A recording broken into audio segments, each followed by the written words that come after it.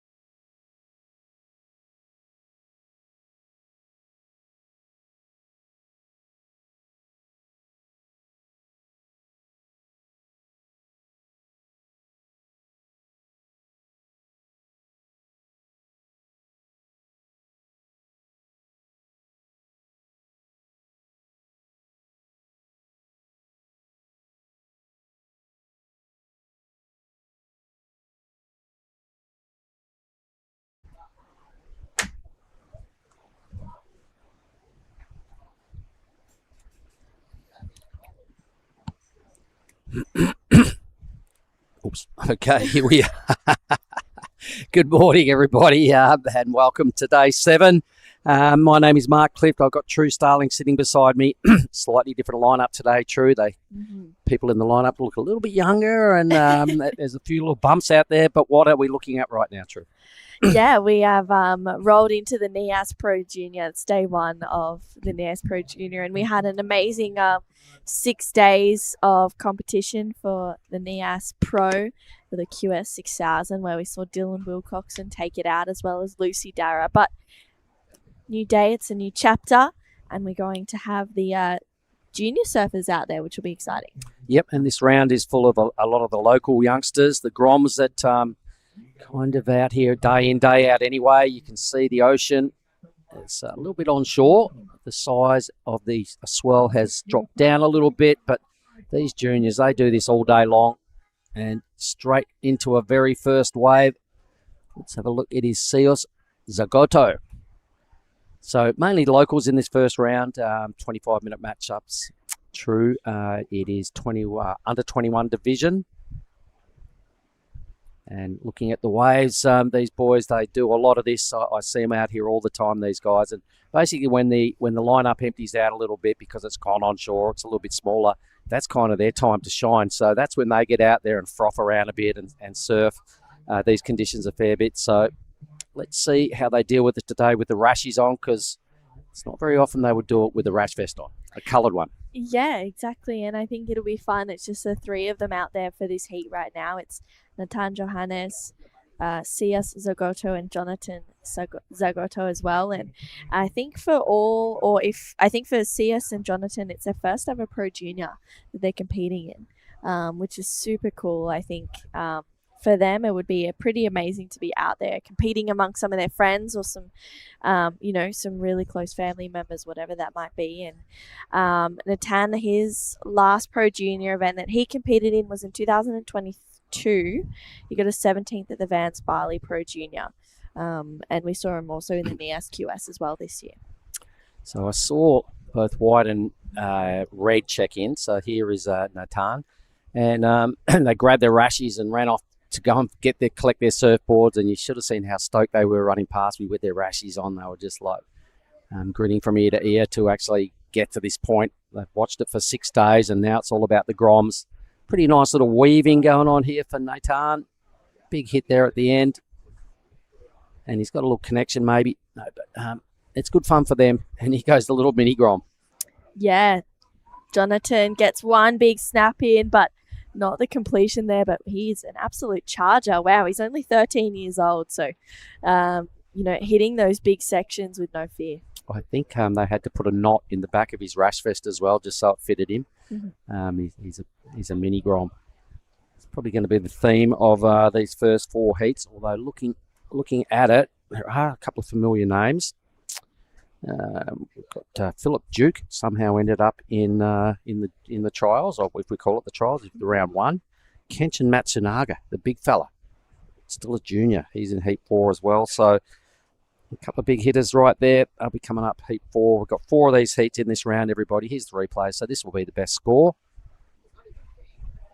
Yeah, a couple of nice turns. Really smooth on rail for Nathan. Just patient through this one, navigating each of the bumps really, really well.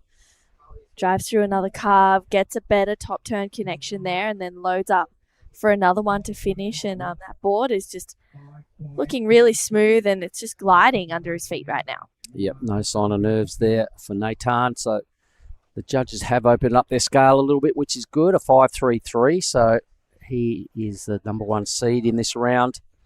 Looking pretty sharp. Looks like he's done this a bunch of times. Yep, so that was a big day yesterday. A real feel-good day. It was almost a touch of the Pro Juniors in a way, because everybody was like 15, 16, 17 years of age, all shining at the top end of the draw. And to see Dylan Wilcoxon come out on top in the men's was just epic. It was such a big moment down here. Same with Lucy, who's a year younger. She's had a dad in the channel when she won. So everyone online, you should check out the highlights reel. We've got a package as well, which we'll get to a little bit later on of the mashup of yesterday. And then promptly everybody went their own way into a little bit of relaxed time and party mode, I think. I think a few people turned it up last night from what I gather. Not me, but I heard there was a little bit of party action going on.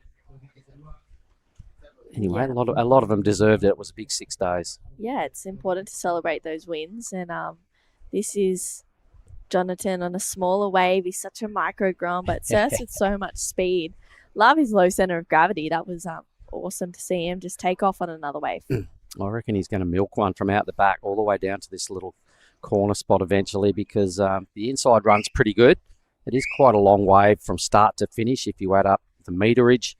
You see sometimes these guys just, surf the inside and rattle off, I don't know, maybe 10 turns sometimes. It's a pretty funky little kiddies corner / just endless reforms that go on all the way down to in front of Snarly's place. But here are these guys with the lineup to themselves. I don't think we're seeing Cios. Oh, he's got a little 0.9 there in his pocket. A 2 for Jonathan. And a 5.33 is looking pretty good there for Natan. Yeah, that 5.33, best way with the heat so far, as you mentioned, Mark, and just really smooth surfing from him. The judges were rewarding that great flow in between turns. And yeah, as you said, it was a big couple of days of surfing the last few days, but yesterday was it's definitely going to go down, and it's one of the history books for sure. And Dylan taking out that win against Lennox Smith, Lucy against Charlie Haitley. Incredible finals, an incredible day. But we're not stopping yet. Nias Pro Junior will finish it tomorrow. But we've got a big day of surfing today. We'll start with this round of 40 for the men, go into that first round for the women, and then into that next round for the men, and maybe even quarterfinals as well. All right, so at this stage, I think that's 13 heats on our format with potentially more. There's the backdrop, everybody. Not too many early starters today. I think there was a little bit of Falaga on the point, and that was fair enough because it was a big day yesterday. So there's the Hassan family surf camp and the check-in area, the beach marshal. Things a little sleepy at the start of this heat. Only a couple of waves ridden. Only 3 guys in the lineup. Just don't want to end up third. Wave starting to roll through now, so we do have priority. I wonder if these boys know how to surf under priority. Some of them may not have done it before. So anyway, kind of a closeout rolls through. 18 on the clock. Priority, though, does sit with the man in blue. He's on the inside. So part of the famous Mosquito Squadron, these guys, on any given day, they're out there on the inside. They ride a lot of waves. They get these little 2-footers on the clean days, true, and get well barreled. All the other bigger crew are just sitting out there waiting for sets, and these guys just go about their business under the guard and ride a lot of waves. And then when it's really small, like it was day one when we got here, it was like 1 foot, was all on the inside. They love that little inside corner. It's where they all start, and the waves do rattle on a fair way. So this is our very first wave now of Natan. But I like what you said. He has got really good flow. There was very little pumping and messing around between his moves. He just kind of looks steady, no nerves, plenty of weaving, always looking for a section. Finds one there to tag it, and about after this turn here, normally this wave goes a lot further. He decided to flick off, but normally there's maybe another 80 metres or so attached to it. Here he is again. Wow, straight up and into another one, looking to back up the 5.33, gets that first turn. You can see he's just patient through here and jams it once again for Natan. Doing really well on this wave, and he kicks out. So that will complement the 5.33 nicely. With 17 minutes to go for this round of 40 heat number 1. And yeah, he seems like he's got really good flow. There's no nerves. He's trying not to oversurf it. I think in these first few rounds, a pair of 5s is a really good scoreline to start with. Yeah, he's looking definitely like he's setting the benchmark here for the Groms until we get to that blockbuster heat 4 matchup. Let's have a look at it again. So he's picking the waves with a little bit of height. Make that foam climb look really easy. The wave goes a little bit sleepy here, but he knows the deal. There's a lot of energy out wide, and he taps back into it again there, tags it pretty well. Got the board up over the foam, and he reckons enough's enough. So that'll probably end up his second best score, but we'll have a healthy lead. The Zagotos are probably duking it out for second spot. Yeah. And it's Jonathan that is out in front with that 2 and a 1.5. CS has a 0.9. He only needs a 2.6 to go up into second. But with 16 minutes to go, he's got that first priority, so he can choose whatever wave he wants to come through. We saw him get a quick one at the start of this heat, unfortunately coming unstuck on that first turn. But, he's just playing the patience game right now. So on our screens, it looks like there's a set pushing through the middle of the bay. There seems to be a fair bit of movement. We got a bit of rain last night. The area, a lot of the banners got a little bit rattled by some of the wind as well, and this is the leftover result of a little mini storm that went through last night. They kind of localise when it happens, these storms up here. They never really last too long. It's generally not even ever really this windy up here. It's generally about 2 knots offshore, 2 knots onshore, and not much more than that. So The Groms, though, like I said, they deal with it. They just surf this every day. There's another number in for Red, and it's 533. 583. 583 is best number. So the judges may be rewarding the height of that wave. Anyway, either way, he's just doing some really good, smooth, well-controlled surfing. Yeah, more of a set wave. Gets those 2 good turns in for Natan. We saw him in the Nias QS as well. Fortunately, getting knocked out in that first round, but he's putting a pretty good heat together right now with a 583 and a 533. This is Nias. Tries to scratch onto that one, but unfortunately just doesn't quite get there. So I think we might see that priority maybe change a little bit, and it does. So priority is with Jonathan, second with Nathan, and then third priority is with Nias. So he needs to scratch around under that priority a little bit. I want to watch the little Grom, the mini Grom. I want to watch him surf more. You can see him sitting there in the white. Meanwhile, Nias is ducked inside, so this is his second wave. He's now sort of got a little burst of speed. Whips back onto his backhand for a rebound. Trying to milk the inside section here. He might have found one as well, because things sort of start to liven up again in here. Whoa. He's going pretty good. He's got a bag of tricks, and the mini Grom out there, he's on a wave. Up and out, but this is a pretty sick wave. I'm liking what I'm seeing here by Nias. He's got a few tricks in his bag. Yeah, he was that board was looking really slidey and responsive under his feet. That orange just gives it on the bottom, gives it that little bit of pop of color as well. So Nias will have his first wave to lock in, and got a couple of good turns in out the back as well. He was just looking really sprightly and energetic. I reckon. And at first I thought, Natan's the better surfer in this heat. Look at him go. But then Nias came to life here. So just have a little look. It's just starting to feel it out a bit. He's winding around, and this inside bit sometimes gets pretty good on these little mushy days. Spins the wheels there. I'm sure the judges will note that. He doesn't have a very rush style. He seems to be just cruising through the gears. That was pretty sick. Had he made that, that would have been quite a large number for the scale to be set. They've dropped in at just a 3.5. Did a lot of surfing there, so the boys upstairs are still rating Natan's efforts a little better. But that's good enough right now to have Jonathan in third. You can see him in the white there. He actually rode a wave out the back. Not much went on, so he effectively handed the priority over to Natan. The boys are having a bit of a chat. Yeah, he doesn't need much. Only a 2.41 to go up into second at this stage. Nias looking only to better 0.9, which he can pretty much do if he just takes off and does a turn on that next wave. So 12 minutes to go in this heat. Natan out in front with that 5.83 and the 5.33. It's Nias with 3.5 on his last wave that has him in second. And Jonathan only chasing a 2.41. Not a big score, and this is Nias up and into second wave, or third wave, I should say.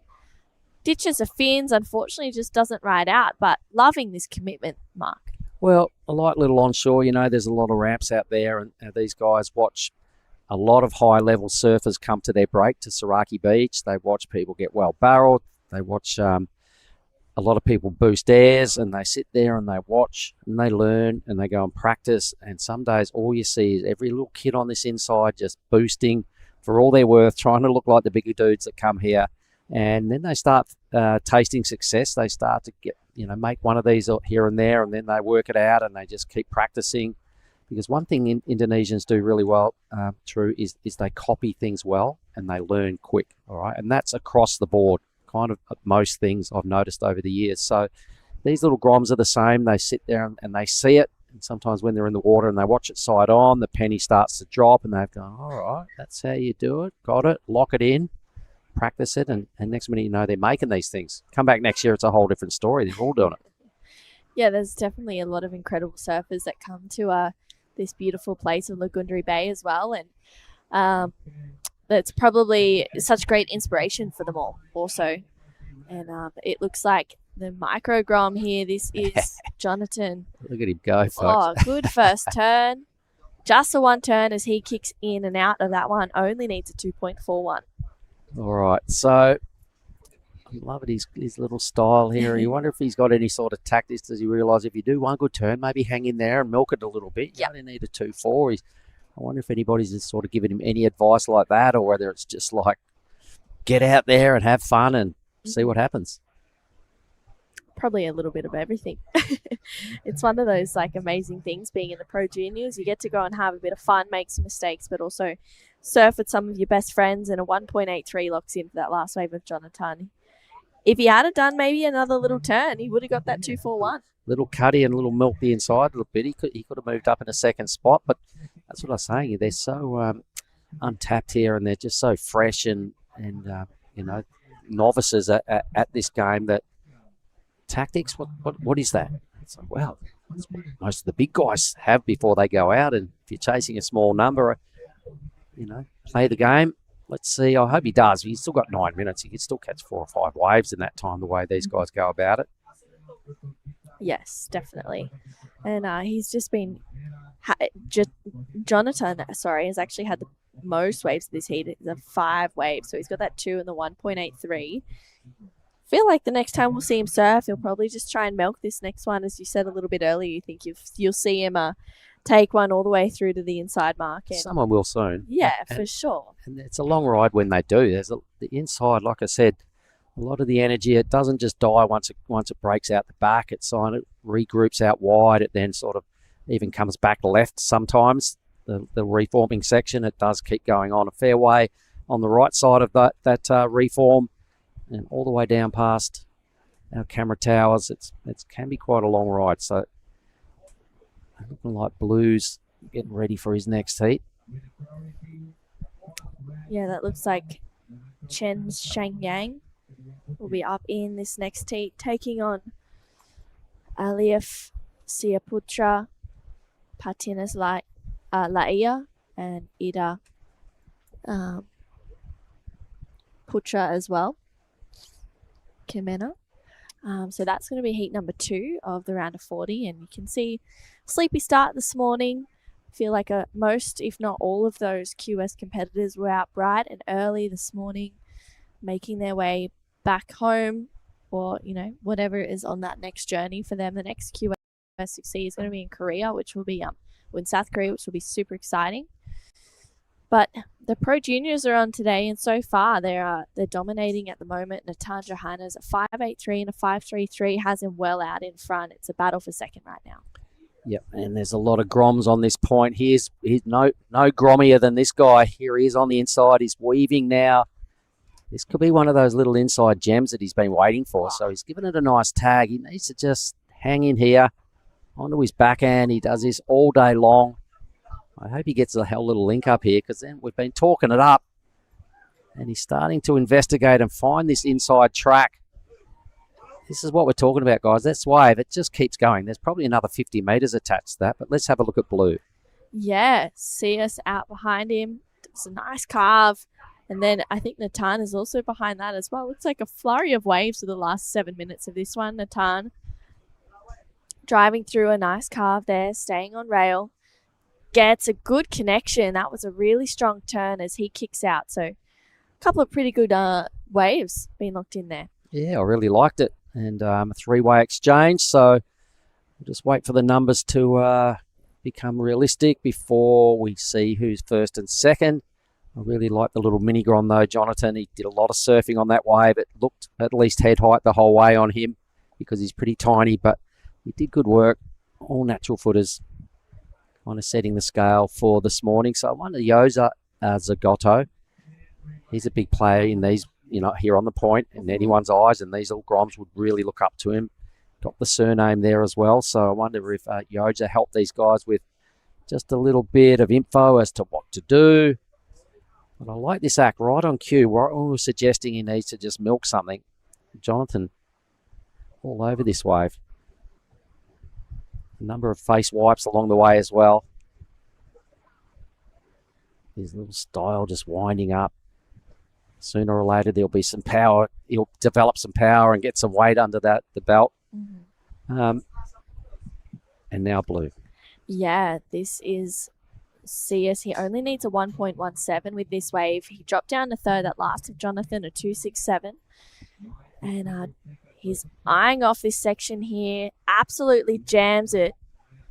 And then I think this is where we caught up with him just before, gets a really nice carve in, a good rebound off the whitewash, and he kicks out. So that was a pretty well surfed wave for Nias, and Natan out behind him on a really good one also. All right, let's see what sort of work he did out the back. That smooth, no fuss style by Natan. Just hanging in there. He's picked a pretty good wave. It's looking like wave number 3 of the set, so things got a little bit cleaner on the face for him. Just smoothed out the wind lumps a little bit. And they all paddle back to the lineup. We see the next heat now starting to group out the back. The Saraki Beach sign in the background. All the Losmans, there's a lot of them on the point, so there's a lot of options when you do come here. And South Nias, world famous Lagundri Bay. Saraki Beach on this side, Lagundri Bay right in the middle. And it looks very similar to the other side, minus the accommodation. There's just coconut trees everywhere. Full of coconuts. Love that though. We get some pretty good coconuts around here as well. The coconut cartel down here, They're out there. they're everywhere. And being junior day, one thing I've noticed is they're all down here early. I imagine they've got a fresh batch of coconuts ready to roll through for the Pro Junior Day. We're also going to see the young girls who sell the coconut breads, the donuts. They'll be down here on force because all the big lads and ladies have all left. So it's more about the Groms Day today. So it's going to be a little festival of the Grom. Oh, yeah. I'm looking forward to it. I think we've seen them out here trying to hustle and catch waves amongst the crowd, even in the, local legends and the staff session. They were out there hustling everyone. It was awesome to see how much enthusiasm they had and how excited they were to be out there. We did get this score for Nias locked in. It was a 3.9, waiting for last of Natan to lock in with just over 3 minutes to go. What about Jonathan? What was his number? It was a 2.67 Wow. for his last one. He needs a 4.73. Last wave of Natan was a 4.67, so it didn't go into his top 2. So Nias has that 3.9 and a 3.5 sitting in second. Jonathan chasing a 4.73. He's locked in a couple of 2s at 2.67 and a 2. So you'd have to think if he gets himself on a bigger wave and does the same surfing, he'll probably nudge for that score. Yeah, so at least it's been a pretty good way to kick off our first round of the Pro Juniors, round of 40 we're calling it. Natan has been leading the whole way, controlling it from the start with that 5.33. His backup was pretty good. His last wave's going to be deleted from his top 2, not even go in. It's a 4.67. But he looks like the bigger lad, and he's definitely using his rails well. Cool cruisy style. He's got a touch of the Yozas about him, the way he just cruises and doesn't look rushed. And there's the Goda boys there, just duking it out for second spot. So Nias being a little bigger, having a bit more weight on him when he does a turn. The judges love it a bit more. A bit of spray flies around. He does something a bit more solid. So although young Jonathan, he was zapping around all over that last little wave and just, looking really sharp and just having fun. How old did we say he was? Jonathan's 13. Wow. All right. Yeah. 13 years old, little microgrom. I feel like once he starts to, once he gets a little bit older and he grows a bit more, he'll become a force to be reckoned with. He's got such a cool style. Here we go. So let's watch Nias playing catch-up. Needs a big number. Can he do it? Is he going to milk one all the way through into the regulation come-in spot? Because might as well. Fair bit of surfing can be done from this point on. So there's a lot of energy pushing out his way. I can see Natan out the back on another one as well. That was a big hit. No. Got to ride out of these things to make them count. We know that. And here's Natan now. Yep, he's on a smaller one, going to his rail, just maintaining that flow that we saw in his first wave throughout each and every wave in this heat with just under a minute to go, waiting for his score and also Nias to lock in. So there's 50 seconds. And Jonathan is chasing a 4.73 to move up into second. He's had a couple of really great waves, but maybe just the wave size has been lacking a little bit. Next heater in the chute. Where's the little Grom? I want to see Jonathan ride one in. Be out there by himself. 25 seconds to find himself another little link up. All right, so at least Natan has set the judges a respectable scale here. Right in the mid-range. They went there a couple of times. Even his backup 4, 6, 7 was still pretty solid. He's definitely knows how to surf out here, and he knows how to maneuver a surfboard around. He's got a pretty good style. That first heat is done and dusted, so it's going to be Red Natan and Seos in the blue moving through to the next round. So let's just put it on pause for a moment, have a quick break, and we'll be back with heat 2. Cow! Oh, mate, I just went for a drive. Surf is cooking, bruh! Wind's gone offies, swell's starting to pulse. You all fueled up? It's you and me, man. We're going to get cone today. Yeah, let's go, brother.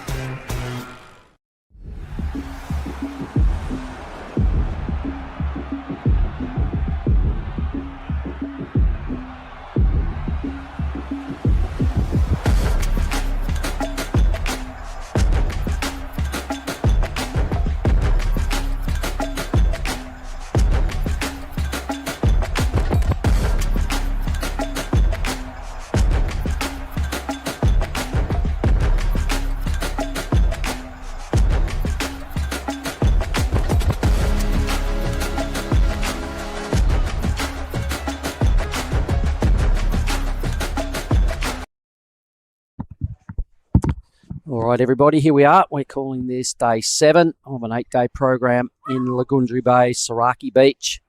It is the Nias Pro, and we're looking at a lot of mini groms because that's the round we're at.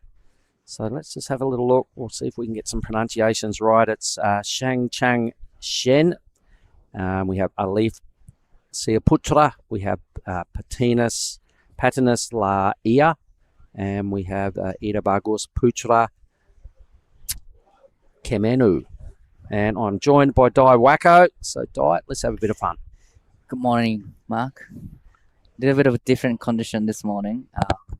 Probably first onshore condition in this competition period, but still, I've watching the last heat from the Hash restaurant, but looks like there's a lot of opportunities still out there.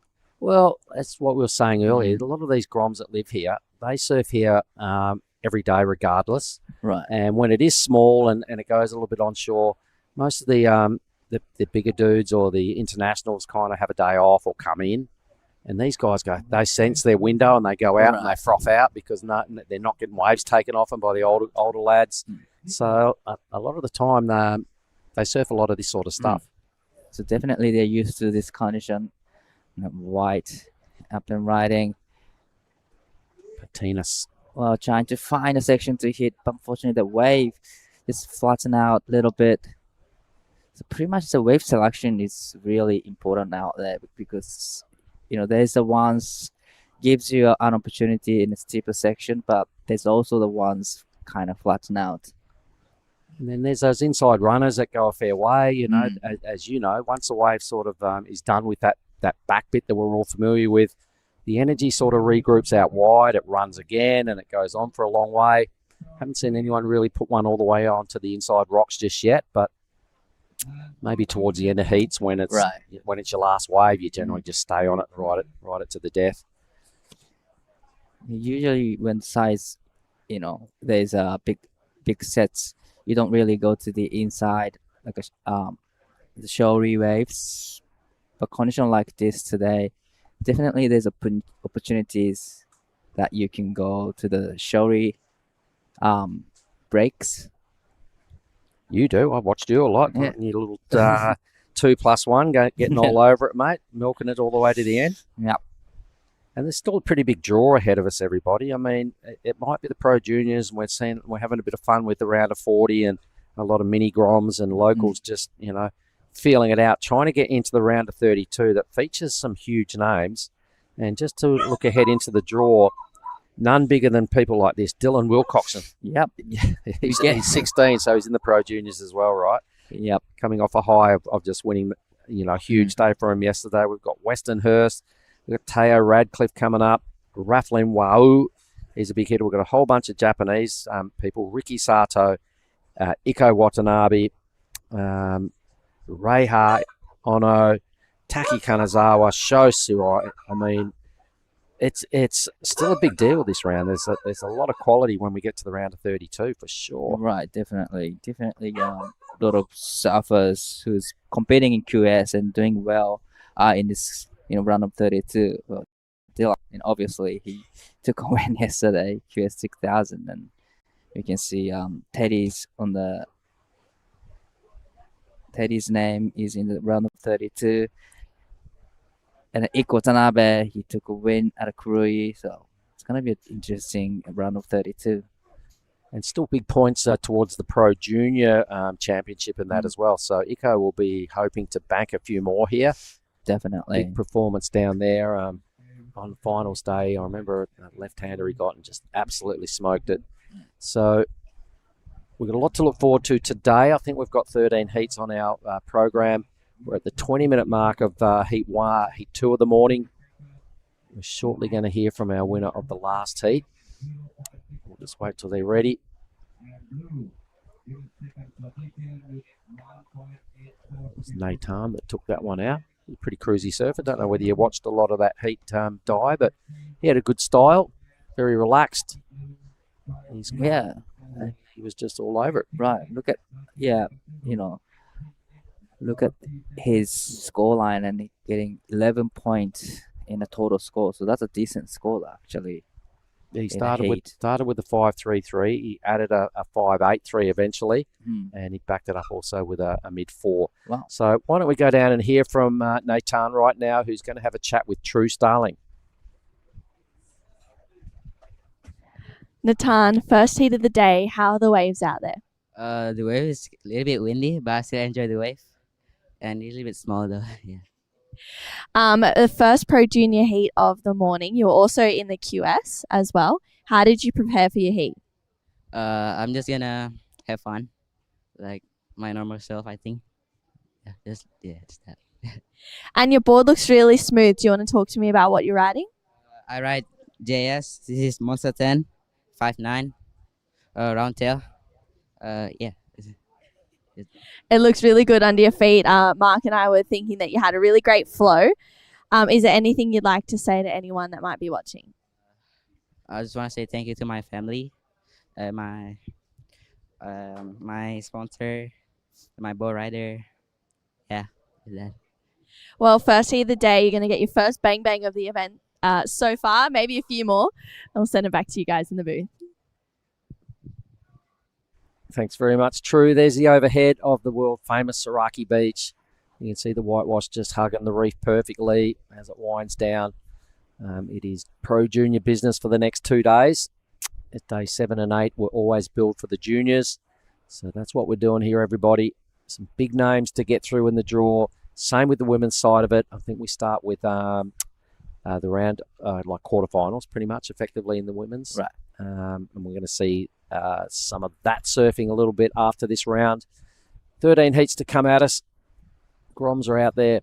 It's going to be a fun day. And geez, once we kick into the round of 32 of the men, it's really, really going to go nuts.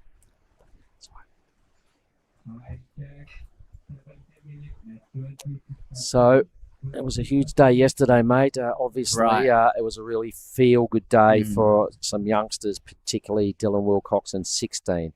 Wins the QS 6000 out of the mental-wise, and he's a very humble fella, but it was just a gigantic occasion down here on the point. I saw his brother crying when Dylan came in having a hug out. His brother was crying. Kia had tears on her face and she couldn't hide it. And they didn't want to anyway. It was just that raw emotion just oozing out. And then same with Lucy Dara. She won the women's 6,000 and then just her dad was in the channel. But have a look at the other side of the bay, everybody. So this is Lagundri Bay.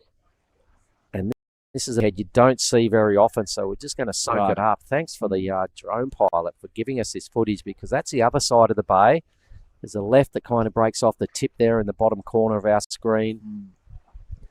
It looks like there might even be a sneaky right around the back there. I'm not sure, but the reef sort of pulls back in a little bit. Oh, such a nice setup here. You know, that left actually, can you surf that point? I'm not that's too sure. Good question. Right. I've seen it when there's swell, and it definitely looks doable. But I mean, when it sort of looks like it's having moments, the point out in front's going crazy, and to get over there and have a look, you'd either need a boat. It's kind of just a bit too far to paddle and then try and have some sort of surf. So I'm thinking kind of maybe yes, but you'd probably want to have a boat or a ski or something there just in case it's Right. not. And in case something goes wrong, you're a long way from anybody, and there's definitely no help on the beach. You can see a big old boat in the background just cruising past. So what have you been up to? Let's have a quick look at the highlights of finals day, because we were just talking about it. This is the Dylan Wilcox and Lucy Dara show, so let's have a look at this.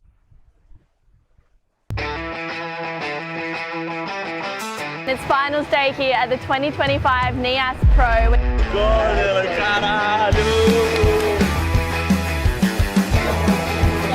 We're going to run with the women's semi-finals straight away into the men's, and then we'll be crowning champions.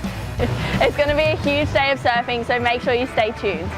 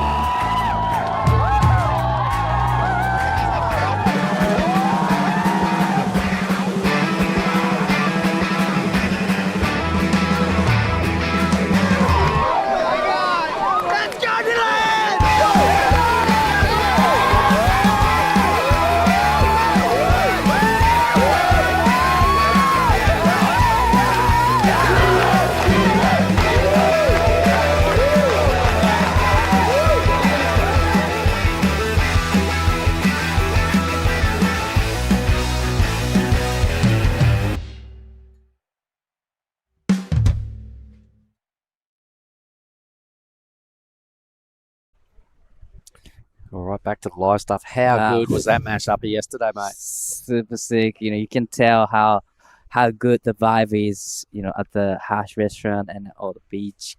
All the Indonesian supporters gets around yesterday, and you can see that from the highlights, and it was great highlight actually. Really fun to watch.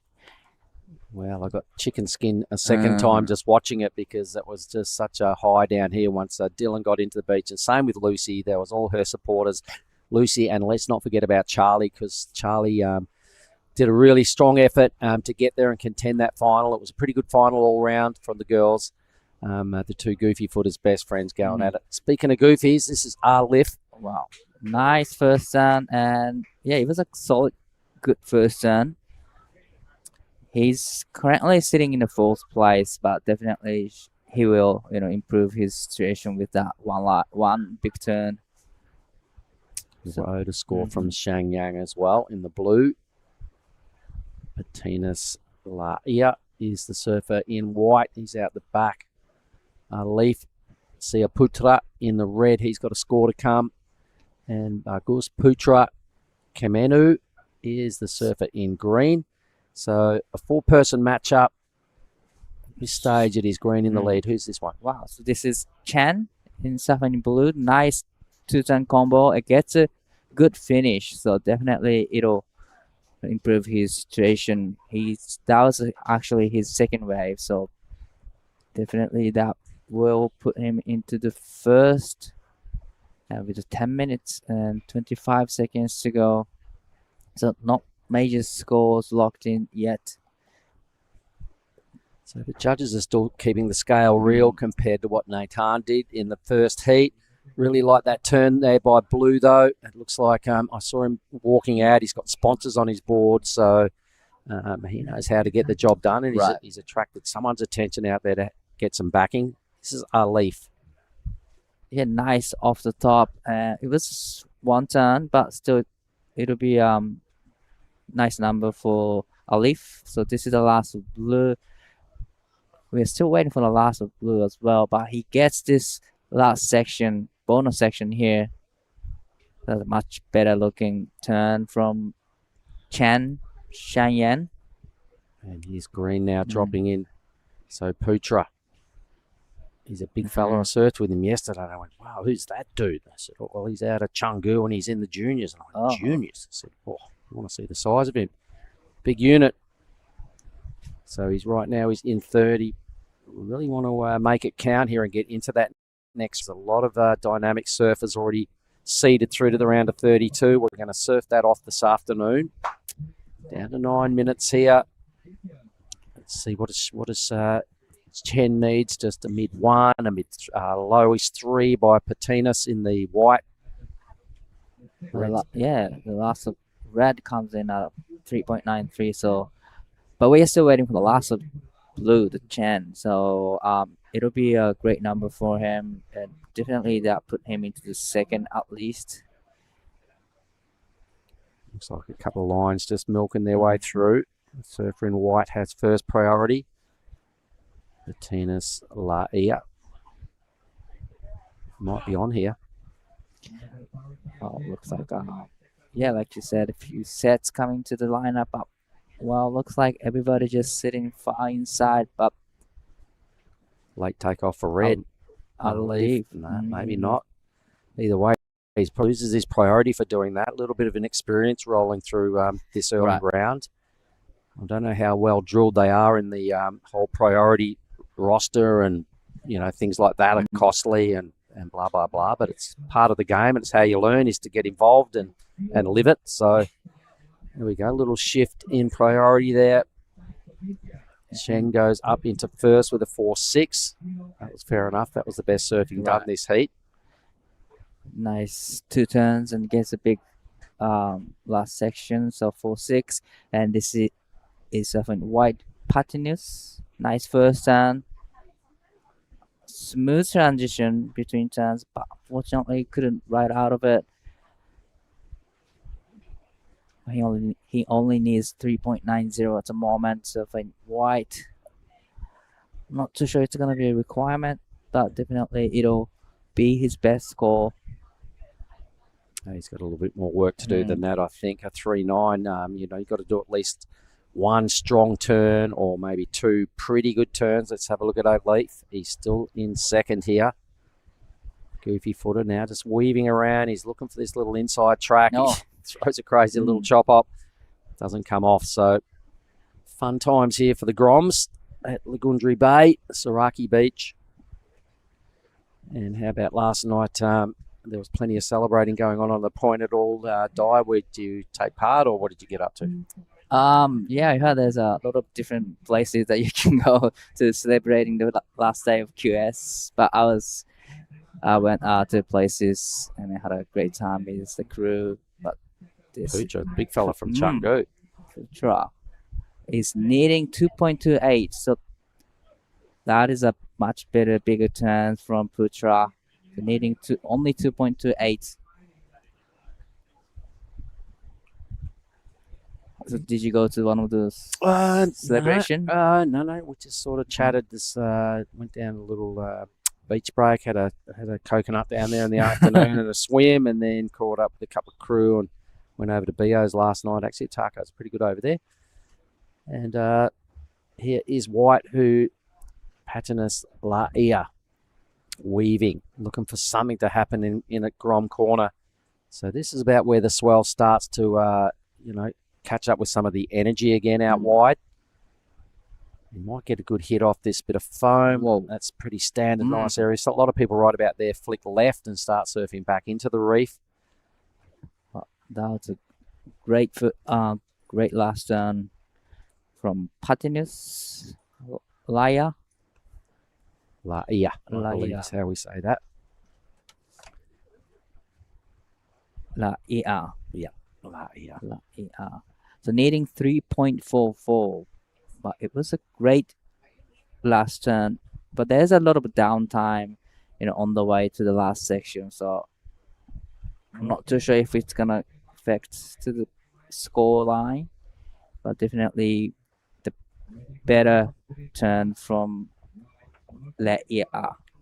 So threes, the last of white comes in 2.17, not enough to go into the second. But last of green comes in at 3.60. Now he's in the second. Oh, the big fella. All right, so Balinese surfer in the green up against a couple local lads and Shen in the blue. Let's stay with Arleith. All right, coming down into Kitty's corner here, this little inside track. You see a lot of crew just playing around in here and having really good fun. It's where they learn their airs. It's where the Groms rule. And you can get, 8 or 10 moves going on this inside here. You can see how much this wave's just picked up in height a little bit. So the energy of the swell catches up wide out there. Sometimes it even bends back in and just hugs perfectly. And it's just a non-stop little runner that goes for a long way. Right, that was a great ride from Alif. His requirement is 3.0, so he did a lot of turns out the back and managed to navigating all the way to the inside. So we're still waiting for the last of white, red, and blue.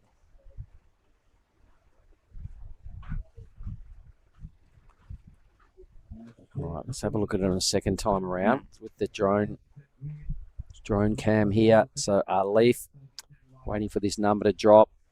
Look pretty choppy and not much going on, but he does sort of hang in there and he realizes he knows what's going on the inside. So he looks over his shoulder, he gets up there and he tags that. He's still hanging in there as this wave starts to build a little bit, steepen up again on the inside. Rebound off the wash. Couple of rebounds both sides there. So lots of weaving, nothing too substantial, but he's feeling good. It's their day, mate. Right. Go the Groms. Definitely all the point come from probably the first turn on the red last wave, but needing 3.0. So getting the mid threes and mid fours, probably you need to put a couple good turns in. Well, Nathan, as we saw in the first heat, boosted into the 5-point range twice, a 5.8 and a 5.3. So he set the standard, so the judges have got to keep it real. They've got to compare to everything that Red did in that first heat, and it was pretty good. He had a good cruisy style, but he really used his rails well. He goes the big unit now out of Chengdu. He's moved into second spot. Ooh, nice recovery. It looked like he was starting to submerge. Can't quite milk the inside. He's got to be the heaviest fella in the draw because he's just rock solid. So that's probably not going to bother the scorers too much. So it leaves the door open a little bit here for red and white, but they're not in the priority billing just yet. Here is Chen. Chen Shangyang up and riding. Now he's in the lead. Nice first turn to start with. Unfortunately, comes unstuck. He has 4.60 and a 2.37. So he was trying to get rid of this 2.37 and looked like he was on the way. But that was really unfortunate for Chen. Yeah, I can see he's a good surfer. He's just got to tidy up these little mistakes heading into the next round. I'm confident he goes there, just over a minute. So once you get to where the big hitters are, all the seeded surfers, which will be surfed off starting mid-morning, you can't make those sort of mistakes. I can see there's a quality field. There's a lot of Japanese sprinkled through it. There's some big-time Indonesians in it. Dylan Wilcoxon is there as well. Annie's brother and riding on the juggernaut that was yesterday. I just can't wait to see how he puts it together today. Right. And his young brother. It's a whole different playing field out there, but there are ramps. Light little onshore. I doubt whether we're going to see anyone get tubed today, but I'm sure we're going to see people starting to boost once we hit the round of 32. Wedged into all of this and that next round, we have one of the women's heats as well to get through. So we've got 13 heats built here for day one of our Pro Juniors. It is effectively day 7 of the Nias Pro. 15 seconds on the clock. It's a fun day for these guys. You can see our next heat there. So we're seeing a lot of locals just starting to position themselves down on the point and hang in here and pay some homage to these mini Groms. And we'll throw to a quick break, everybody. Right back with heat 3. That's a weird looking smoothie, Vorno. Tell him, son, this ain't no smoothie. This is as smooth as broth base for our bonsai ramen. How long should we wait, Master Ramen? Patience, young noodle. Wait, and top secret, I need a corn. Behold, bonsai ramen. Moon-san, this is... Absolutely cooking.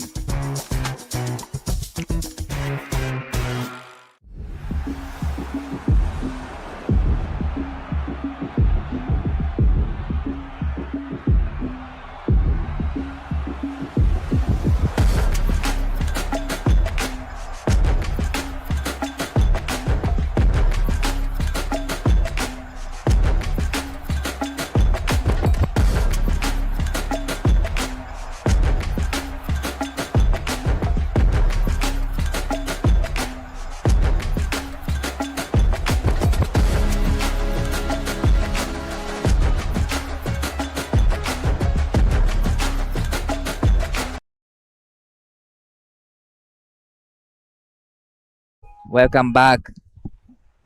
This is Nias Pro Day 7, but we are into Nias Pro Junior Men's Round of 40, heat number 3. So live action, it's Risky Raya. And in red, we have Kiranvit. And in white, we have Suadiman Duha from Indonesia. And Andaiwako here in the booth with Jara. How are you this morning? I'm good. How are you? I'm Good. back. We are back in the booth again. We had an incredible finals day from QS 6000 yesterday, and that's a great finale from Dylan. You must be super stoked with the results. Yeah, I'm so stoked for Dylan. This on your screen, Swardiman Duha. Good turn there, unfortunately falling off. But yeah, a little bit of a change in conditions today. It's looking a Right. little bit onshore. It did rain this morning, so Yeah. probably that factored in. But yeah, very different conditions to what we've been having all week. Just in time for the Pro Junior to start. But it's still super fun out there. This is Kiran Vit from the USA. Good backhand blast. That was a great sound from Kiran. Probably it'll be a one big turn, but definitely it's going to be a great number for Kiran. We really haven't seen anything big, but that last turn from Kiran was solid in the right section, critical section to hit. So that's going to be a nice number for Kiran Vit. So this is Men's Pro Junior Round of 40, heat number 3. And we have another heat to finish up this round. And we are going to Women's Round of 10, heat 1. And then straight into the round of 32 of Men's, heat number 1 to heat 8. And potentially, we will be going into the quarterfinals of Men's. Yeah, a possible showcase for the men's quarterfinals. But right now, Risky Laya trying to get himself into the men's round of 32. Good second slash there. Unfortunately, the wave just kind of disappearing under him. But Kiran Vit, 617. Yep. Great way to start in the morning. And it'll be the best score so far this morning. we've seen mid fives, but this is the first time we see the mid six. So definitely the big solid chance will get a great score today. All right, so exciting next heat. Kenshin Matsunaga, Bonifacius Wow, Jordanus Bololo, and Philip Duke. Wow. Yeah, so that's going to be a super entertaining heat. You're right, we will be doing the women's round 10, only one heat. And then going into the seeded round of the men's round of 32, where we'll see Westonhurst. We're going to be seeing the QS 6000 champion surfing today in heat 6. Dylan Wilcoxon just showing how young he is, and he already won a QS 6000. He's going to be powering through these heats with that confidence. And these conditions are perfect for him. He'll definitely go to the air. Definitely. That's how he surfed yesterday in the finals. But, I want to kind of ask him how he can maintain the motivation from yesterday, because he took out one of the biggest competition. But on screen, this is a 617 from Kiran Bit. Nice first big solid turn from Kiran Bit. Yeah, so now it's just that 617 really. The other scores pretty small. 217 from Rizky Laya and Suardi Manduha yet to kind of pull this heat together, but with 20 on the clock, that's plenty of time. But yeah, yesterday was such an incredible day of competition. I mean, so emotional. It was an emotional win. I've never seen so many people cry. Definitely, especially an emotional finish for Indonesian team. A lot of supporters get around on the beach. Supporters, everyone was kind of, crying, a lot of tears. So it was great to watch all the actions. Yeah, it was a big win for Indonesia. I think it was an important one too. Kind of in Nias here in Lagundri Bay and in front of a home crowd was a really special moment. I think Indonesia really needed something like that as well, and just showing that after Rio Wida, there's so many young talented surfers that are going to be coming up and kind of following his footsteps. So it was a big moment. Probably another, because it started with Bronson Mady won a World Junior title earlier this year, and then now Dylan took a win, the QS 6000, high-rated QS on tour. So that's a pretty big deal for Indonesian team. All right. So that was our man in red, Kiran Vit, just a 0.8. But with that, we're going to head over to a quick post-heat interview, and we'll see you guys soon.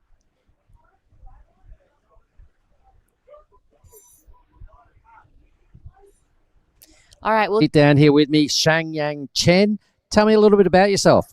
My name is Shenyang Chen, and I'm from Taiwan. I'm 14 years old, and this is my first time at Nias. So good out here. Okay, tell me what's the best thing about coming to Nias? Wave's so good, but so crowded. And I can see he's a little bit nervous. So we're going to talk about your sponsors. Who looks after you? This is the Taiwan company called Yagyo, and the boss is called Joy. Yeah, and it sponsors so many kids at Taiwan. Unreal. So there's a lot of grommets you in Taiwan. Yeah.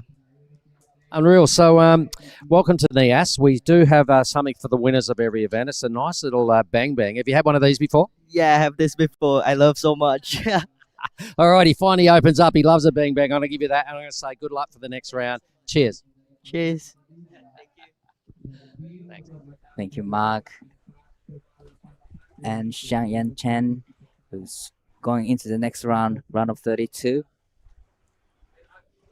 So with the 17 minutes and 17 seconds to go, so Kiran Bit has 617 and 0.80. Now he's in lead. This is his last wave. Floater section, and unfortunately comes unstuck. This is the last of white. There is not much wall to work on. Try to connect to the inside, but unfortunately comes unstuck for him as well.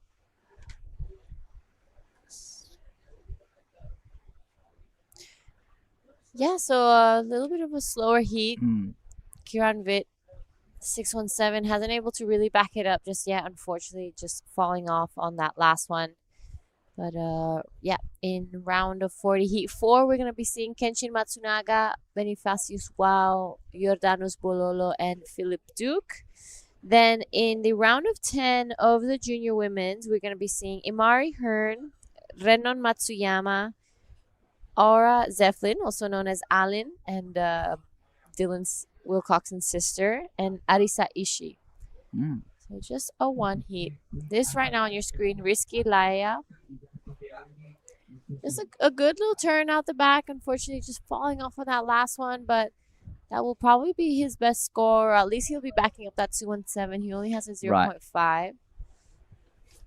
So most of, if not all of these surfers in the Pro Junior have already surfed in the QS, in the men's QS 6000 that we've been having all week. So, you know, they've gotten their heats in there. They've already had their warm-up rounds, and this is kind of a little lighter. It's not as a, you know, as a big title as a QS 6000. So they must be feeling really comfortable out there, and it's a great opportunity for the Pro Juniors to get their heats in out here and kind of practice for next year as well. Definitely, and it's pretty. I reckon it's a pretty big deal for juniors to go. Thinking about their rankings in junior division. If you can be in the first place or second place, then you'll be selected for the World Pro Junior, which will be held next year, and that's a big stage actually. That's where Bronson Mady took a win earlier this year, and now he's in the Challenger Series right now. So they're hoping to get to the stage.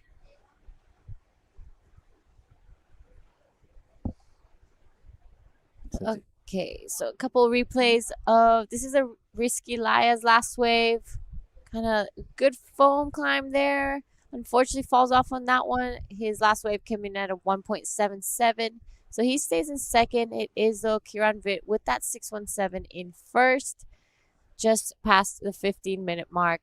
So Swardiman Duha, a 314 is his requirement to go into an advancing position.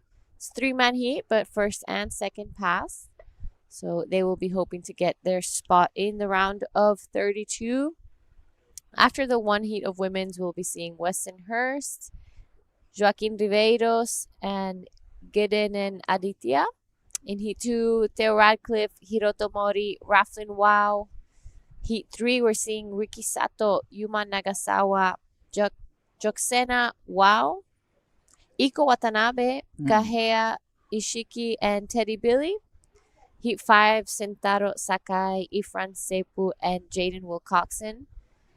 Heat 6, Dylan Wilcoxon, Riki Tomoshige, Rendra Attard. And on your screen right now, Kieran Vitt taking on a good-looking wave. Good first backhand turn. Wraps it around here. So this will be definitely, if not the best, the second best wave of this heat. He'll be backing up that 617 really nicely. Going to make life a little more difficult now for blue and white. Wow, he's navigating all the way to the inside and gets the last section in, and even gets the left turns in. So that's a great surfing from Kieran Vitt.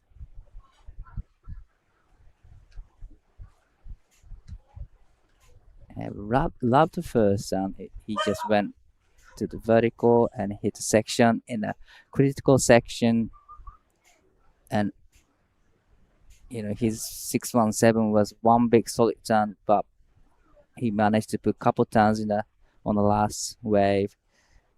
And on screen, South in blue, Risky Laia up and riding. Nice first turn, a little bit of a hang up, and goes down. Really unlucky for Risky. It'll be a good score for him, but we are still waiting for the last of red.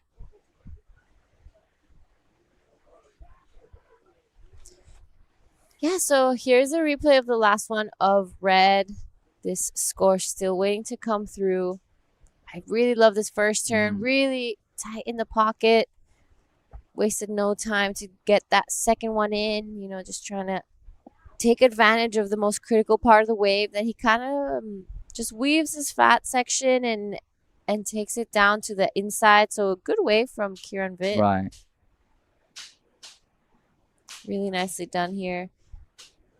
Gets it all the way down. Goes left. So yeah, he's going to be backing up that 617 really nicely. And at the back, Stephen White needing 3.14. It's a pretty decent score, but we're not too sure what he did at the back.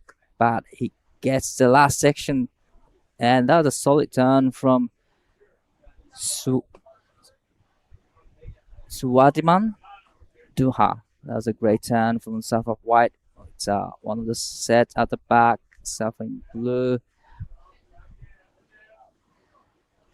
Bit of a chop hop there, doing something different.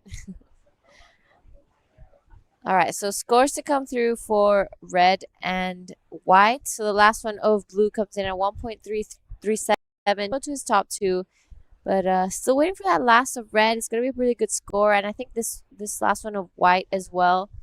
Good looking set. He kind of taps this first section, wraps it around here, good cutback, and this next turn was really good. The wave kind of standing up for him and giving him a bit more to work with on the inside. Here, the wave just gives him this section. Boom. Good wave from man in white.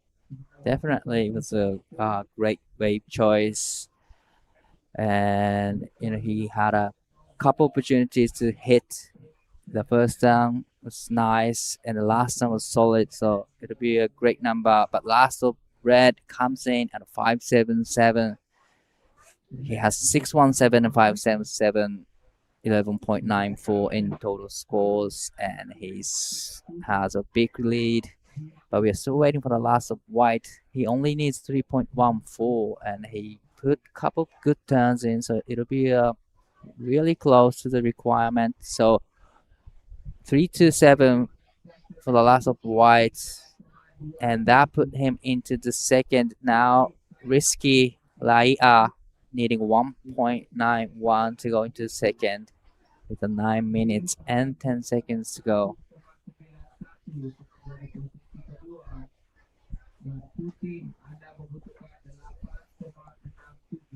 Yep, so it is Kieran Vitt currently in first. Man in red, 617 and a 577, two of the best waves of this heat. Suardiman just moved into second. He needs to back up that 327 because Risky's requirement a 191. That's not a big requirement. He just needs to catch a set wave and do kind of a half turn, and he's already got the score. Right.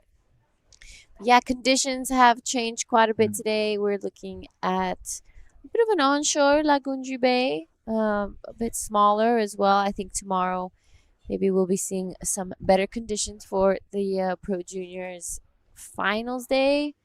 So yeah, the Pro Juniors still taking advantage of every moment, and the waves are still firing. There's still really good sections to belt out there on your screen. Ray Wilcoxon, Dylan Wilcoxon's dad. We have Alan and their mom right behind. So there's the Can Do It family, as well as Luke Studer, Jasmine Studer's dad, and Shaper in Bali, all hanging out because they are all still juniors and have their heats today and tomorrow. So by tomorrow, we will be crowning our Pro Junior champion, both men and women. So exciting times ahead. Right. So Dylan's family, they are traveling in the car from Kendui? Yep. So Wow. they left Padang and drove all the way to Krui in South Sumatra when we had the QS 6000 over there. Then once everyone kind of dropped out of competition, they drove all the way here. I think it takes around 2 or 3 days by car.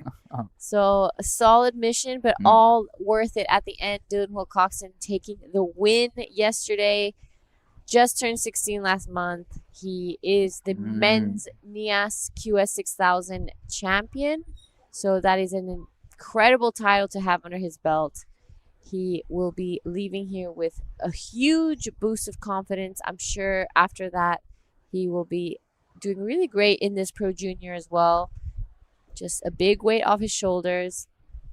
I know I got a lot of messages from the guys at Kandui Resort. They were all super stoked for him.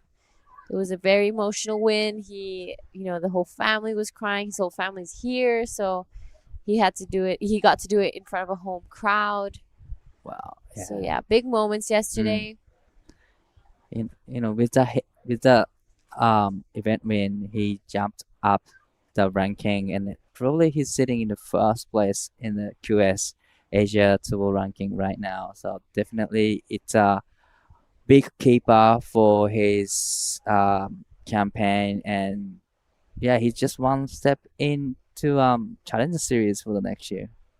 Yeah, that's right. And let's not also forget the women's final. It was Lucy Dara taking the win over Charlie Hatley. Lucy also super young competitor, and she best results in a QS, and she managed to take the win straight off the bat, and Charlie Hatley being her best friend. So it was a great final together. She said she was just happy to be out there with her best friend, and the win is just the icing on the cake. Oh, this is Kieran Vitt trying to get rid of the 577. But nice first turn.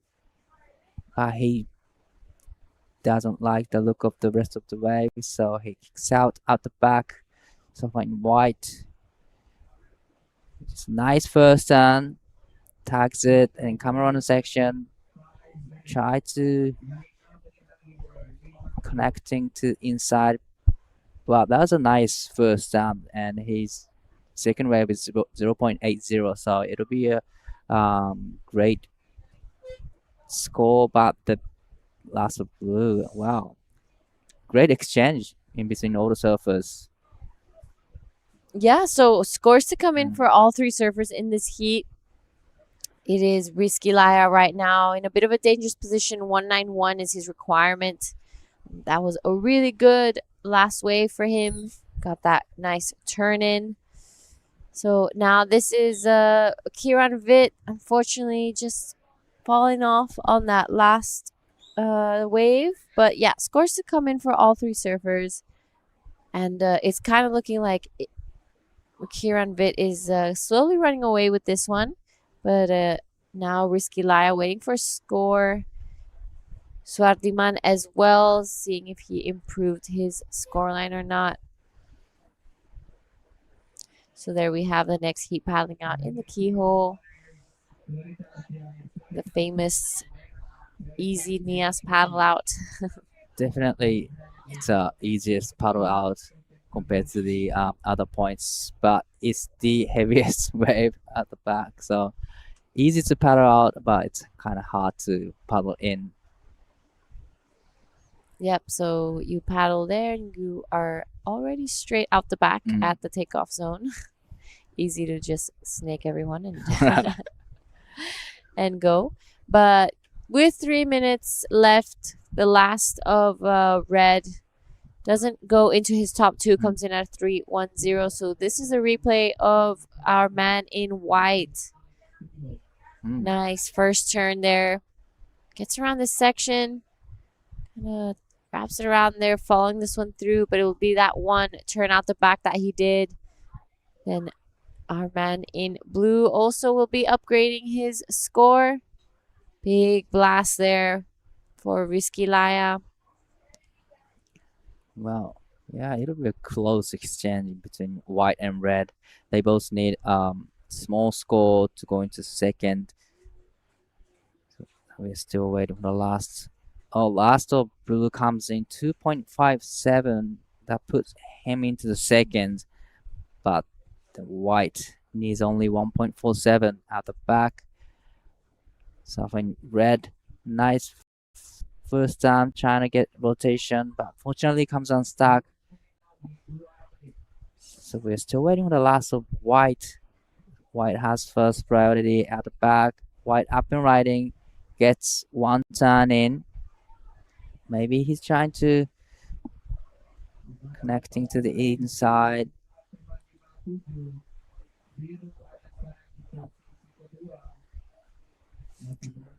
Yep, so still waiting for the last of white. But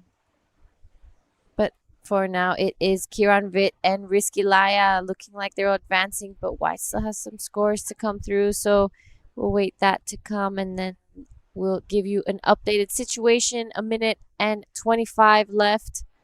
Kieran Vitt slowly running away with it. Risky a 937 to take the lead. But we will be reaching the 1 minute mark. So a good heat for Kieran Vitt. You know, he started strong and been surfing strong throughout. This on your screen is Risky Laya, kind of making the most of that last one. Yep, he's trying to build some scores. He's coming all the way to the inside, and probably he gets one more turn in. Fortunately, he comes unstuck. So with 40 seconds to go, we have scores to lock in for white and blue. So blue are currently in the second place, but on screen this is when white needing score, but only requirement is small 1.47. Nice connection there from surfer white.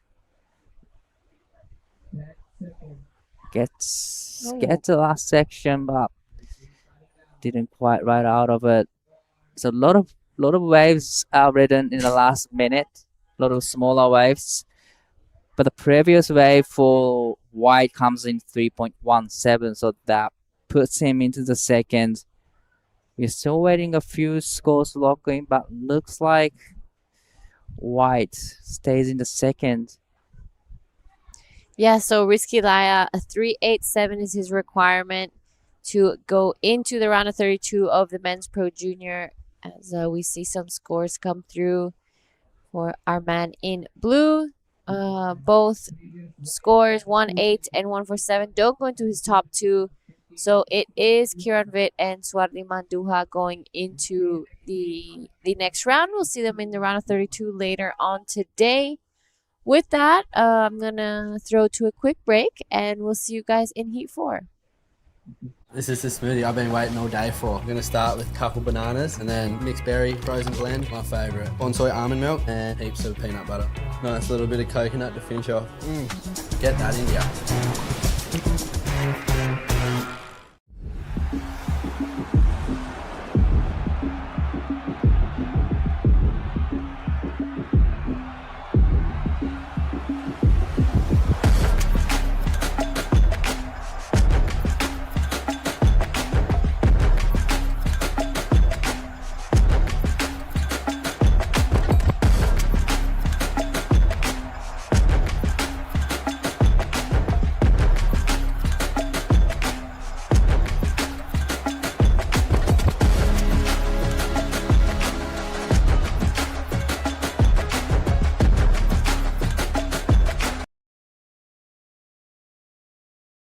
Welcome back to the Nias Pro Junior. This is day 1 of the Pro Junior, and in the water right now we have the round of 40 heat for Kenshin Matsunaga in red, Bonifacius Wow in the blue, Jordanus Bololo in the white, and Philip Duke in the green.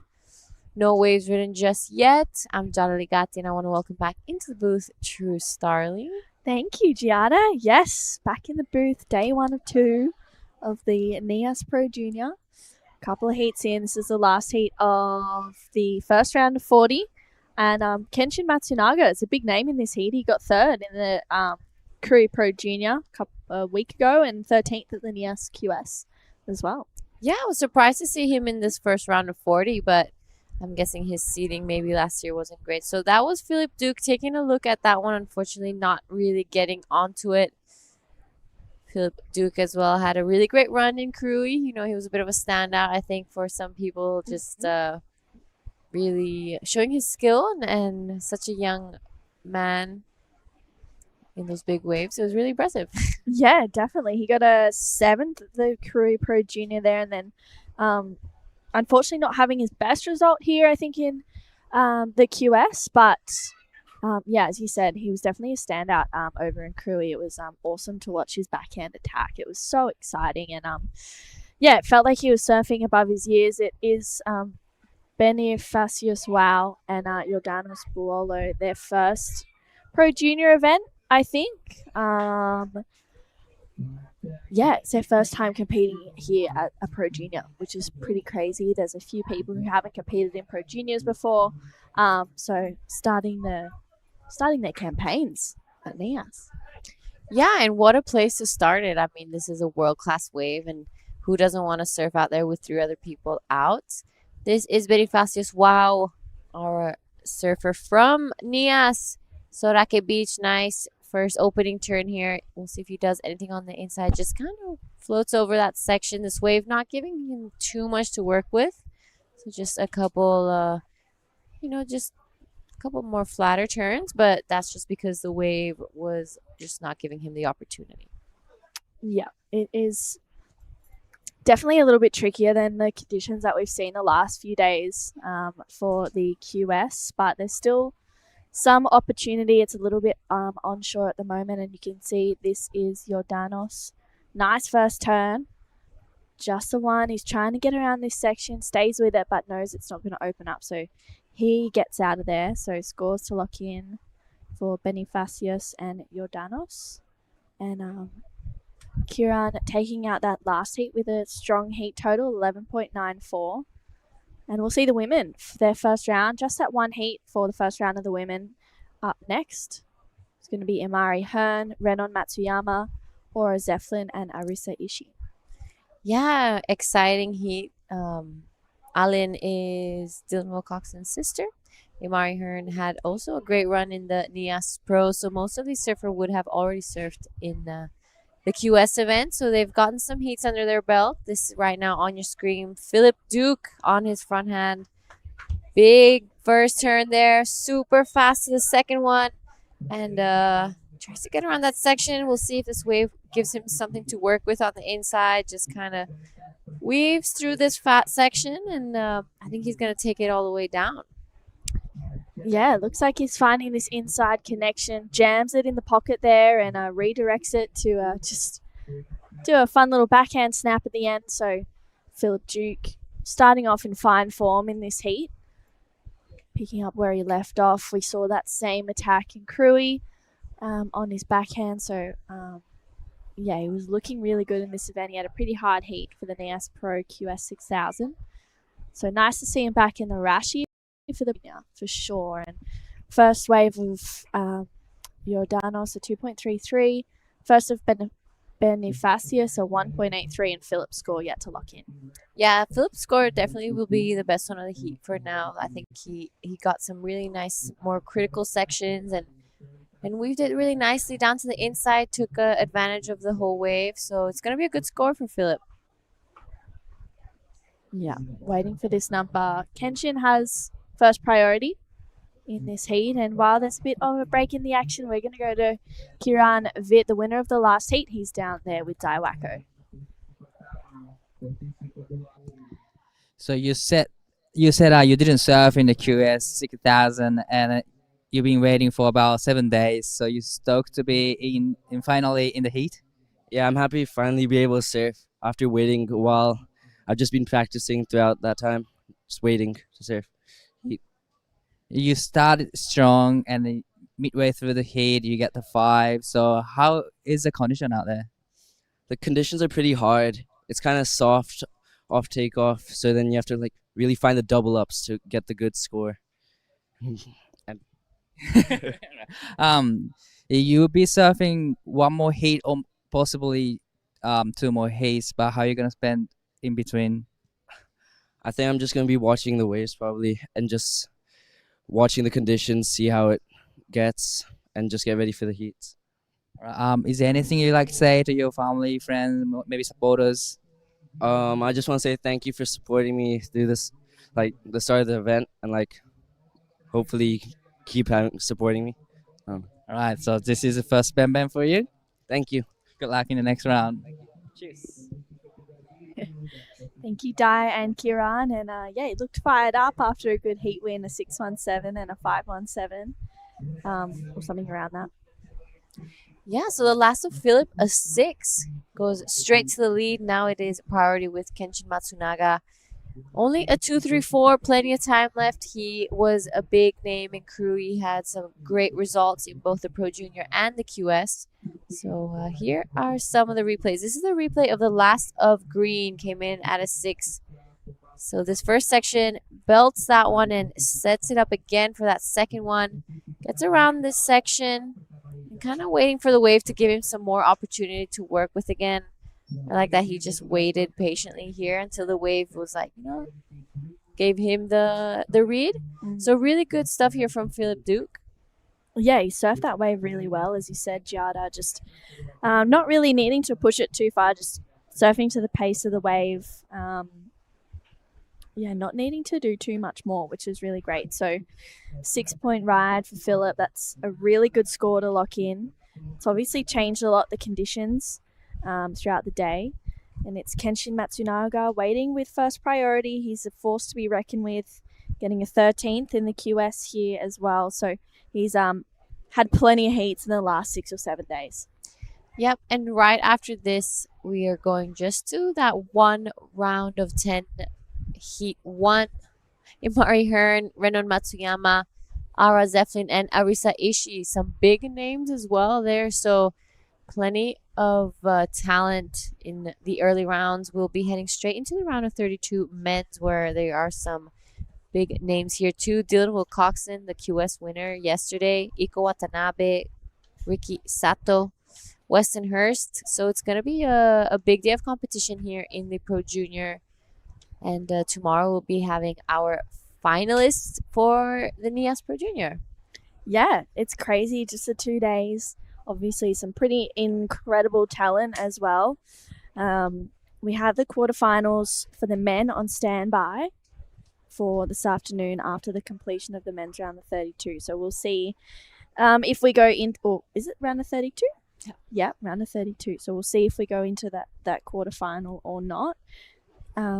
This afternoon we'll just monitor the conditions and then go from there. But right now, this is Kenshin Matsunaga up and riding. Nice first turn. He surfed a fair few heats already here at Nias and gets his third turn in, driving through a nice carve. He's patient through here, trying to find another connection. And Kenshin taking this one all the way through to the inside. The conditions have changed a lot from yesterday to today, so he's adapting really well. Gets another turn in there and he kicks out. So Kenshin locks in his first wave. A couple of strong turns on that one. Yeah, that's definitely going to probably be the best wave of the heat for now. Kenshin just put that board in every section that approached him. So just showing, that he is a really high quality surfer. But just wanted to say Jordanos Bololo and Bonifacius, wow, what an opportunity to be able to surf against Philip Duke and Kenshin Matsunaga, both two surfers that have had many heats in the past and, have used priority and compete a lot. And they just get to surf their home break with these two guys and just learn from it. Yeah, it's really cool. And for both Jordanos and Bonifacius. And I think, they've surfed here so much. I'm sure they know this wave a lot. They're probably looking at this one going, no, we really want to take it. But Kenshin had that priority. It's a 6.17 for his first wave. Couple of good turns in. But yeah, it's amazing for both of the locals here and all the locals within the event to be able to surf with the likes of Philip Duke and Kenshin Matsunaga and anyone else in the draw to kind of just watch them and learn and, grow their surfing. Yeah, so this was a really good wave here from Kenshin. 617, took it all the way down. And you're right, you mentioned that he's been adapting to the conditions. This right now, Bonifacius, wow, good first turn for him. Sets it up again. Hits that second one. Weaves through this fatter section. Let's see if this wave gives him something to work with on the inside. Looking like he's going to be sticking with it. This wave stands up for him again. Wraps it around. So he's taking it all the way down to that inside section, also known as Key's Corner sometimes. And finishes it off nicely. Takes to the left. Does a backhand turn there. So epic wave for Bonifacius. Wow. He got a lot of surfing done on that wave. There was lots of turns, good flow, and some good strong moments as well. So Bonifacius just locking in what would be his best score. He only needs a 4.18 to go to first. So we'll see where that score locks in. I mean, I really liked it. He took it the whole way through, and I thought he was just looking really strong through each turn and each moment of that wave. Yeah, I agree with you. And a lot of flow throughout that wave. He was never really lost speed. So it was a good one from Bonifacius. Wow. But yeah, so as you were saying earlier, these surfers all have to adapt, and that's what makes an incredible competitor. The fact that they can change their equipment and change their strategy depending on the waves. And I think Kenshin Matsunaga and Philip Duke, both in the QS, have done that. So they're looking good. This is Jordanos Bulolo. Nice connection there. Those are bright rails. You can't miss him. And I'm sure it'd be a good to be able to spot him out there for those big, long surf sessions that I'm sure he has. Unfortunately, just gets a little bit caught behind that wave. Bonifacius, his last wave locked in at a 4.5, so he goes straight to Kenshin Matsunaga now holds first priority. Philip Duke also has a score to lock in as well. And 11 minutes to go. Jordanos chasing a 3.85. Philip Duke only looking for a small score to go to second. But that 6.17 of Kenshin Matsunaga has him in a really good place right now. And Philip Duke's 6 as well. Two best waves of the heat so far. Let's take a look at this last of Philip. Oh, good first turn there on a set wave. Unfortunately, wasn't able to get around that section, but he's going to be backing up that 6 nicely. Only a 0.18 to go into an advancing position. So all these surfers want a chance to be in the round of 32. Kenshin Matsunaga now with priority out the back. Still waiting for the scores of Philip and Jordanos to come in. But I think Phillips is going to be a pretty good one. So he's going to go straight to the lead after that one. Yep, I agree as well. It is a 3.1 for Phillips' last wave. This is Kenshin Matsunaga. Good first connection there for Kenshin. Gets a second turn in. He's a little bit bigger than the rest of the competitors in this heat. A bit stronger. Throws more water. We saw him get third at Cruy. He got a 13th year in the Nias Pro QS 6000. And he's going to lock in another good score. Only needs a small score. I feel like he'll go to first with that. Yeah, that first turn was really good. A big fan of spray out the back, and that section was pretty meaty, so the judges are going to be eating that up. Kenshin Matsunaga showing that, he's done the rounds. He's been in these heats before, and kind of looking pretty confident. He came off this QS with pretty good results, so he's looking relaxed out there. Yep, and shows in the scores as well. That last wave is 6.67. Best wave of the heat so far, Giada. I think also best score of the day. So this first turn was really nice. Sets it up straight for this second one. So I was loving that combination from Kenshin Matsunaga. Yeah, good two-turn combo. And the judges, again, rewarding quality over quantity here at the Nias Pro Junior. Got just under 9 minutes to go. Philip Duke is out the back, holding first priority. He needs a 6.84 to go to first, or just to better a 3.1 to make it harder for Bonifacius Wow and Jordanos Bulolo. And Bonifacius chasing a 4.61, Jordanos chasing a 6.77 with 8.5 minutes to go. We saw Bonifacius in the Nias QS as well. Unfortunately getting knocked out in that first round, but would have been a great experience for him. Yeah, like we said, going up against some of the best in the world is not easy, but it is a great learning curve. This right now, Philip Duke, good first turn there. Perhaps it around again. And a bit in the face of this wave, so not a super easy wave, but he's been doing great. Nonetheless, this one pushes the tail there on the inside. Unfortunately, just goes over the back of it. But wanting to improve on the 310. He's currently in second. Bonifacio as well, pretty close behind. 7 minutes 40 on the clock. I just saw the ladies getting ready to surf their heat. Himari Hearn in white, Renan Matsuyama in blue, Ara Zeflin in white, and Arisa Ishii in green. It's going to be a really good heat, I think, this next one. And Mari, she was also in the QS as well. She got a 17th there, and then we saw Renan get a 9th in the QE Pro Junior. I think Renan, Alan, and Arisa are all ranked 9th on the Asia Pro Junior rankings right now, and Imari is 7th. So, yeah, it's a battle for them right now to get into that semi-final. It's only top 2 that move through, and we'll see the semi-finalists tomorrow for the women. But right now, Kenshin and Philip are progressing on through into the round of 32 for the men. We'll see if Bonifacius and Jordanos can get the scores they required, chasing a 4.61 and a 6.77 respectively, with just on 6.5 minutes to go. Yeah, just a bit of insight on Imari coming up in the next heat. I just wanted to bring up that she's such a talented surfer. I think a really good all-rounded surfer. She has recently not only been training for contests a lot, but she loves when the waves are big as well. She I've seen her get some crazy barrels. We went to a trip a year ago now, to HDs, and she showed no fear. It was like 12 foot and firing.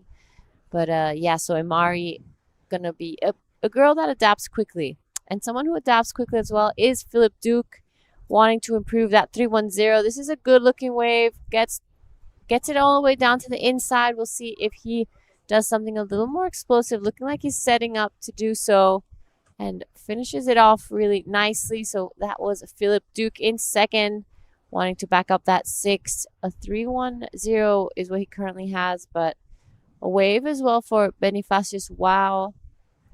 Not sure if it was a keeper or not, but 5.5. So pressure's on now for blue and white.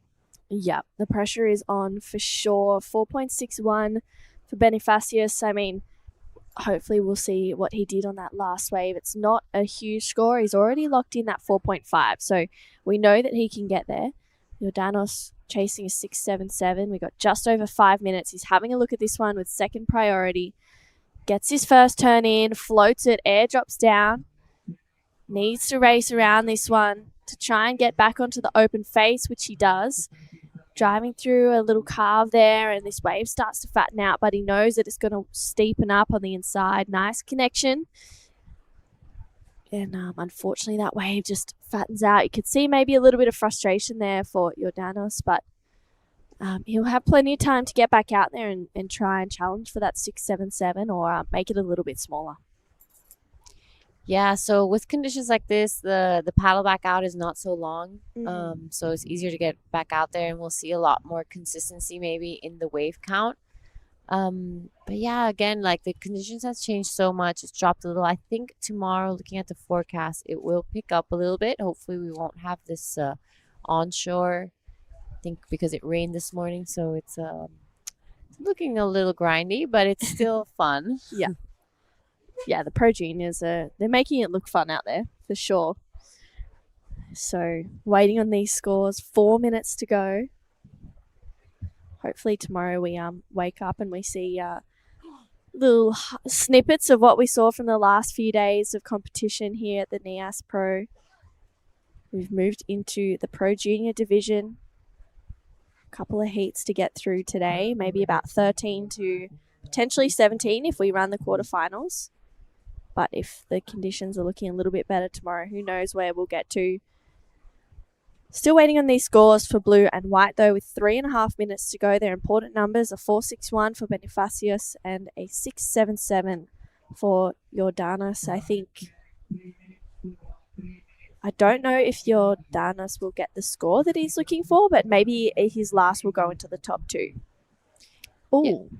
Oh, so Bonifacius' last wave of 5.33 goes straight to second. It is now Philip Duke looking for a 3.83 to go back into an advancing position with just under 3 minutes remaining. Now pressure's on green and white, waiting for one more of Jordanus. Comes in at a 1.90, so it doesn't factor into his top two. But a priority is with red and blue. So, yeah, Philip looking could be in a dangerous position right now. Yeah, wow, a 3.83. It's not a big score, but he's going to get back out there with fourth priority. With 2.5 minutes to go, that is, yeah, as you said, Jada, that's a dangerous position to be in. So hopefully a wave rolls through in the next 2.5 minutes and he's able to complete it and get at least 1 or 2 good turns in there. And I feel like that will get the score, the 3.83 he's looking for. But Bonifacius at 5.33 locks in for his last wave. We still are yet to see it, so hopefully we can get eyes on it soon. But yeah, that's his best wave of the heat so far. All right, so Philip taking a look at this one. A 3.83 is not a big requirement. This is a smaller inside one. Let's see what he does. Good first opening turn there. Hits it again. I'm liking those 2 turns. They're a little more critical and like really in the pocket surfing. He is going to be taking this one all the way to the kiddies corner. Perhaps it around again.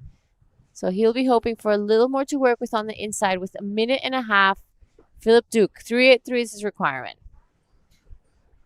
Wow, taking this one all the way through. He's really milking it right now. Those first 2 turns were pretty good at that. Gets another connection in there. He's taking this one all the way through. His legs must be almost burning right now and finishes it off strong. So Philip chasing a 3.83. It's in the hands of the judges right now. It's never a nice feeling to, be needing a score with 1 minute to go. And it's like, okay, what? That's my last chance. Do I get another opportunity? Am I going to get the score? This is live action. Quick in and out for Jordanus. Unfortunately, not this going to be the 7.5 he's looking for, but maybe another opportunity for Bonifacius. Wow, with 45 seconds to go. Yeah, so we're waiting for the last of green to come in, looking like Kenshin Matsunaga, the current heat leader, caught a wave. This is live action. Nice turn there. Really pushes the tail.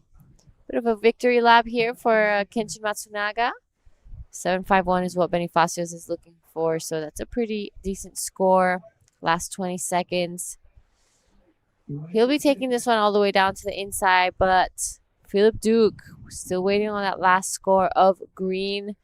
3.83, not a big requirement. It was a smaller wave, so that could probably go against him, but it's all down to the judges now. The last of Kenshin Matsunaga doesn't go into his top 2. We're still waiting for that last one of Philip Duke to come in. Really important score. This is a replay of it, so a 3.83 is his requirement. I really like the first 2 turns here. What do you think? Yeah, I do too as well, Giada. I feel like that's where a bulk of the scores will come from. Let's see. I mean, a 3.83, there's a lot of downtime here. He's weaving his way through to the inside, and we know he gets a couple of good turns on this inside. It's just this downtime that would be a bit frustrating for Philip. He's looking out the back, seeing if there was another opportunity. A 3.83, it's going to be really close, Giada. Yeah, we have to think it has to be a 4 practically. Yeah. So a couple of the judges have to give him a 4. I mean, he surfed it really well. I just think that the wave was probably not at the highest potential, but he didn't have too much of a choice as he had 4th priority. So it's going to be a really close call here for Philip Duke. Wow. Still waiting on these scores. It's going to be, for Philip, nerve-wracking times as well for Bonifacius. Wow. Because this could mean with him either making that next round or not, and no scores locked in yet for Philip Duke. You can see that is the heat winner, Kenshin Matsunaga, on screen there. He got a 6.67 and a 6.17, so 2 good scores, and gets the win. But this last one of Philip will be really, really close. Yeah, it's if it's not the number, it might be just under. But I did like those first 2 turns. He really, it was really quick and in the pocket. So yeah, you're right. It'll be the majority of the points will be from those first 2 turns. Mm. Wow. Judges taking a really hard think of this. Important scores to come through for Philip Duke. Bonifacius out the back, probably wondering. There we have it. The last of Philip Duke, a 4.17. He goes straight to second place. Congratulations to Kenshin Matsunaga and Philip Duke. With that, we're going to head over to a quick break, and we'll see you guys soon. There's one thing we all love to bits, some fresh spritz. A little bit of ice, juice is worth the squeeze. Now the magic elixir. Next up, a bit more citrus. Mint, agave. Hey, that is incredible.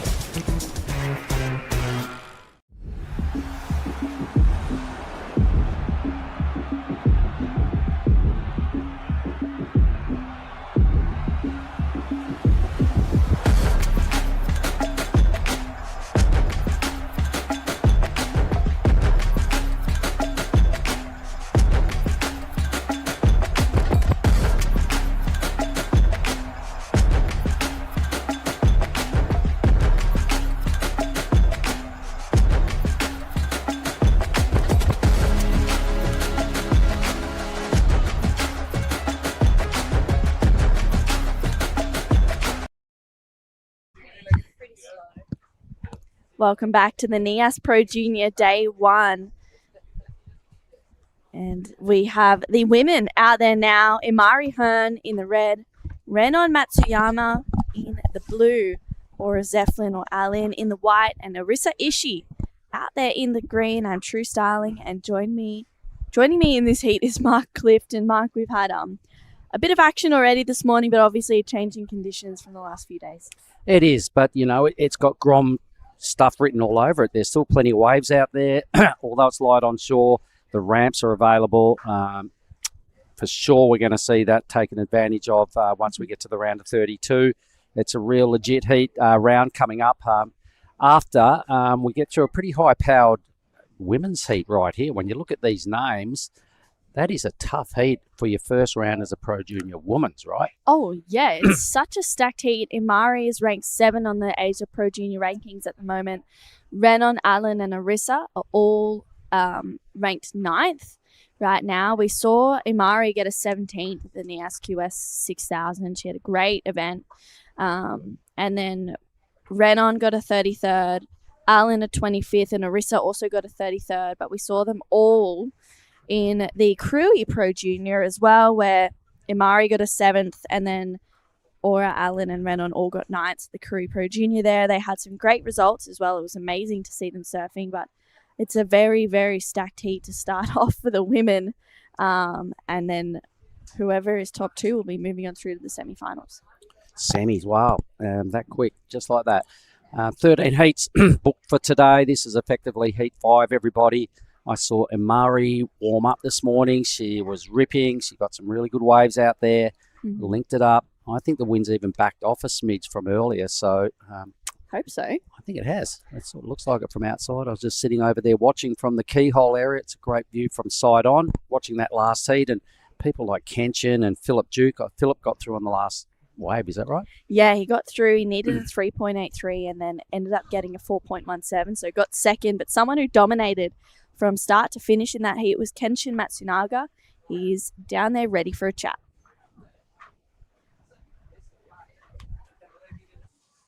All right, I'm here with Kenshin. Congratulations. That was looking like a hard heat. How are the conditions?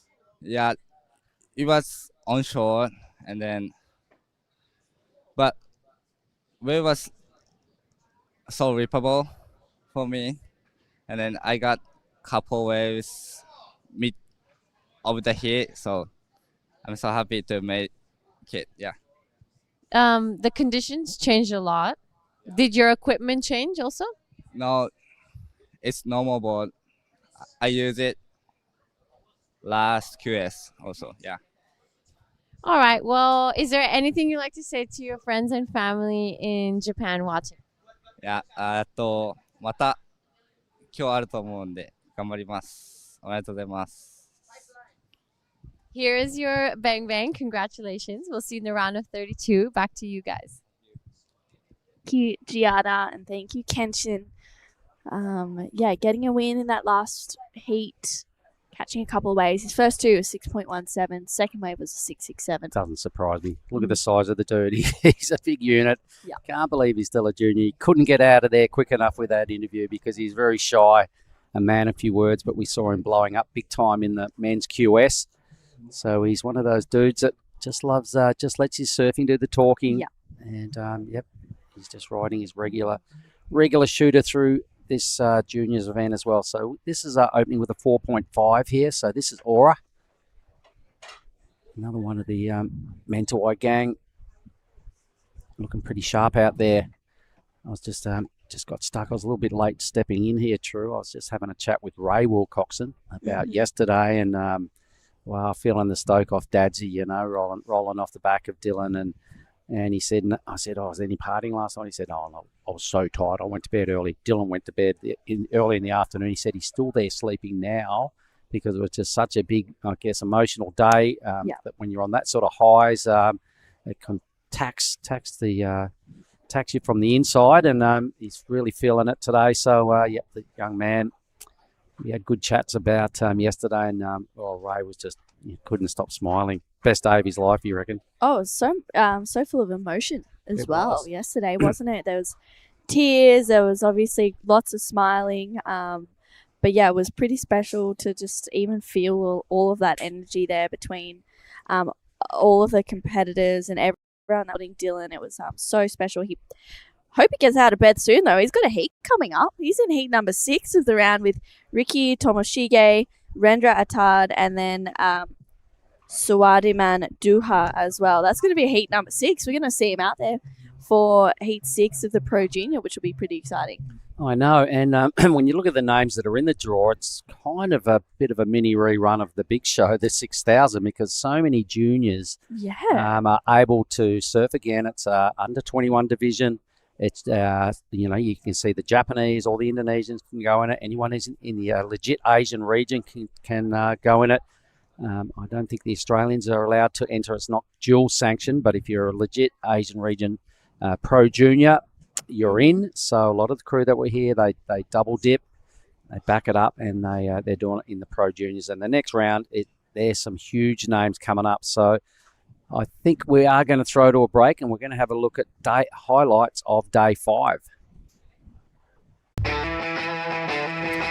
Okay, everybody, and welcome back to the Nias Pro for day 5 of action.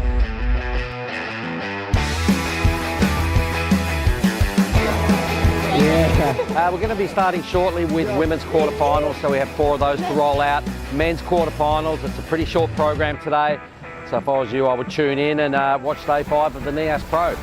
Cheers.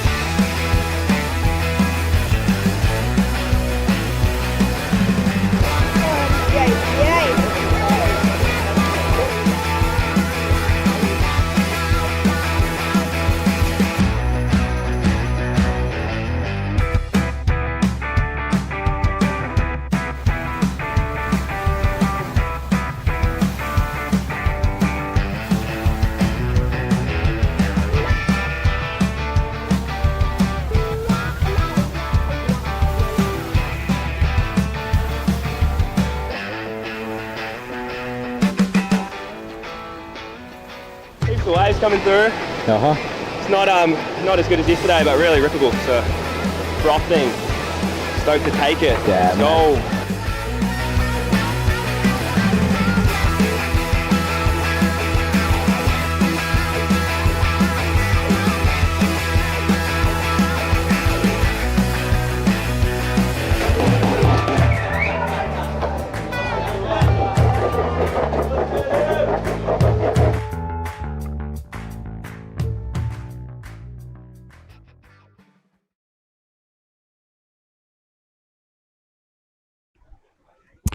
All right, everybody, welcome back to the scene here at Saraki Beach, Lagundri Bay, South Nias.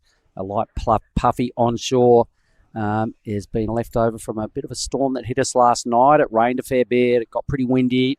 A few of the banners got ruffled during the night and moved around a little bit. But we're here with Pro Junior action. It was always billed as day 7 and 8 to roll out our Pro Juniors. So we're sticking to that format, and we have 13 heats to roll out today.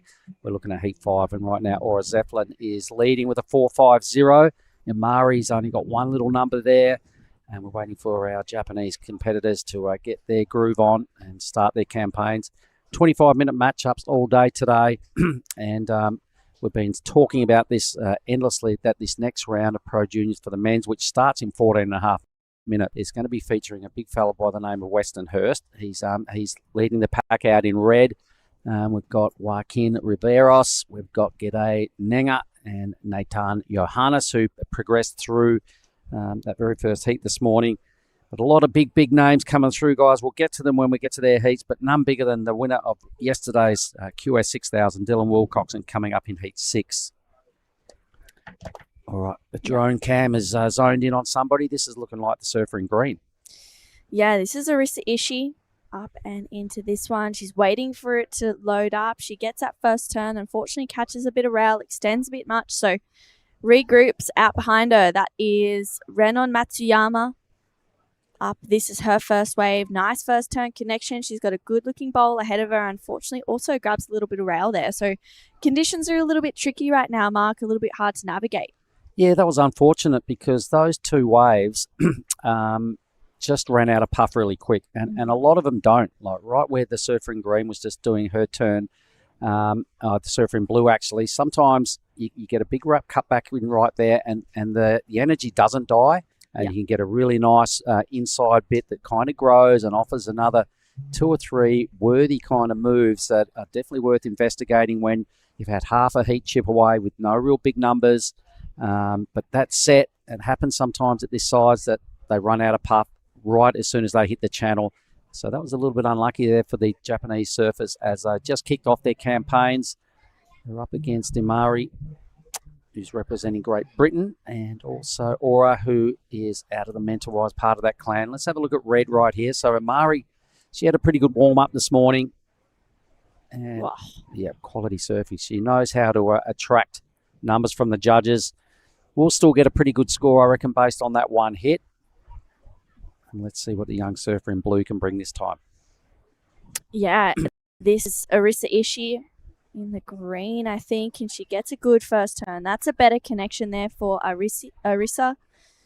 Driving through another one. She's got a good-looking wall ahead of her here. Lays into a rail once again. We saw White or Zeppelin or Allen out the back. Arisa gets a good turn in as she kicks out. Allen driving through a couple of searing backhand carves as she kicks out of that one. And then behind, there's a flurry of waves right now. Renon Matsuyama. Yeah, good hit there by Renon. So a useful set. You can just see the quality that sort of started happening on the inside as well. So that's one of these sets that hold their power through onto the reef. Generally, when you're having free surfs, you'll know this true, you kind of surf them all the way through and you just go, oh, well, that'll do. I'm in now. And then you surf your way into the reef, and you can get a lot of moves in there on any given day. When it's even smaller than this, it still just runs forever in there. It's kind of good fun. Kitty's corner, but it's kind of more than that at times. It's just so much fun. So there we go. The scoreboard is going to look much more respectable once these 4 scores drop.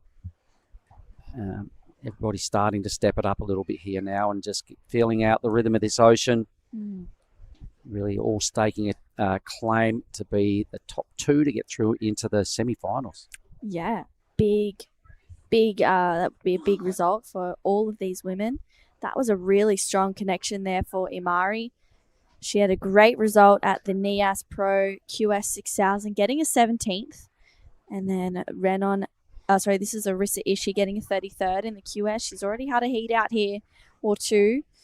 And gets a nice carve in there. We are still waiting for all of these scores to lock in. And wow, that was a really strong deep bottom turn for Arisa. This will be a really good number. The judges take notes of all those, proper manoeuvres. Digging deep off the bottom is a solid manoeuvre. big connections off the top is probably the main theory. Just bearing your rail and looking strong and finding quality sections is part of being a good surfer, reading the ocean. It's how you get the numbers off the judges. So sometimes it's luck, but sometimes the best surfers can keep it coming time and time again. Yeah, that was a good first turn for Renon Matsuyama with 10 and a bit minutes to go. Having a look at this bonsai replay of her last wave, it's still yet to lock in. Gets another connection, and then that's where we see, unfortunately, she comes unstuck. Maybe didn't need to do that turn before that, a bit of a flow killer, but she just locked in a 3.63, 5.83 for this lady right here for her last wave. She's up and into another one, just a little bit caught behind though. Yep, so Imari, 5.83 off one turn. So the judges are sending that message to her that just more of the same, please. Just a strong belt on a solid top to bottom section. Didn't do anything else on that wave, so it's always quality over quantity. So I think Green has still got a number to come. I like what she did on her wave.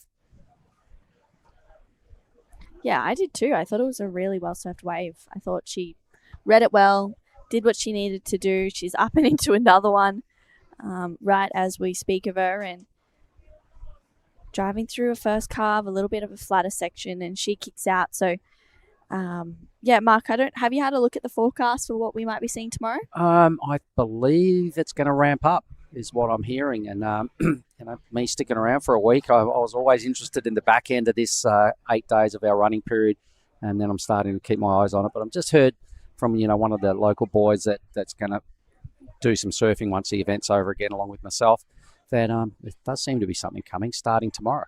Wow. So the juniors could finish in fine style out here. That is very exciting. I'd love to see some big tubes for Pro Junior Finals Day tomorrow.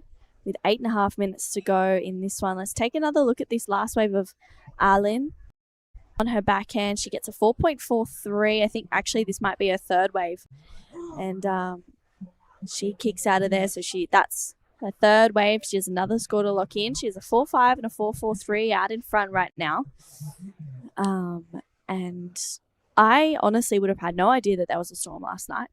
If I didn't wake up this morning and see lots of puddles and, the banners kind of flying a little bit everywhere this morning while everyone's trying to get it back to normal, I was like, what is going on? Yeah, well, it happens quite often in this neck of the woods, and, that's why we've got this little light onshore airflow. Mm-hmm. It's going to bring some swell with it, though. That's the good news. So Aura, a 5.07 for her last effort. She looks like a mini version of Imari when she gets up. She uses a rail as well, and she just does strong surfing. Yeah. All right, so the 5.07, I agree, good deal. Even throwing away a mid-4, a 4.43 is a wave that's not included. There's our next bunch of gangsters heading out to the keyhole. That is Westernhurst there in the red.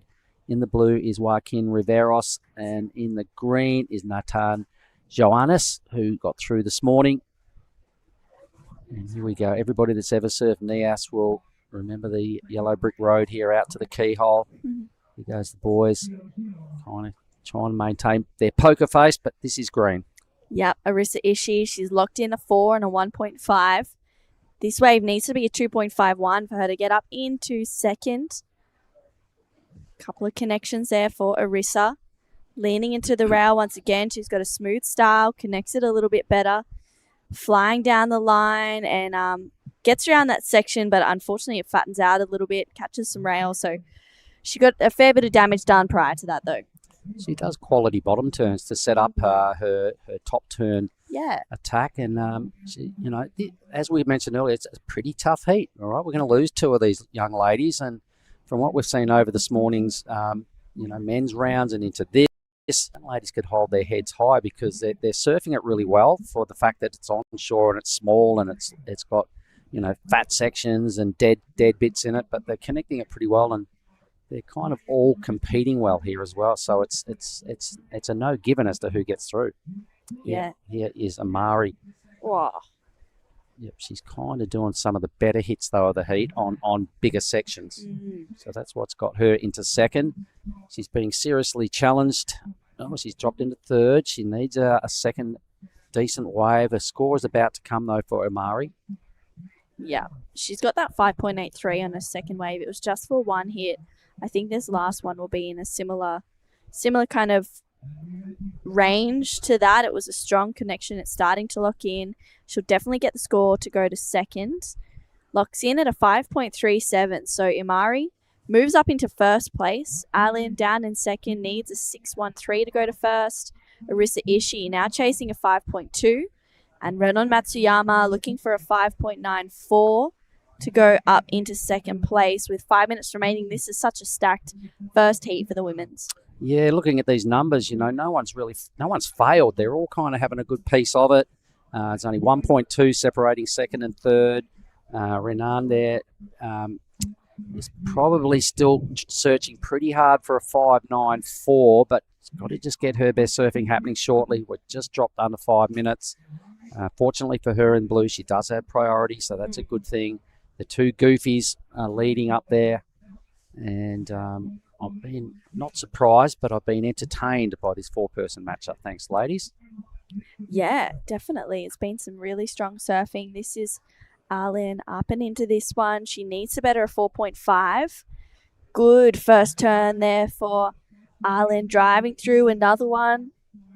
And she's waiting for this one to stand up. Gets a nice connection in there.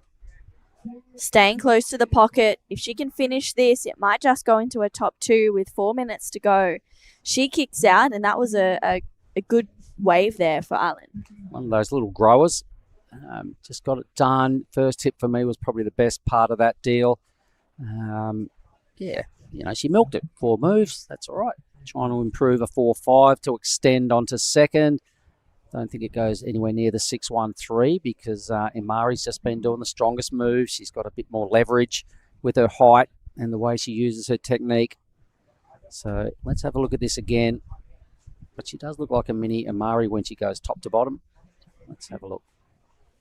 Boom, that was pretty sick. That was really strong. Yeah. And then there was a lot of weaving, and this is, where the ocean just holds its flow through that dead patch. She had another opportunity down there. Maybe just needed to throw the board perhaps a little steeper if possible on that end section, but I think all the score basically is going to come from that first turn. Yeah, it locks in at a 4.13, so it doesn't go into a top two. She still has a 5.07 and a 4.5. This is Renon Matsuyama, chasing a 5.94, driving through another nice carve there for Renon. And she kicks out. Unfortunately, that wave just not really offering a lot, and it's right now wave selection is key in these tricky conditions, it seems. Sure is, because the judges want to see those belts that Imari's been able to produce purely because she's had bigger sections. She's probably done almost the least amount of surfing in this heat, but is leading, all right? So that's the message the judges are sending. Pro Juniors, it's still a big deal. There is a Pro Junior Championship on the line. There's qualification ramifications in the Pro Junior Tour. So they're all here for a simple reason. They've now got a second bite at competing. There's still points on offer for a whole different category of ranking. And there's also prize money. And we're going to have a look at the best score again of Imari. Yeah, this was a really good one-turner, Mark. I really loved that drive off the bottom. Such a strong connection. 5.83 for that wave of Imari's. Judges rewarding that commitment. This was a 5.37. I also really like this turn. You can see it's a smaller wave, but drives through it with heaps of speed, and that's the kind of surfing we've been seeing her doing all week. It's what got her a 17th at the Nias Pro. And yeah, as you're saying, there's Pro Junior Championships on the line right now. We saw Bronson Maidia take it out for the men, Luana Silva for the women, but it was Kana Nakashio who was a part of this region as well, who got second at the WSL Pro Juniors World Championships last year, and this is wave number 3 for Imari. Wow. So previously she'd done 2 turns for 11.20 total.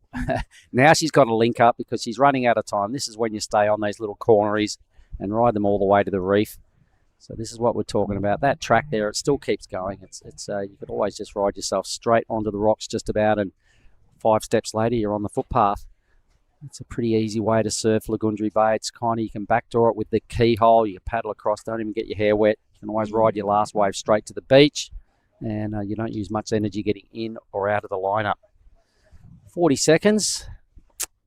So that wave may not bother the positions too much. Imari looking like she will win. Young Aura Zeflin at this stage trying to fend off the two Japanese. They need some pretty decent totals. They've both got to do their best surfing right now. We're down to 25. Next heat is the first heat of the men's round of 32. Saw Westernhurst psyching up here in the restaurant. I'm sure Troy, maybe his mum is there listening in and watching down in Bali. We saw a 3.07 lock in for that last wave of Imari. So that doesn't go into a top two. It looks like Imari Hearn taking out the first heat for the women. Alan Zeflin coming in second, Arisa Ishii in third, and Renon Matsuyama bowing out in fourth. Don't go anywhere. We are moving into the men's round of 32, heat one. It's going to be a big one. We'll be right back. Cow! Oh, mate. I just went for a drive. Surf is cooking, bruh! Wind's gone offies, swell's starting to pulse. You all fueled up? It's you and me, man. We're going to get cone today. Yeah, let's go, brother.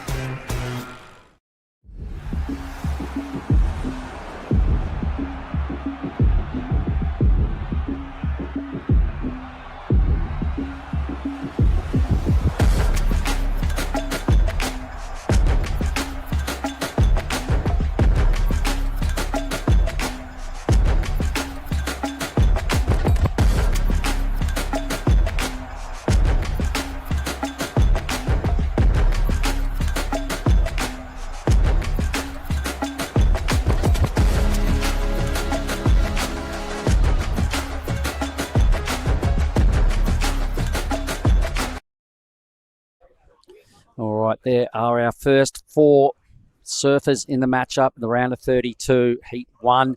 I'm Mark Clifton. I'm welcomed by Di Wacko. Back with me, Di. This is a pretty solid heat when you look at this. Definitely. We have Westernhurst in red, Joaquin Riveros in blue, Jede Nengasriana Adia in white, Nathan Johannes. Who won the first heat this morning. It's a good, a good matchup. Westernhurst, he was on fire at Karui. That's I remember. He was his also name. on fire here. He does big turns. We got some small waves, but we got some ramps, and I know that he knows how to boost. So let's have a look at blue here. Let's stay with Joaquin's first wave. Not a lot going on there. But there are some opportunities out there. Those young ladies in that last heat, they found their chances, and here is the surfer Westernhurst out of Lakey but living in Bali. He's riding an epoxy carbon craft here this morning. You can see his quality. He's the real deal, this young guy. He's only 16 as well. Hangs around with Bronson and Varun and trains in Bali. His old man makes his board. So good morning, Troy, and the team out there in his factory. Wow, that was a ripping start. Yeah, definitely ripping start.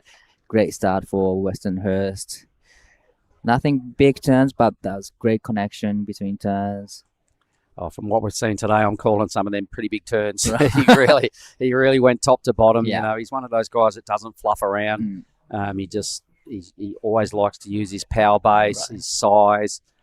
He's always loves being on rail, and if he's not on rail, he's in the air or on a foam ball. Yep, in the tube. But wow, straight away, 7.0 for the last of Westernhurst. That is a super great, start of this first run.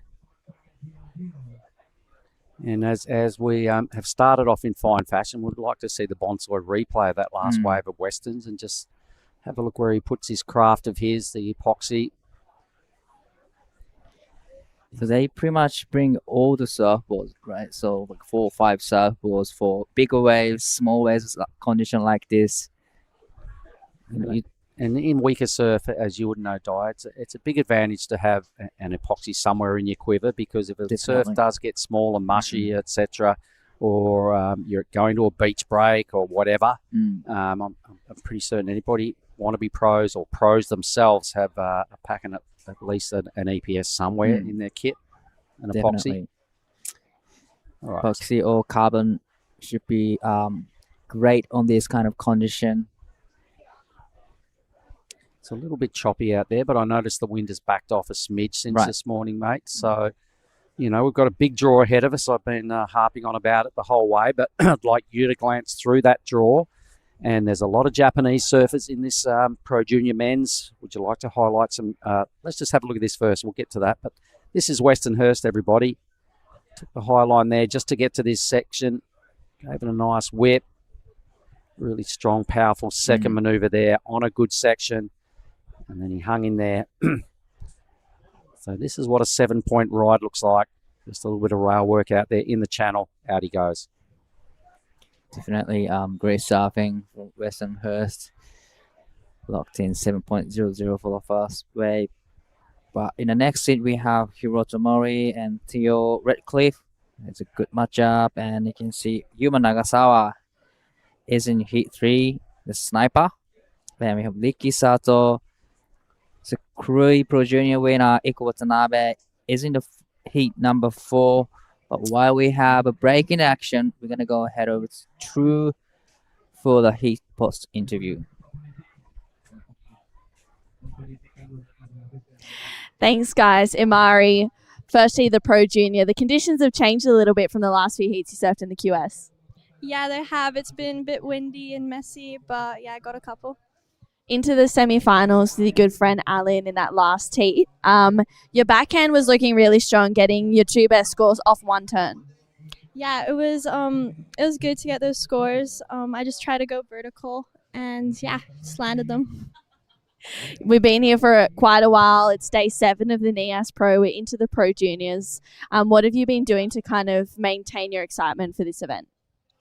I think it's like, personally, I like to just listen to chill music before my heat. I don't listen to really like upbeat ones. That works for me, but I think it's different for everyone. I'm sure you have lots of friends or family at home watching. Is there anything you'd like to say? Thank you to my sponsors. Thank you to my parents. And yeah, I'm excited for my next heat. Well, we'll give you some bang bang power for the semi-finals. We'll take it back to you guys. Thank you, True. Murray Hearn had a great heat in the last heat. I didn't watch all the heat. Well, speaking of watch, Westernhurst, quick up and down, so won't bother. The score is right there. But I was listening to your list just a moment ago. A name that caught my attention, Iko Watanabe, who won down there in Korea in this particular division. Right. And what heat's he in? Heat number 4 against Kahea, Ishiki, and Teddy. All right, a quick up and down there for Nathan. It'll be a good heat number 4. And I see the name Sentaro, Jaden Wilcoxon, heat number 5. But on screen, Westernhurst. Nice first time. A lot of spray. Nice strong turns from Westernhurst. Maybe just overpowered the section and fell off. But no biggie. He's got a 7. This man in white now weaving around Soraya Aditya. So let's see what he finds on the inside. So that's Barlon. Right. Yep, Mate Barlon, I think. And also we have Dylan Wilcoxon in heat 6. That's a massive heat. Oh my God, off yesterday's high.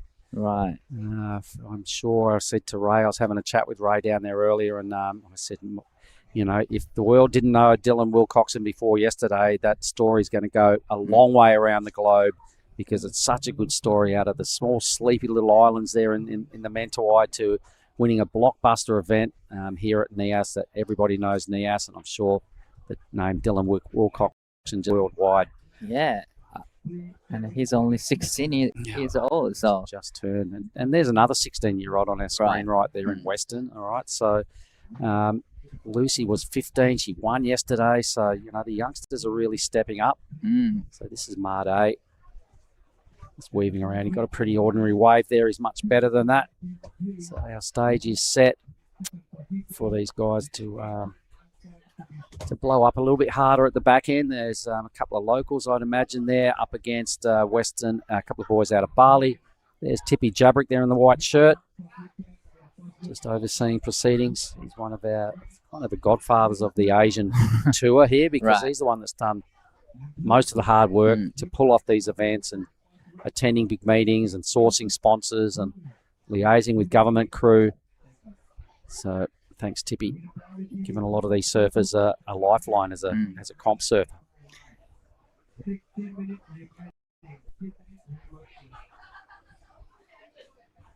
I'm so great that we have the Nias Pro is back this year. We are not too sure that it's gonna be on or not in the last minute, and they decided the event will be on. So I'm just grateful to have this event again. There's Luke Studer there and Kevin Wow on his phone. Philip Duke right there also just behind the photographer. They're all sitting out the front of the Hash and Family Surf Camp. Anybody that's ever been here to the point knows where this is located. It's pole position. It's got a great veranda, which is where the judges are set up just above us.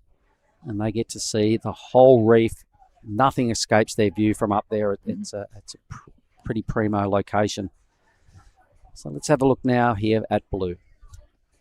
Up and riding, trying to come around the section, but unfortunately just shut down on.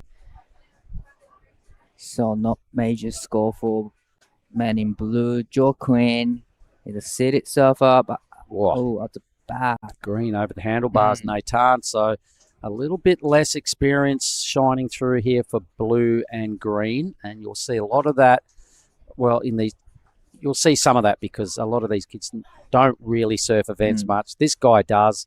You'll see a clear difference here. Wow. Big upside blast, down blast there by Westernhurst. He knows how to get it done when he's got the rashy on, and that's what I was talking about earlier. He doesn't mess around. When he sees a section, it's always flat out attack. He's going to repeat it. Oh, crunch time there for Western. Was strong 2 turns from Westernhurst. Well, excellent surfing for me. Excellent. Definitely, he'll be backing up the 700 nicely with that last ride, or that'll be his top score for sure. That was so sick. Big, heavy blast. It was so good. I can't wait to see it again on the Bonsoy replays. We'll give him a moment to cue it up. Maybe we like to comparing the first wave and then last wave. That was just had gold written all over it. 2 big sections, not much in between. Doesn't matter when you're capable of doing surfing like that and back yourself on huge sections. Yeah, that'll be the scale now for this round. I'm tipping. As if his 7 wasn't good enough to set a scale. I think this is a new scale. Definitely. Here he is. This is the last of Westernhurst. Nice first sun here. Fin blast. And I love how he just stayed composed there and tried to come around a section. And he knew there's going to be another section to hit. So there you go.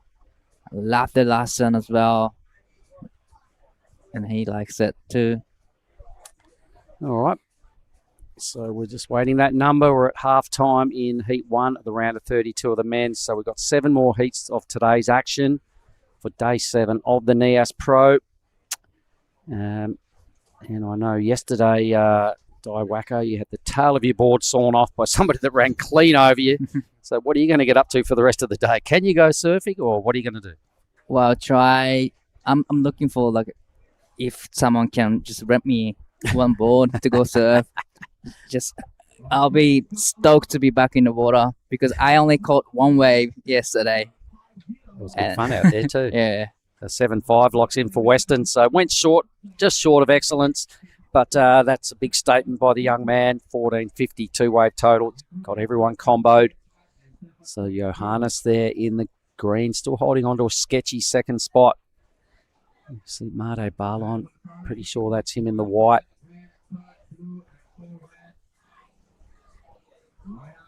So I mean, white up and riding. Maybe it's not. No, it's a different dude. Well, that was a nice first turn. Anyway, let's stick with him. With the drone cam in his face here, winding up. Wow, that is a good-looking wave. He got all the way to the inside and kicks out there, but that was great surfing from man in white. Yep, that'll be enough to hold on to second for the time being. Let's watch Nathan, who was in second. Nice. Ooh, that was really unfortunate. But the first and the second turn was great. These are the moments those slightly less experienced crew just need to hold on and realise how critical things like that are. because he'd already done one pretty good turn, and if you can feel that you've done something good early, maybe just hold on and ride out and finish and maybe connect something else. And your best way of upgrading your totals and giving yourself the best chance of progressing. But I think white's number either way will probably put the clamps on green and blue a little bit. It'll be a pretty good score. He did couple damage at the back as well. So we are still waiting for the last white, but comes in at a 4.67, enough to go into the second. And the green needs 4.8 and blue needs 5.1. Well, decent score for the green and blue's requirement, but here is blue has first priority and upper end riding need 5.10. Nice first turn to start with, gets a second turn in, so nice combination from Surf and blue. Joaquin Riveros. All right, and a big paddle now for green, so the boys are realising the urgency of what's happening here. Listening to the numbers, green's got a good bit of pep in his step here. He needs to just probably find a steeper section on the inside here. Generally, it does stand up a little bit. That was pretty good. Something else here, keeping his flow alive and well. And tagging it a few more times. So Nathan was the winner of our first heat at 8 o'clock this morning.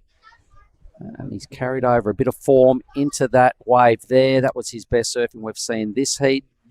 And he looked, he really showed us that smooth style in the first heat this morning. We took note that there was a bit to like about his casualness and his flow, and that was pretty evident right then. Right, that was a great surfing from Nathan Johannes. It'll be a great exchange in between green and red. So Weston just biding his time out the back. He's done some pretty big work early on here on his backhand. He's found two good waves. He's got a little throwaway number in between those, which won't factor in too much, because when he's found a good one, he always goes big, and I love it. Board's looking really good, Troy. His old man makes these crafts, and whatever he's got under his feet is definitely on point. Might have to ask him, because I think I'll be getting the post heat with Weston. Numbers are in. What are they, mate? So 3.37 for the last of blue Joaquin, and this is the replay of last of white. Comes in 4.67. So now white is in the second place. And the last of green comes in 3.30. So not enough to go into the second. That was a pretty spicy move we just saw there from white. So although it was really well surfed, his best turn sort of happened towards the back end of his ride. This is the flow that we were talking about when we watched Nathan this morning, right? So he makes it look easy. Definitely beautiful connection in between turns, and try to wait for the section to stand up for him. And it gets nice to turn combo from there. So this wave comes in 3.30. Yeah, compared to the work that White did, I guess a little bit under. And then compared to the big heavy hitting of Weston, everything is well under. So the judges use those comparisons to separate their numbers, and they will remember these first waves of Weston's as the scale for this round, because we're going to see some insane stuff in the next 7 heats. Right. We're probably going to see some air time. We're watching Aditya here, attack wave number 3. Chipping away on some scrappy, foamy sections. Those sort of sections don't really interest the judges too much.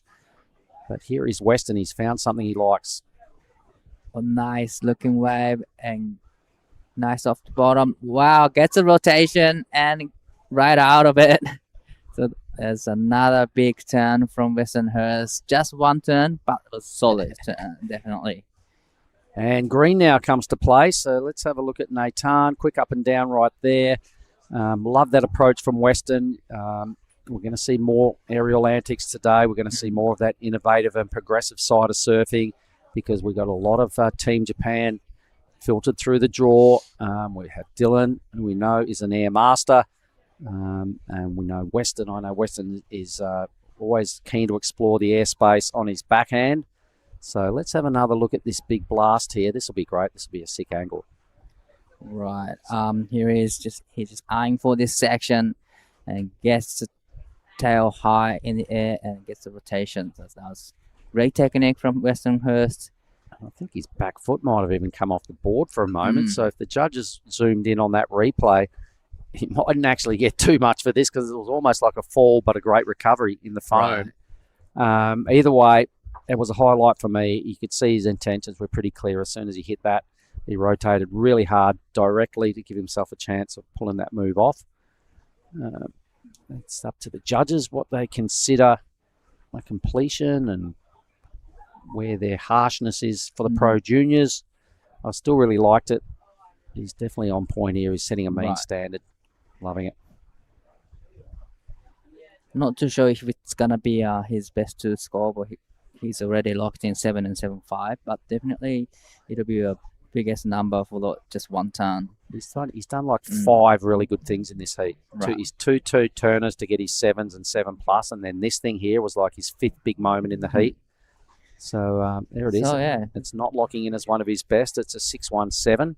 That's a huge score for just one big turn. So Yep, he's well on track. He'll know that. So they only get one. Well, their quarters, I think, are on standby for today. So you'll have to just, be prepared to rock and roll again if needed. We still have one more day tomorrow, and I think some slightly bigger swell calls are starting to get around the point. Here's White now thrashing around hard, trying to upgrade to 2.77. Needs almost the perfect number to win this heat.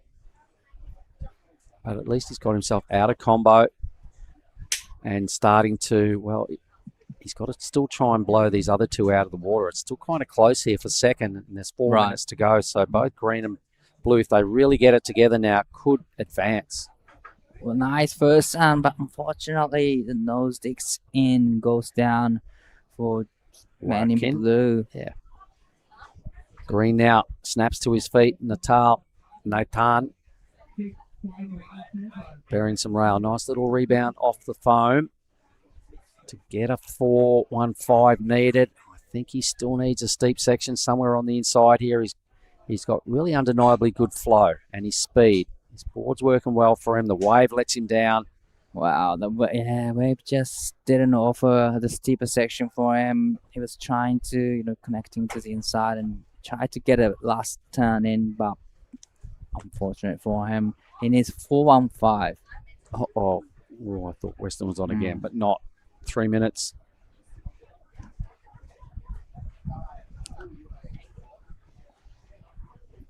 Green's up again. Nathan. Oh, that's better. That's better. Yay. Thank you very much. Kicks off with a smile on his face. All right. Surfing White. Hutty.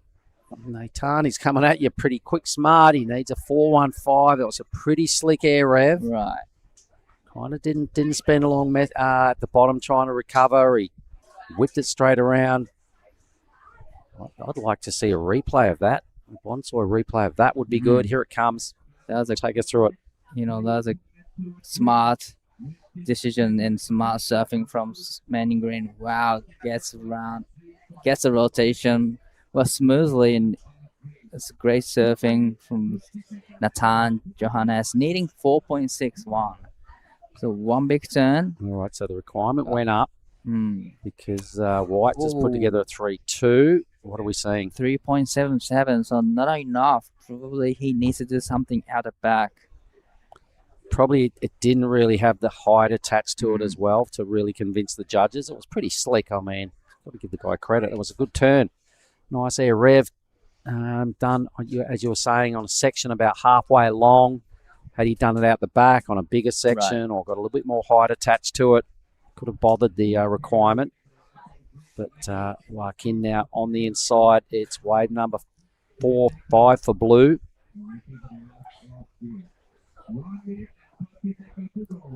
Doing some decent surfing here. He definitely doesn't have the same experience, I feel, just watching him surf as a couple of the other guys in this heat. Just sort of mini tags when he gets a section.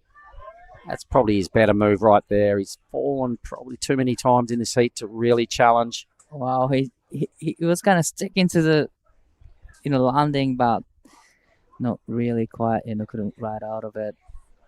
a minute to go in this heat, so Westernhurst is in the lead with 7-5 and a 7, so sitting the first place comfortably. So it's a kind of a battle in between white, green, and blue for second place. Yeah, Red's run away with it, everybody. But White got himself out of combo. You can see these numbers. We saw Green throw down a nice air rev to kind of challenge for second, but didn't get there. So this will be it again, I think. Right. Bonsoy replay. Watch this team. Boom. His best turn of the heat. He's done it nicely though, but yeah, like I said before, probably needed to do big turn at the back, but on the screen, South in White. His wave runs out of puff pretty quick, smart. So he's done enough, I feel, to hold on to second. Things got really close when you look at the scoreboard. It was a less than a point between second and third. The big fella in red is convincingly set a mean level here. I hope you enjoyed what he did. And G'day there in the white, also moving through to the next round. We'll have a quick break and be right back with Heat 3. That's a weird looking smoothie, Vorno. Tell him, son, this ain't no smoothie. This is a smooth as broth base for our Bonsoy ramen. How long should we wait, Master Ramen? Patience, young noodle. Wait, and top secret, I need a corn. Behold, Bonsoy ramen. San, this is Absolutely cooking.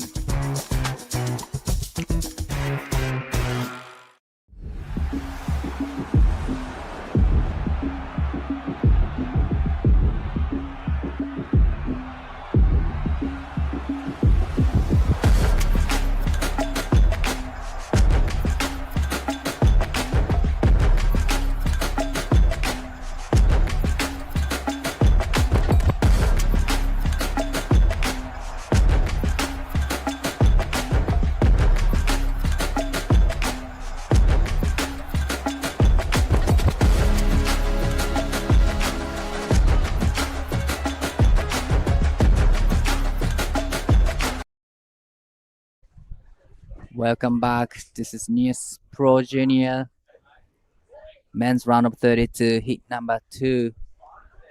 We have Theo Radcliffe in red, Hirotomori in blue, Raffling Wow in white, Zeus Sekoto in green. I'm Daiwako in the booth with Giada. Welcome back. Stoked to be back. This is the first day of the Pro Juniors, so an exciting heat right now. Theo Radcliffe, surfer from Indonesia, but he spends a lot of, he lives in Canggu, right, where I live, so he surfs sandbar almost every day. I see him out there, loves the right as well at the river mouth. I'm sure his dad, Harry, is watching, and the crew down at Surfer Bar probably watching this heat for Theo Radcliffe. So I'm excited. Hiroto Mori. What can you tell us about Hiroto? He's from Japan, and then I'm pretty sure he's from east coast of Japan, and he's been competing since he was a kid. He's very strong competitor as well, but looks like Hiroto is having a look at this one. Well, decided not to go, so Goro up and riding, gets one turn in, and actually he's connecting to the inside, but try to get another one in, but unfortunately web didn't offer too much. But I'm pretty sure the last heat, in the last second, Green got a wave and scored 5.0 that put him into the second in the last minute. So congratulations to Westernhurst. And Nathan Johannes moving into quarters. So Shu Sagoto, the name Sagoto, probably a sibling or family member of Yozia that we saw had a really good campaign in the QS. This is Theo Radcliffe down his backside. Good turn there. A little bit late to the party, but manages to stick with it. But so probably all the Nias locals cheering on their man in green. Behind is Raffin Wow also local from here in Nias, Sorake Beach. Nice second turn there. He wraps it around again. So a good wave for Raflin. Wow. Couple scores to come in for red and white. It is now Hiroto Mori with priority out the back. Plenty of time. This is the round of 32, heat 2. We will be finishing this round and maybe heading on to the quarters for the men's pro juniors. But the call hasn't been made just yet. It's on standby. But in the round of 32, we have a lot of great heats coming up. So next heat, in heat number 3, we have Riki Sato, Yuma Nagasawa, Juxeno Wau, Rehan Wau, and Shangyan Chen. And Iko Watanabe is in heat number 4. So a lot of big names coming up in the next couple heats. Yep, so this is the seeded round of the Pro Junior men's. We had one heat of the women's earlier. And the last of Raflin Wa comes in at 3.43. So for now, the best of this heat, waiting for one more score of red to come through. But while we wait for that, we're going to throw down to Mark Clift and Weston Hurst. All right, winner of the last heat down here with me, Weston Hurst. You're saying it's a little bit difficult out there, but you made it work pretty well. Yeah. There's only like 2 sets in the heat, and I got both. So yeah, super stoked. Pro Juniors is still a big division, mate. How focused are you on taking out the whole championship here in the Pro Junior side? I want it more than anyone. That's for sure. Yeah. Well, you're on your way. You killed it that heat, I reckon, mate. And I've got to say, your board's looking like it's working a treat. What is it? It's a Subdriver 2.0 Black Sheep. It's boxy, going really good. Yeah. All right. And then yesterday, what a huge day it was here. And I know you're good friends with Dylan Wilcoxon. You're the same on the same teams.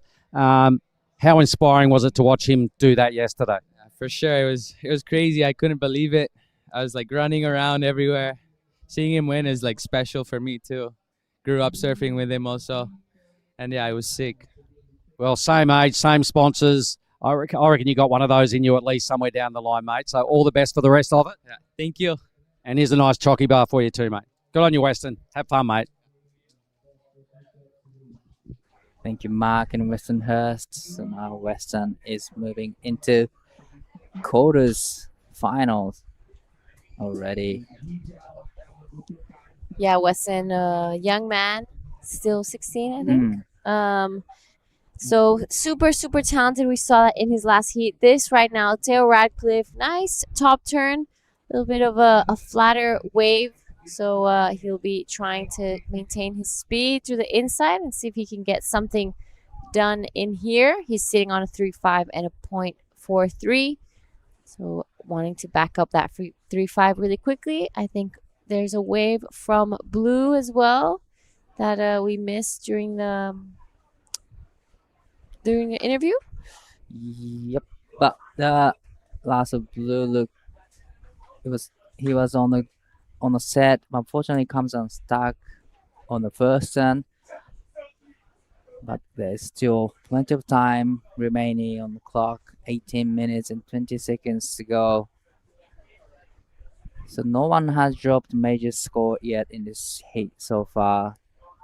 Still mid-5, mid-3s, and a couple of 1.5.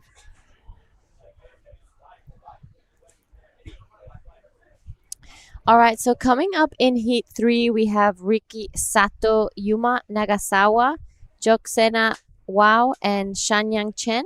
Heat 4, we have Iko Watanabe, Kahea Ishiki, Teddy Billy, and Ida Putrakemenu.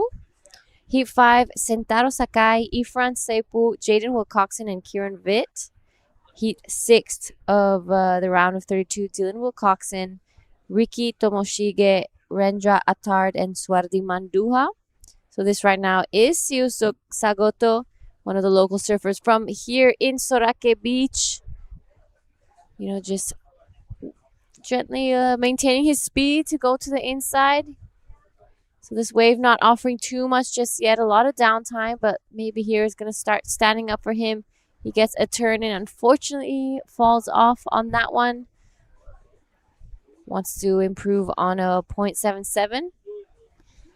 Right, that's a really long wave from Siu Sakoro and a few scores locking in, and it's at 1.90. So out the back, but ruffling well on the set, big turn, but yeah, I think he pushed too much on the tail and he goes down. Fortunate for him, he was on the set. The turn looks really solid, but couldn't quite stick to the landing. But at the back, Hiroto has fast priority, and I think he's gonna get this one at the back. Oh, Mori, probably there's gonna be a priority changed. Yeah, so looking like Teo on the inside, good looking wave. I like that first turn, a bit more critical. He floats that second one, gets a little bogged there, but I really enjoyed that first turn there from Theo Radcliffe. He was really in the pocket. It was came out with a lot of speed, so well done from Theo Radcliffe. Currently in first, wants to back up that 3-5 pretty quickly. Hiroto Mori yet to really get this heat started. He's only sitting on that 0.7. Right, yeah, that last wave from Theo will be his best score. He's already locked in 3.5, and on the last wave, really loved the first turn as well. He just went vertical, but after that, the wave didn't really offer too much. Still, it was a great first turn. And still waiting for the last of red. It's 15 minutes to go in this heat. And looks like Hiroto is having a look at this one. 森選手、この波でしっかりとスコアをしていきたいところ、2ターン、縦へのアクションが決まってきました。ここはインサイドまでつなげるか。しっかりと2ターンを入れたコンビネーションの演技になりました。Wow, that was a great combination from Hiroto Mori. Definitely, it'll improve his situation. He's in the 4th place at the moment. He doesn't really have the big score yet, but his requirement is only 3.60. And yeah, he's probably done that job at the back. He's a replay of last of Theo. This wave comes in 3.70, so pretty much all the points come from the first big turn. Yeah, I really enjoyed that last wave of Hiroto Mori, a 4-5. So currently the best wave of this heat, looking like white, crashing in his priority. This is Raflin. Wow. Good looking first turn, floats this section, hoping to get a little more to work with on the inside. Unfortunately, pulls off of that one. But yeah, earlier you're telling me a little bit about Hiroto Mori. So what's his background? Where is he from? What does he do? Yeah, I'm pretty sure he's from the east side of Japan, and he's been competing a lot of junior events, but also he's out in the QS 6000. But unfortunately, he didn't do well. But he's just looking to get good result in the junior division to qualify for the World Pro Junior. So definitely he wants to get through this heat. But he's very, strong competitor. Yeah, he looks like a strong competitor. That last wave was really well surfed. The conditions have changed so much from the past week. Today is probably the smallest day and the windiest. We have a light onshore, but it's still pretty rippable. Kenshin Matsunaga, I think, earlier said that he had a lot of fun out there. He said it's windy and onshore, but it's rippable. So there are still scores to be dropped. This is the replay of the last of Hiroto Mori. He's a super strong surfer. I love that second turn. A big fan of spray. This wave didn't have so much potential, but he really made the most of it, I think, Hiroto Mori. Right, definitely. It was a smaller size waves, and still, managed to put 2 turns in. So probably it could have been higher score if he was on the set and doing exact same thing.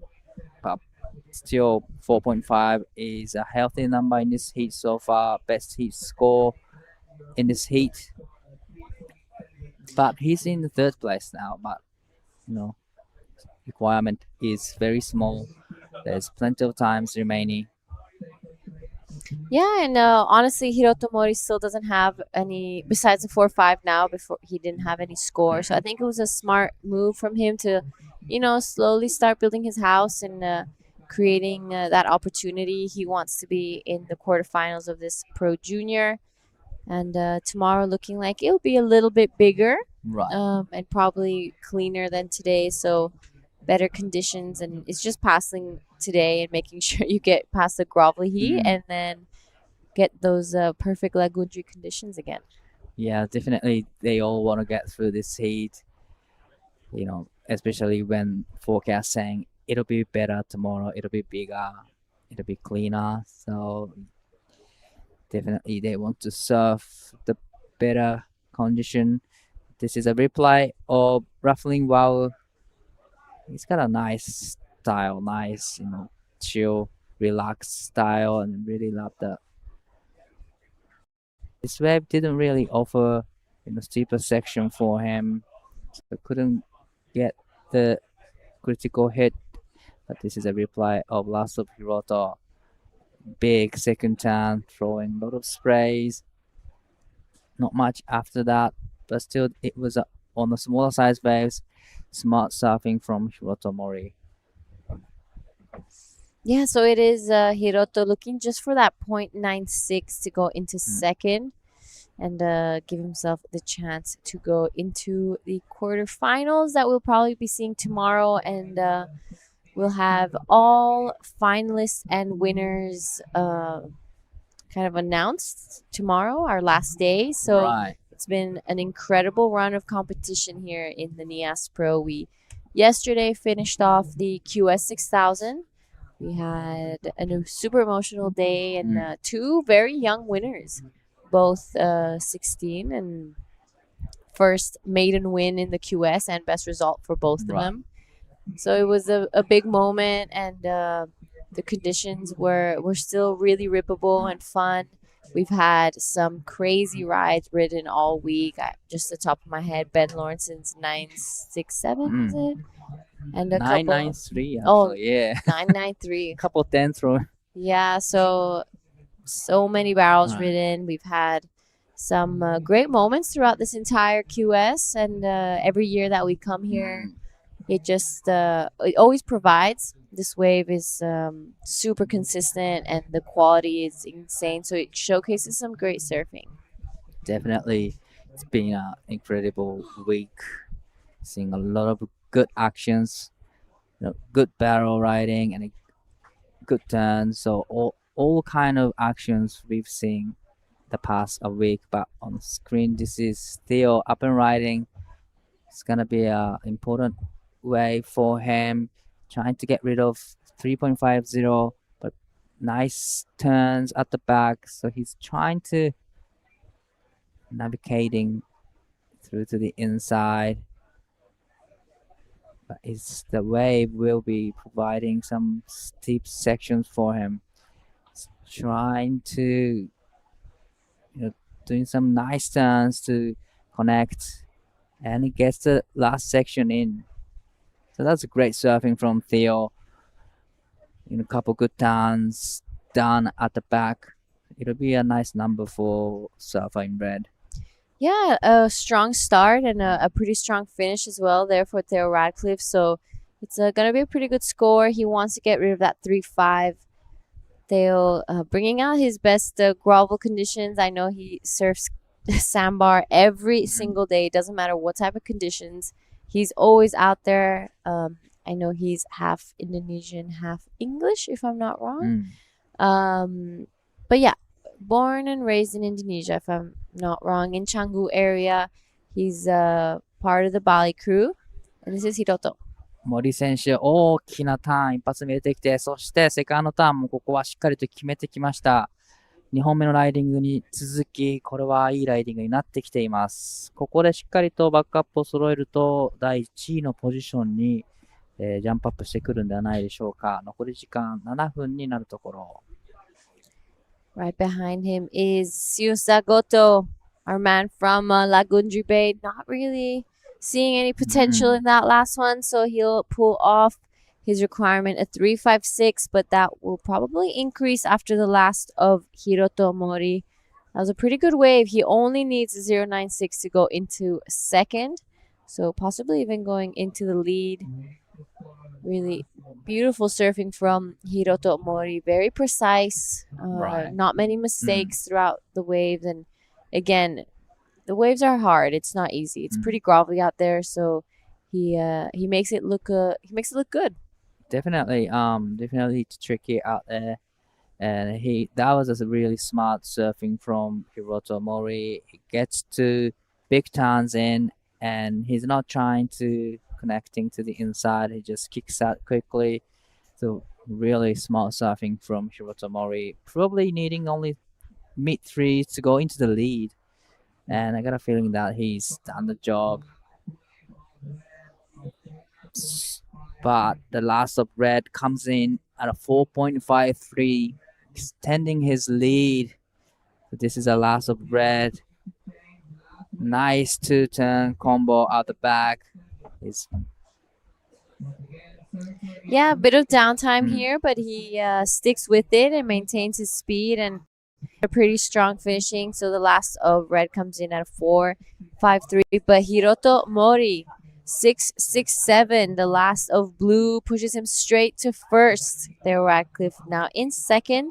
Rafin Wow a 4.80 to go into an advancing position, and Siusa Goto a 6.33.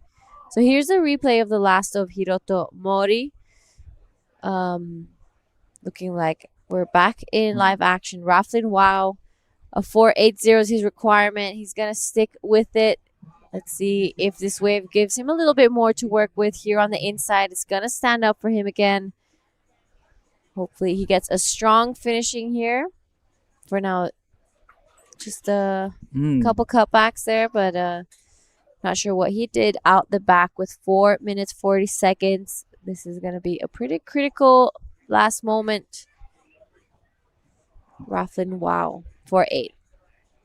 That on screen we have Safan Green preparing for the next heat. So that is Shangyan Chen. Coming up next, heat number 3, we have Ricky Sato in red, Yuma Nagasawa in blue, and Rehan Joksena Wow in white. It's coming up in 4 minutes time. So it's gonna be another fun heat to watch. Yeah, it's round of 32, heat 3, day 1 of the Pro Junior here in Nias. This is not co-sanctioned. This is just Asia region. So that's why there is only the Asian surfers on this division.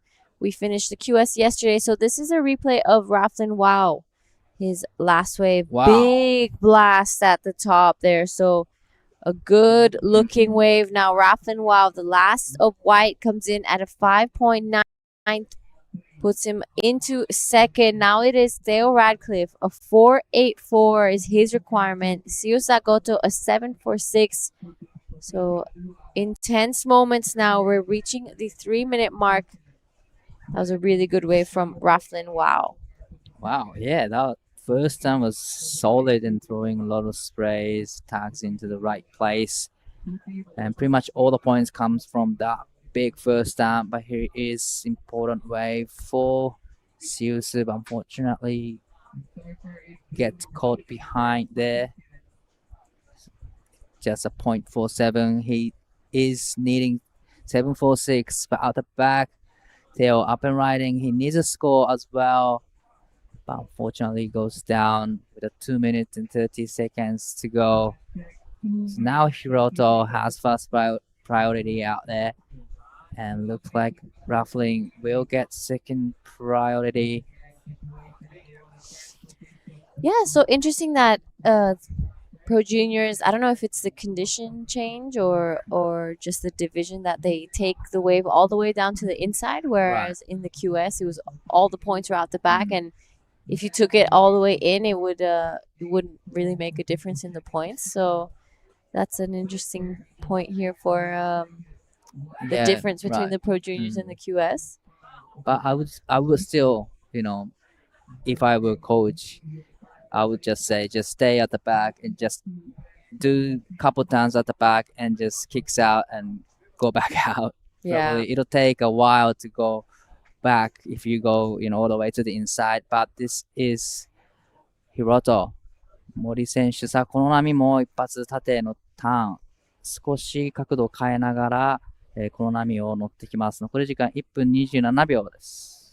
さあ、少しチョップアップの技も入れながらインサイドまでつなげていき、一発狙いますが、少しこのコブに引っかかってしまったようです。All right, so that was current heat leader Hiroto Mori trying to get rid of that 4-5. It is now all eyes on Theo Radcliffe and Siu Sagoto. With a minute remaining, they have some scores to post up. Man on screen 7-4-6, unfortunately, isn't able to get around that whitewash. So Theo Radcliffe now out the back. 4-8-4 is his requirement. Good looking wave here. Nice first turn. Oh, and unfortunately falls off. Isn't able to ride out of it with 35 seconds left. Will he have enough time to get back out there and get the score he's looking for? This now, Raflin Wow trying to solidify second place. Big blast off the top there. And isn't able to ride out of that one either. So now it is Theo Radcliffe with the priority out the back. One more chance here. 4-8-4 is his requirement. Good looking first turn. Wraps it around there again. This wave maybe looking a little sleepy here. He's probably going to take it all the way down to that inside section. Unfortunately, falls off there. We're looking at two scores, one for blue and one for red. We'll stick with it. This is an important moment for Theo Radcliffe. 4-8-4 is his requirement. I don't know, body language is not very convincing right now. Well, it's gonna be a really close. Nice. Oh, this is a previous wave from red. He's needing 4.84. So 2.30. So not enough for red. So it's a congratulations to Hiroto and Raflin moving into the quarterfinals. So we're gonna go to quick break and we'll be right back in heat number 3 after the bonsai break.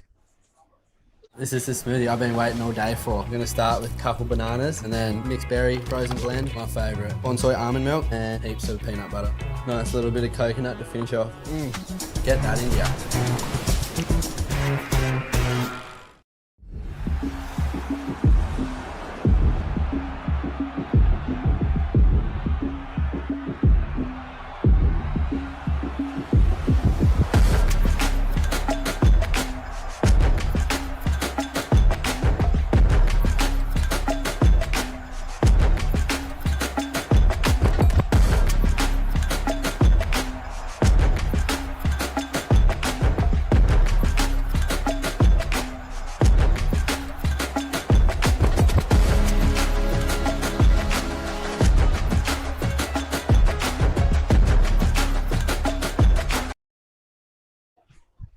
All right, guys, welcome back to the Nias Pro. We're into the juniors now, day 1 in the water. We have Riki Sato, Yuma Nagasawa, Rehan Joksenawao, and Shanyang Chen. So a great matchup here. This is the Heat 3, round of 32. I'm Giada Legati. I want to welcome back True Starling into the booth. Thank you, Giada. Yeah, we are progressing through the heats pretty quickly. For the Pro Junior, there's 8 heats in this round. We saw Riki Sato get a 9th in the Crew Pro Junior a little bit earlier, but it was Yuma Nagasawa getting a 2nd over in Krui. And yeah, he was surfing really strong, so I'm excited to see him in this heat as well. With just under 23 minutes to go, and Shangyang Chen progressing on through that first heat a little bit earlier on in the day. Obviously, we've seen a drop in the waves, but still some fun ones coming through. Yeah, Kenshin Matsunaga earlier in the interview said, the conditions are really different, but he didn't change his equipment because it's still really rippable and fun out there. So conditions have changed, but it's still good for the Pro Juniors. We had a heat of the women's earlier on, which I'm sure was so much fun to watch as well. Most of these juniors already competed in the QS 6000 throughout the week, so they don't have those first heat nerves anymore, I would say. They have been waiting quite a bit to surf, but exciting 2 days ahead, and tomorrow we're going to be wrapping this week up. Yep. We'll be done and dusted. It's a long event, 8 days in total, including the Nias Pro QS 6000 and the Nias Pro Junior. We saw Ricky Sato. He got a 33rd this week, as well as Yuma Nagasawa as well, both getting 33rds in the QS. But this is the first look at Reihan Wao and Shangyang Chen here at Nias so far. Shangyang got a 17th at the Krui Pro Junior a week ago, and Reihan got a 35th at the Pro Junior here last year. Yeah, so they've been around these contests quite a bit. Nias Pro, I was just telling Dai, it's a wave that is just so consistent. Every year that we come here, we always have incredible rides. So right now, Ricky Sato on this wave, looking like it'll just be a one-turner. Unfortunately, fumbles there on the bottom turn and falls off. But first wave of this heat, it's officially underway. So True, what have been some of your highlights throughout the week? I think yesterday was a pretty good highlight when Lucy Darrow won for me, and also day 4 of the event. That was just a really unexpected, amazing day of waves. So for me, that was a highlight because we weren't expecting it to be like that. We were all happily surprised. Yeah, you're right. I remember rocking down. And this is right now Ricky Sato. Good looking wave on the inside. Under priority gets this one. Bit of a fatter section there, but does most of the work on the outside. What was your highlight? I think for me, my highlight was Dylan winning. That was a very emotional win. Yeah. I liked it. Lots of tears going around yesterday. Yeah, everyone was crying. All happy tears. Yeah. It was super emotional, and it was a big win for Indonesia. I think it's great to have, people like Bronson Mady winning the junior title, now Dylan Wilcoxon winning the 6,000. It's a great push as well for the younger generations to kind of inspire them, and it's possible. It's possible for everyone, and I think Indonesia really needed it. So it was beautiful to see everyone just down there watching it. So this is a replay of the last of Ricky Sato. Comes in at a 4-5. Love that first turn. Wraps it around there for that second one. Just just grinding those extra points. But I think most of it was done for that first one. Yeah, I agree. That first turn was strong for Ricky, and he's just moving with that same flow that we saw him in the Nias event for the QS. So let's see if it's going to be Reihan Wao up and into this one for his first wave. Gets a little bit caught behind those, so has to step out. Oh, Ricky. He picks up the end of it, though. Gets another nice turn in there. He's just going with the momentum of these waves, and I love that he's just trying to catch a couple of quick waves and get some good scores in. Yep, so Ricky Sato trying to build that house early, wants to get 2 scores and probably just sit out there and wait for a set to come through. But yeah, early days in this heat, plenty of time. Yuma Nagasawa and Shangyang Chen yet to really commence. They've been patiently waiting out the back. While there's a bit of a break in the action, let's go down to Daiwako and Hiroto Mori.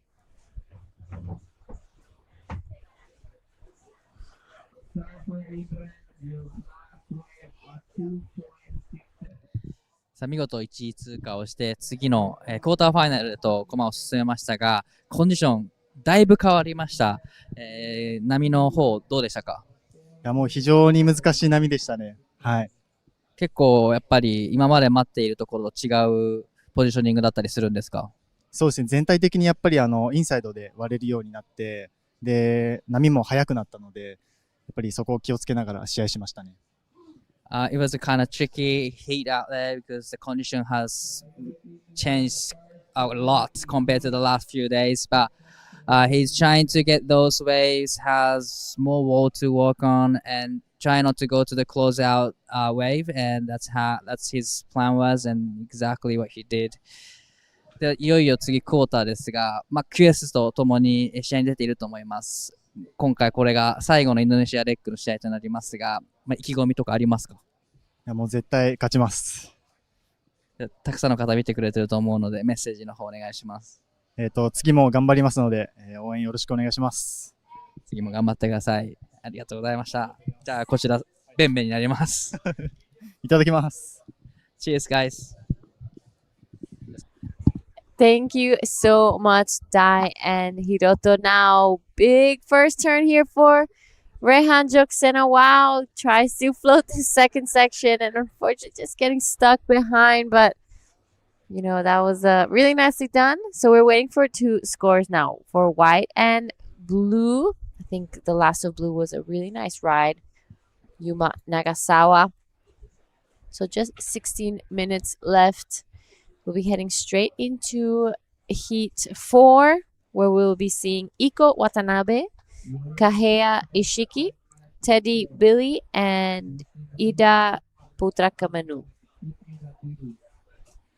That'll be a good heat for heat number 4. Yeah. Iko won the Pro Junior over in Krui while we were there last week. This is Yuma Nagasawa on his backhand. Couple of really strong connections. Throwing heaps of spray. And he gets out of that one. 2 strong turns to start that wave off. That'll be a good score. Yep. Oh, straight away, it's a 7.33. I think that's actually his previous wave. Oh. During the interview. So we're waiting for one more score of Yuma Nagasawa, that last one to come through.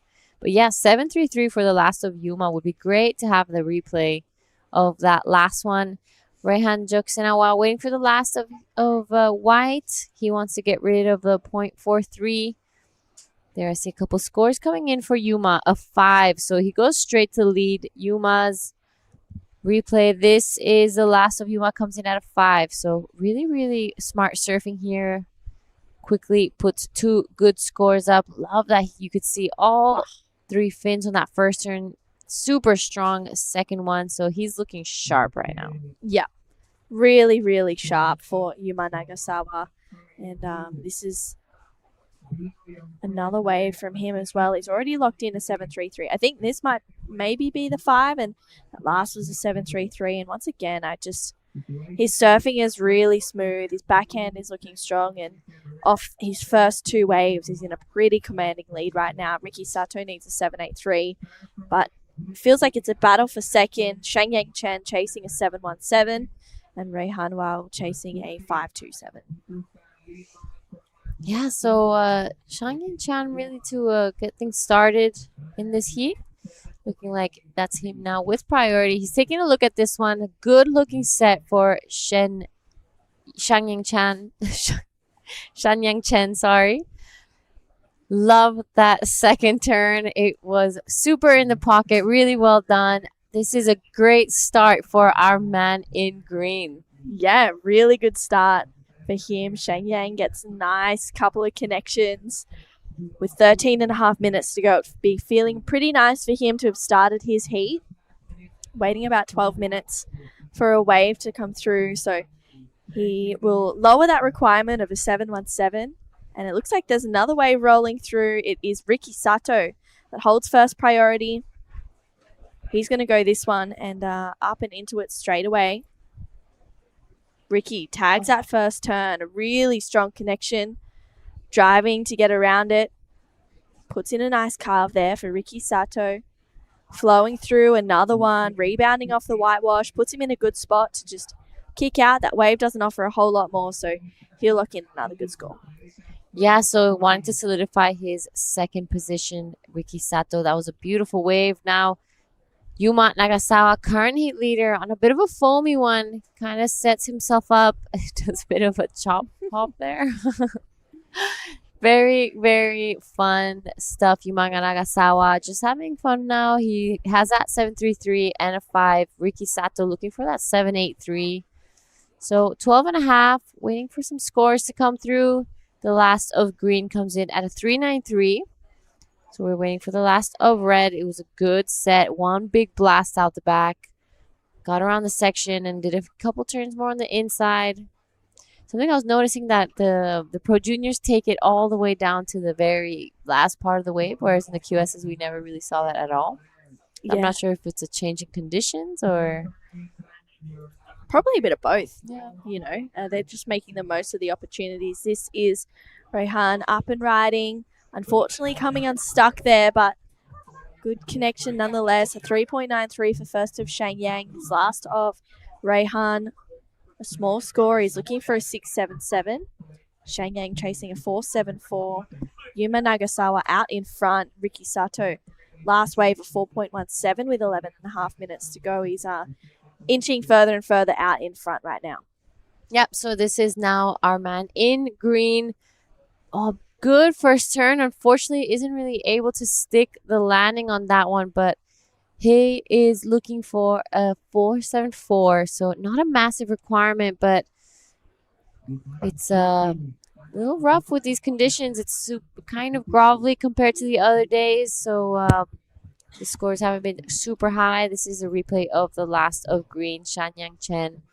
This was his 3.93. What'd you like about it, True? Yeah, I thought he was put together a couple of really nice turns. He was just not really pushing too hard. You can see there's quite a fair few lumps and bumps on the wave. So it was good to see him just trying not to kind of push too much and just surf when he needed to. And then this is the 4.17 of Ricky Sato. That was such a strong first turn. Love how he just flows through it as well. It's definitely looks tricky to be surfing out there. The extra bumps on the wave seems like it's easier to kind of catch a rail or kind of come unstuck. So Ricky not pushing too hard on that last one, getting a 4.17 to be in second. Yeah, there on your screen is our surfer in red, heat for Iko Watanabe. Checking the waves out. He was previously wearing the Bonsoi Super Series yellow jersey in Krui. I think now it has moved on. I'm not quite sure to who, but we'll figure it out soon. Iko Watanabe was a junior champion in Krui. Had a good run as well in Japan. I think he won the last QS there just before 2 weeks before Krui. So he was had a great flow, and I'm sure he's going to be trying to translate that into the Nias Pro Junior. Coming up with Iko is going to be Kahea Ishiki from Japan as well. Teddy Billy from Sweden, and Ida Putrakamanu, that our surfer from Bali. This is our man Rehan. Wow, good looking wave, decides to pull off. Looking like he's having a great time out there. Yeah, he's having some fun. Gets a 1.53, goes into the top 2. He's still chasing a 6.77, and before I heard the tunes of Teddy Billy's preheat warm-up playlist going on, he's sticking to that. It was obviously really working for him in the Nias QS, getting a third place there. So Teddy, he's just sticking to what he knows, and also to what he knows that works, and hopefully he can keep that momentum going in this Pro Junior, because he surfed a great day yesterday on finals day. Yeah, the conditions have changed a lot though, so there's going to be a big change in equipment. This is Shanyang Chen right now. 4.74 is his requirement. This wave not offering too much on the outside. Let's see if he brings it here and finishes off strong. Nice, pushes the tail all the way around on that last one. We'll see what they think. And this is Rehan. Wow. Good looking wave. Let's see if he did anything earlier on. Good section. Oh, hits it. He likes the feel of that. That was really well done from Rehan. Wow.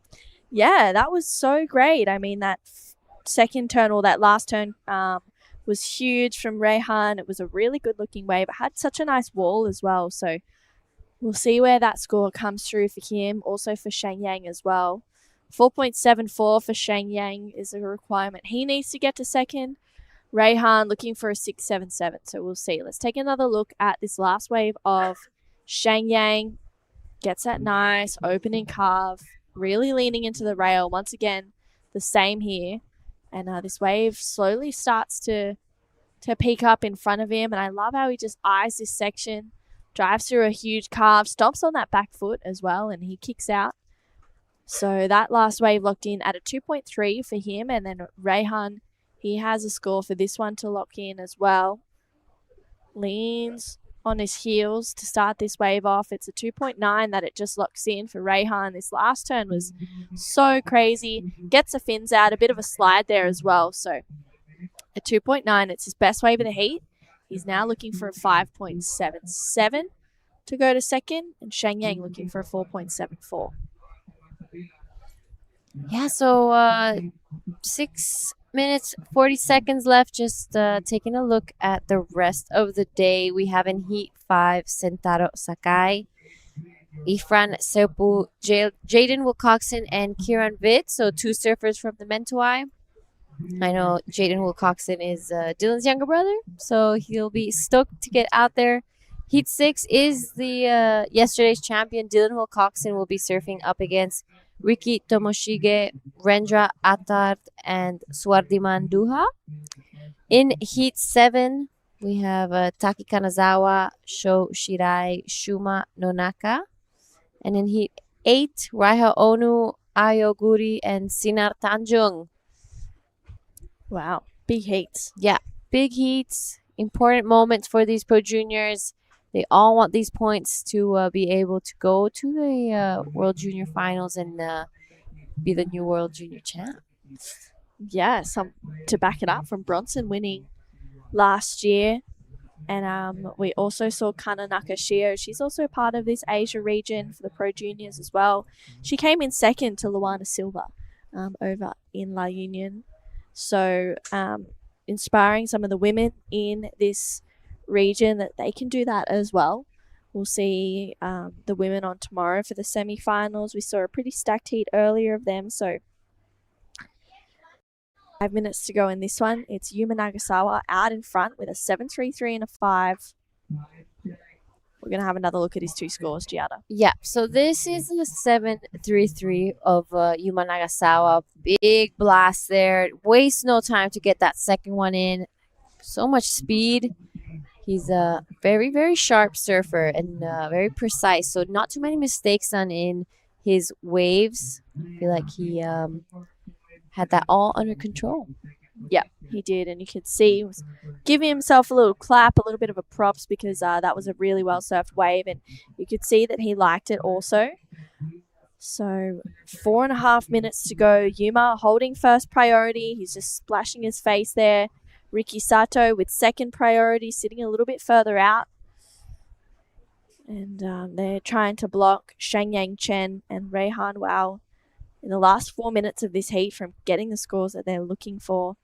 Shang Yang getting a 17th at the Crew Pro Junior. We didn't see him in the QS, but I'm sure that he was watching some of the incredible surfing that was going down by everyone, especially yesterday. It was such a great day, and we saw Rehan get the 35th here last year in the Pro Junior, hoping to get a little bit further in the draw with just about 3.5 minutes to go. Yeah, so we're getting to the last critical part of this heat. Things are looking a little dangerous for Shanyang Chen and Rehan. Wow, so good turn there. I like that second one as well. 4.74 is what he's looking for. He's going to stay with it, trying to keep his speed and make sure he has some speed left for the inside. Here we go. Good, strong finishing from our surfer in green, Shang Yang, looking for that 4.74. What do you think, True? It'll be really close if Ricky doesn't better the 417 on this wave. This is another turn there for Ricky. Leaning into the rail. He's patient here, waiting for it to stand up, which it will do just that. Gets a good connection in there for Ricky Sato. Needs to finish this one off. Goes big. And he's going to kick out of that one. So I think he'll probably better the 417. Yuma Nagasawa just having a bit of fun out there right now.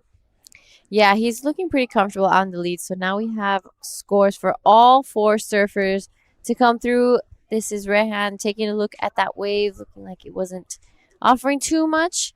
2.5. So lots of work cut out for the judges right now. Some important scores to come through, especially for our man in green and red. Ricky wanting to improve on that 417. And Shanyang Chen really wanting to get himself into an advancing position. So we're waiting for the last of red and green to come through right now. 2 minutes remaining in this round of 32, heat 3. It will go straight into the quarterfinals, which maybe later today, maybe tomorrow. Yeah, we'll see. I think we're seeing an increase in the swell tomorrow. So who knows? We're still yet to be told what the plan is, what's going on for the rest of the day. We're just going to assess the conditions and go from there. So potential for the quarterfinals today, potentially they're on tomorrow. This is Rehan Wow looking for a 577. Just a quick in and out. Last wave of Shanyang Chen was a 377. So not the score he was looking for. We're still waiting on this last wave of Ricky Sato. Yep, so here's a replay of the last of green. So 377, just under what he was looking for. 2 nice turns out the back. A little bit of a dead section here. You know, he was just pumping, trying to make sure he stayed with it. Went a little then back to right. But a strong finishing here for our man in green. Unfortunately, just wasn't enough. We're waiting for one more score of red to come through, which I'm sure is this one. So talk us through what you think, True. Yeah, I really liked it. I thought he was driving through some really nice carves here. Had some great momentum and flow, and then it's the last couple of turns that are pretty spicy as well. That was a good connection. It's his last one that was strong, gets the fins out and completes it. So I think, yeah, it locks in at a 6. So Ricky extending his lead. Shanyang now looking for a 6.57 and Rehan chasing a 7.6 with 15 seconds to go. Yeah, so we're waiting for scores of blue and white to come in now. We're going to be counting this one down. Shanyang Chen giving it one more go. Unfortunately, wasn't able to ride out of that one. So we're waiting for a couple scores to come through. I'm not sure what he did on the outside.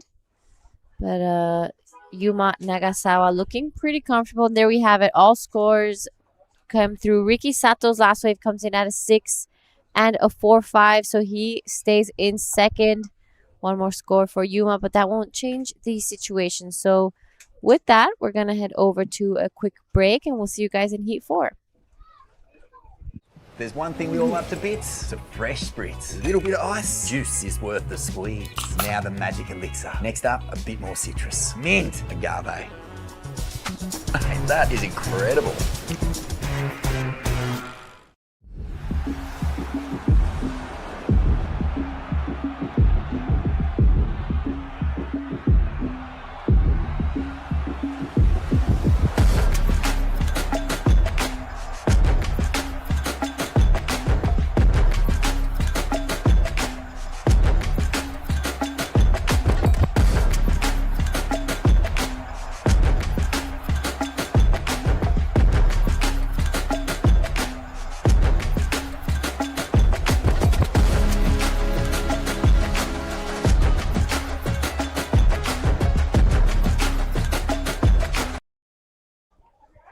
We're back and straight into action. It's Teddy Billy. Good first turn. Unfortunately, coming unstuck for Teddy. We saw him get a 3rd in the Nias Pro just yesterday, bowing out to Lennox Smith. His first wave locks in at a 0.67. Waiting for this score of Iko Watanabe to lock in as well. He got a score in a wave straight away. We saw Yuma Nagasawa and Ricky Sato progressing on through that last heat. I'm True Starling, and to join me in the booth right now is Mark Lift. Good morning once again. Yeah, well, it's just about afternoon down here. It's getting pretty close to it. And lunchtime. The sun's come out. It looks better when the sun's out. Here is Kahia. Young fella blasting away. Pretty big turn. Lands it. Well done. All right, nice bit of drone footage there. Thank you. But yeah, another big deal heat going on here. And we see Putra out of Sanua. My apologies this morning. I mentioned me out of Chengdu, but the boys quickly rectified that. So he's out there in green. He's also paddling onto this wave. He's probably the biggest dude in this event, actually. He's also, he's big and he's wide and he's strong. Then we've got Teddy Billy, who's tall and skinnier, but got it done yesterday in the men's round for a third placing, a semi-final. Iko Watanabe won the juniors down there in Krui. So huge heat. And this is my first look at Putra there in the green. Had a free surf with him yesterday. Looks like he knows what to do with the surfboard under his feet. So I think we've got a pretty well-balanced heat here.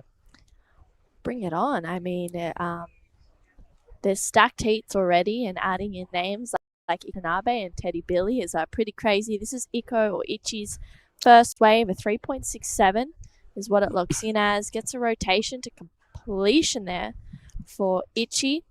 Smaller wave though, as he drives through another one. As you said, Mark, he did take out the Nias Pro Junior. He got a 33rd here in Nias. And this is a 617 of Kahia. That was a really strong turn there. Bulk of the points coming from that connection. He didn't compete in the QS, interestingly, for Kahia Ishiki. So, wondering what the thought process was behind that. Maybe you could get here in time, who knows. But someone who had a really good heat in that last one, he did compete in the QS, and he's into the quarterfinals for this event is Yuma Nagasawa. He's down there with Dai.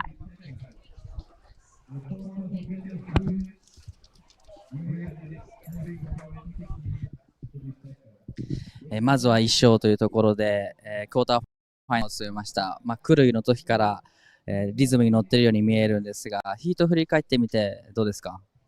そうですね、なんか最初全然波来なくて、で1本目行きたかったんですけど、レッドの選手が奥にいて、仕方ないなと思って、でそこからは1本目乗れんかったから最後まで波待とうと思って、1本目7点ちょっと出せてよかったです。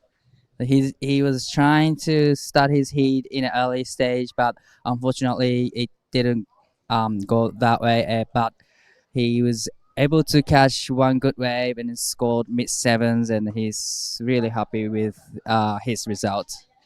では今日もしかしたらクォーターファイナルやるとのことなんですが、まだ分かりません。それまでどう過ごしますか？そうですね。なんかあんま時間もないんで、ちょっとけん玉して音楽聴きながら待とうかなと思ってます。長澤選手のヒート、特にたくさんの方見てくれてます。メッセージの方お願いします。そうですね、QS の方ラウンド2で負けちゃって、もっと俺のサーフィン見てもらいたいなと思ってるんで、プロジュニアファイナルまで行って、ちゃんと優勝まで取るんで、見守っててください。ありがとうございます。じゃあ次も頑張ってください。しっかりベンベンと一緒に休んで頑張ってください。はい、もう毎日ベンベン食いまくってて、一歩と箱買いしてます。かまします。やばす。次も頑張ってください。Back to you guys in the booth. Thank you, Dai. Thank you, Yuma. Straight into action of Teddy Billy. Good first turn for Teddy. He's flowing with a lot of momentum.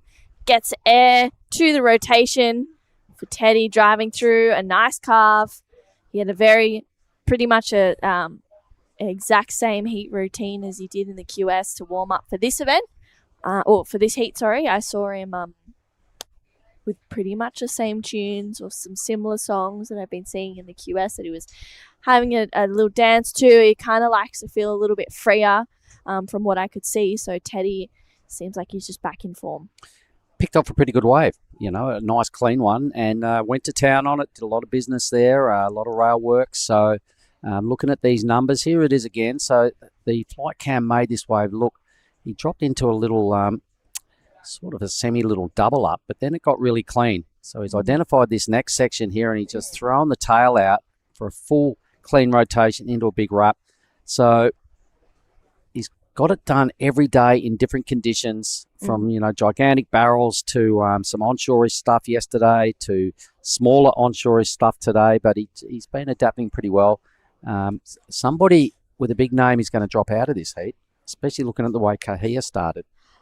It's with a 617. So Seriously. So there's some catching up to be done by probably, when you look at their seedings, the highest seeded surfers in Iko, in Teddy, who did really well yesterday, the big fella in green.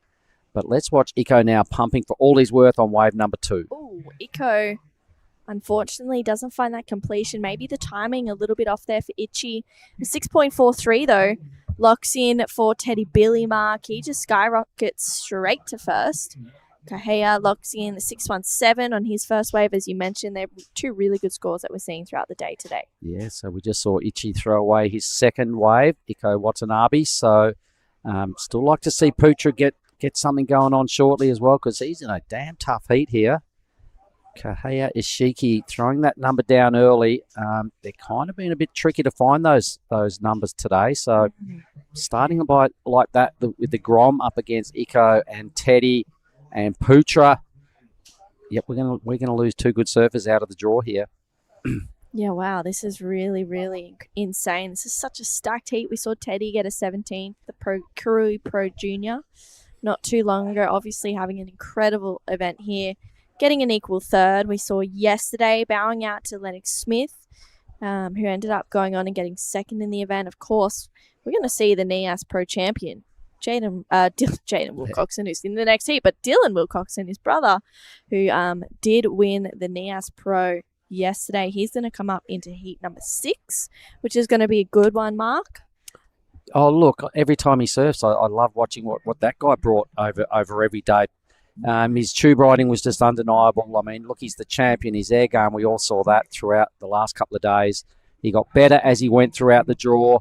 Watching a young man just learn on the fly and get that belief and, have the biggest day of his life unfold right in front of our eyes, and to be part of it and see it. It'll be something I'll never forget out of the Nias Pro. And his name joins a whole stack of other famous names. And the best thing about winning a big title like that, True, is nobody can ever take that off you. Yeah, no way. Incredible. And this is Teddy Billy. He's trying to get a win in this heat to get to the quarterfinals. Loads up for a big rotation. Unfortunately comes unstuck, but loving this approach from Teddy.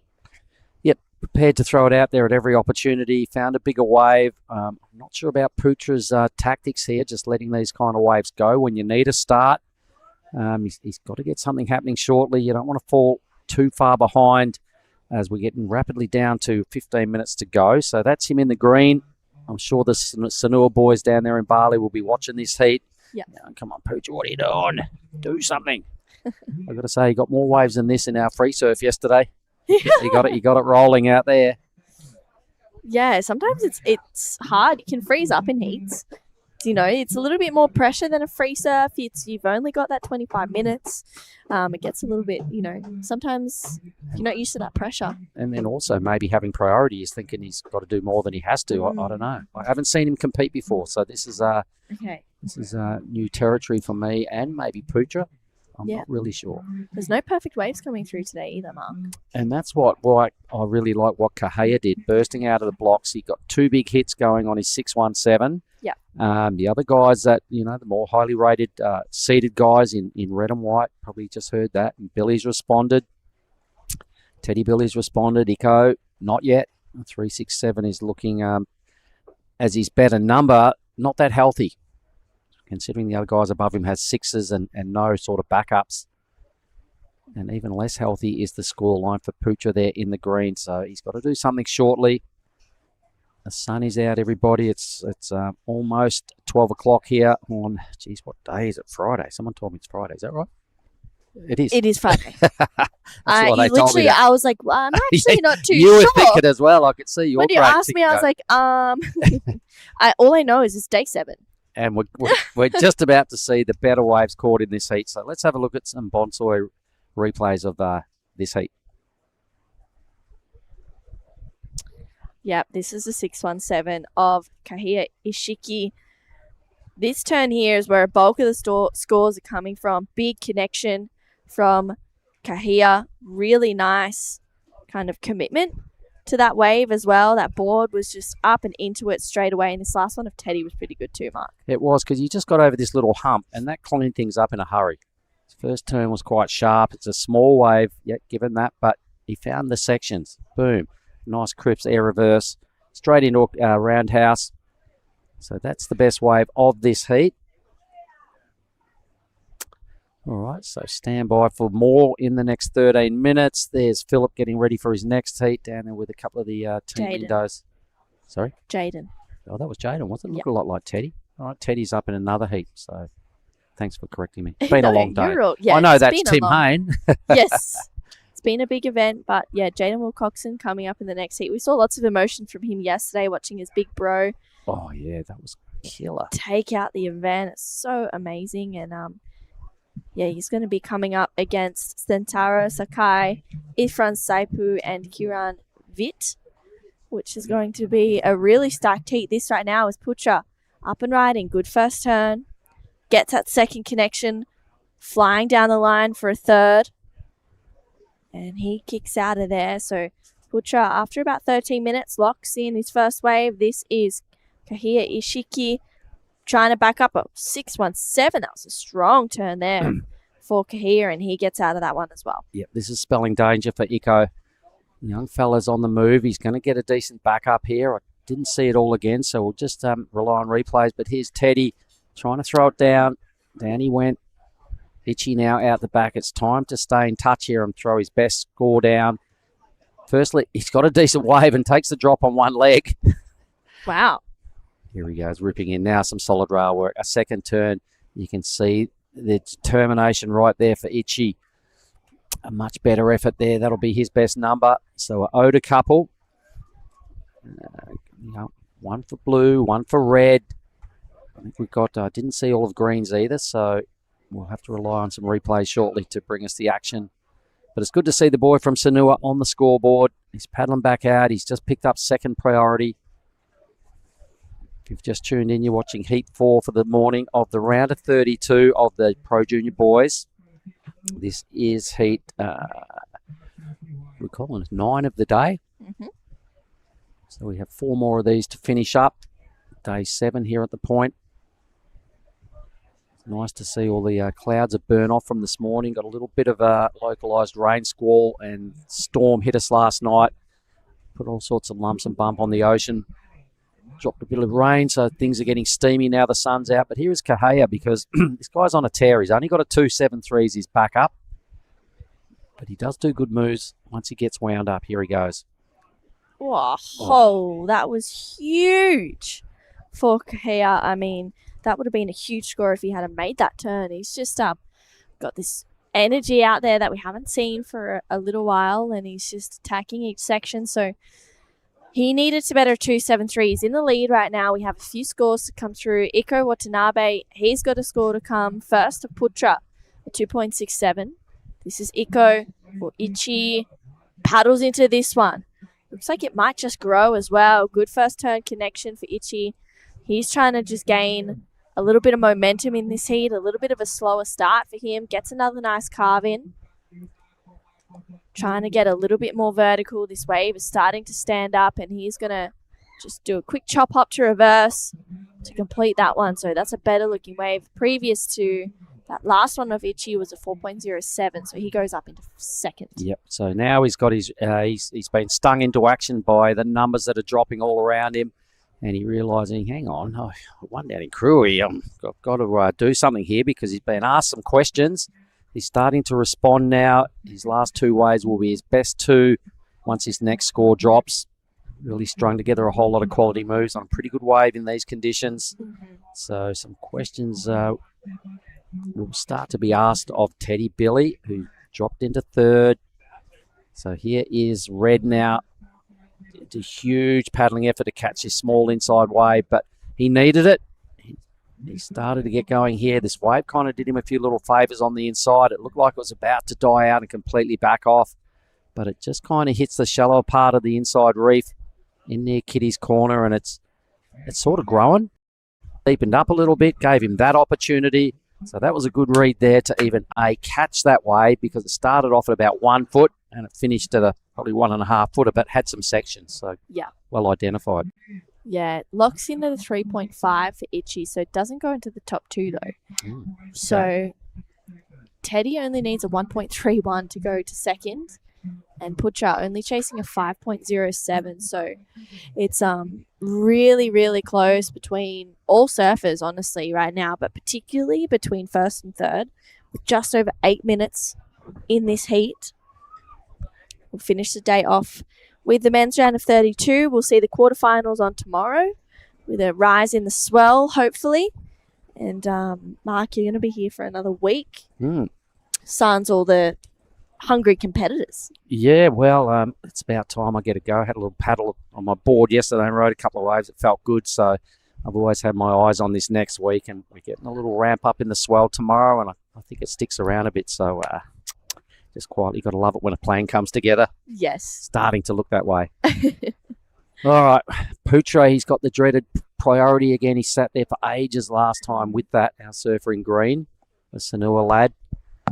He's going to have to sort of get a move on here. A 5.07, you know, something really strong's got to happen on this. He could pick any wave he wanted. I'm not sure how familiar he is with this lineup, being one of the Sanua boys. But this is a tricky moment in this heat. With only 7 minutes to go, Teddy's sort of sensing a bit of a urgency as well. You can see him looking around now and maybe questioning his lineup. He's inside. He definitely needs another wave. His 6.43 is the best number. Struggling to put any more runs on the board yet. He'll just have to dig into his confidence he built up over the last week on the QS side of life for a third placing. But young Kahea might have come out and just surprised these guys with his start. Yeah, well, he's not been around for the QS. He didn't compete in it. He chose not to, and he chose just to come here for the Pro Junior. And, yeah, maybe rattling a few cages. Starting off with 6.17 straight away is a great way to start off a heat. And it's just that 2.73 that's leaving him pretty vulnerable right now. If he can better that, then we'll see him start to get a bit of more of a commanding lead. Iko in second, not by a lot. There's literally less than half a point separating Iko and Teddy right now. And even that last wave of Iko's, I like the amount of work he did on it. It only attracted a 3.5 out of the judges. It was probably maybe a 1 point wave that he surfed up to a 3.5. It was super tiny, but he did a lot of good work. Yeah. And I was thinking maybe it could have gone into his top 2, but the judges went, nah. But do that on a better wave, and I'm sure they'll throw something way more substantial. Definitely. Teddy's asking for the time. There's 5.5 to go, and he's surfed many, many heats throughout this whole week. Let's have a look at the best score of Reds, just about to roll through for a bonsai replay.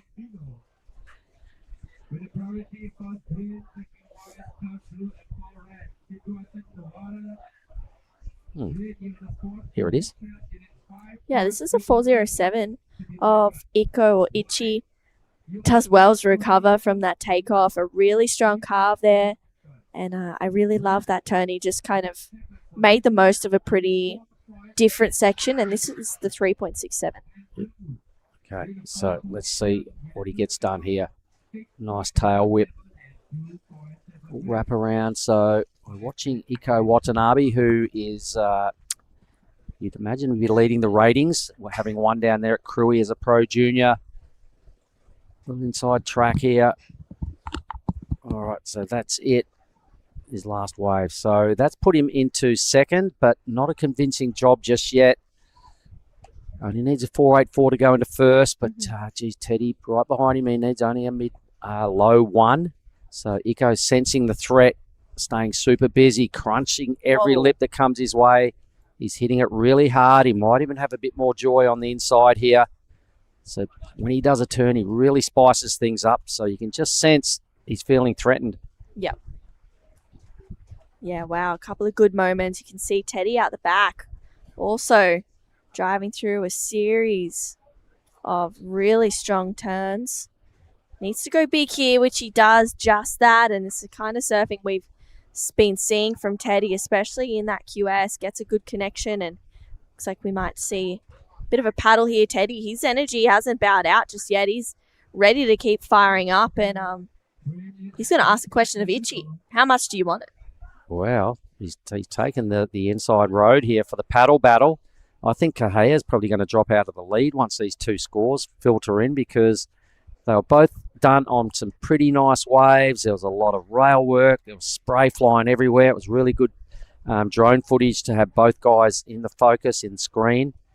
We saw red, then we saw white right behind him. So, Iko doesn't want a piece of this priority battle.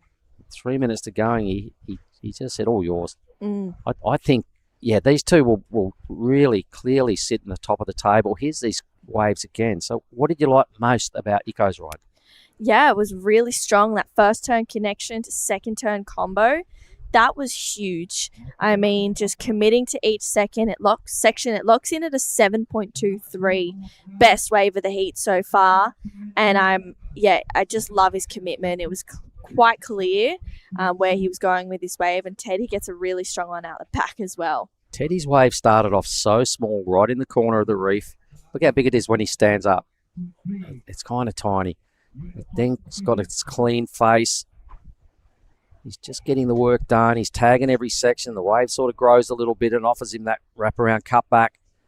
He ends up right out wide in the channel on this thing, so it still just keeps holding its power. There's another section. There's one more here for him as well. So look at the size of the wave now compared to when he stood up. So for someone like Putra in green, who's sitting there with priority yet again, he's not identifying that the little waves kind of run. He's obviously just thinking, I've got to get a set because I've got priority. It's like, blah, blah, blah. You don't have to. You just got to keep moving and investigate these little growers. Yeah, you're so right, Mark. And it's sometimes catching waves just means you're catching waves and you're allowing yourself the opportunity to be surfing, and at the end of the day, you need to catch waves to progress through heat. So for Putra right now, hopefully he can find one in the next minute and a half. He has that second priority, which is good. I think potential for maybe a small score to come through for him as well. It looks like maybe, but we're still waiting on this last score of Teddy. He's going to edge out in front. Okay, so Putra's changed his game plan. He's now starting to get a bit of a wiggle on. It's maybe one of these little growers we were just talking about. So I'm not sure what happened on his last wave, but that little fall off there won't do him any favours. Meanwhile, let's stay with Kahia. Yeah, he's flying down the line. Needs to go big. He's chasing a 5.14.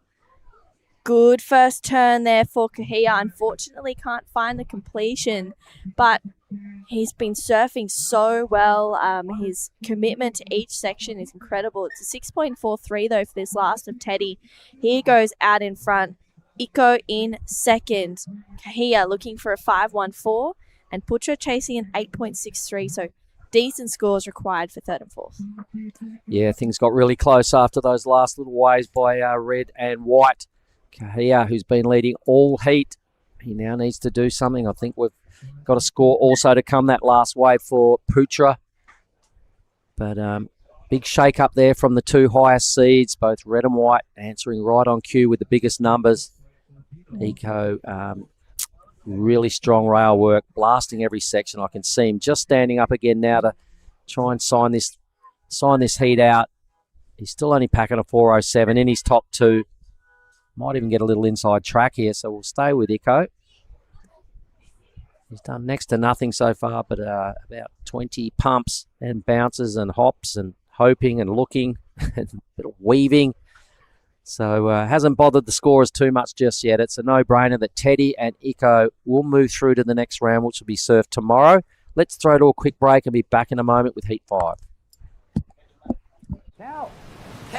Oh, mate, I just went for a drive.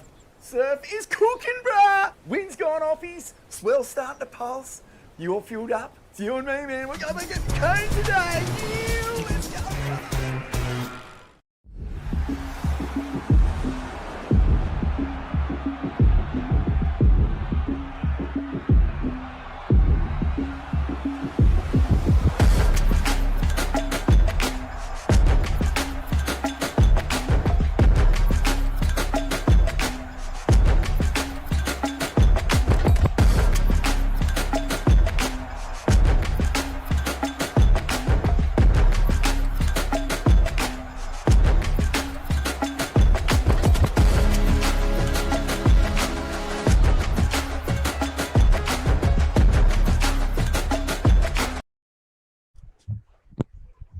Righto, we are back. We're now looking at the start here of Heat 5, everybody. I think we've already had a couple of scores thrown down. We're waiting for a number by Centauro.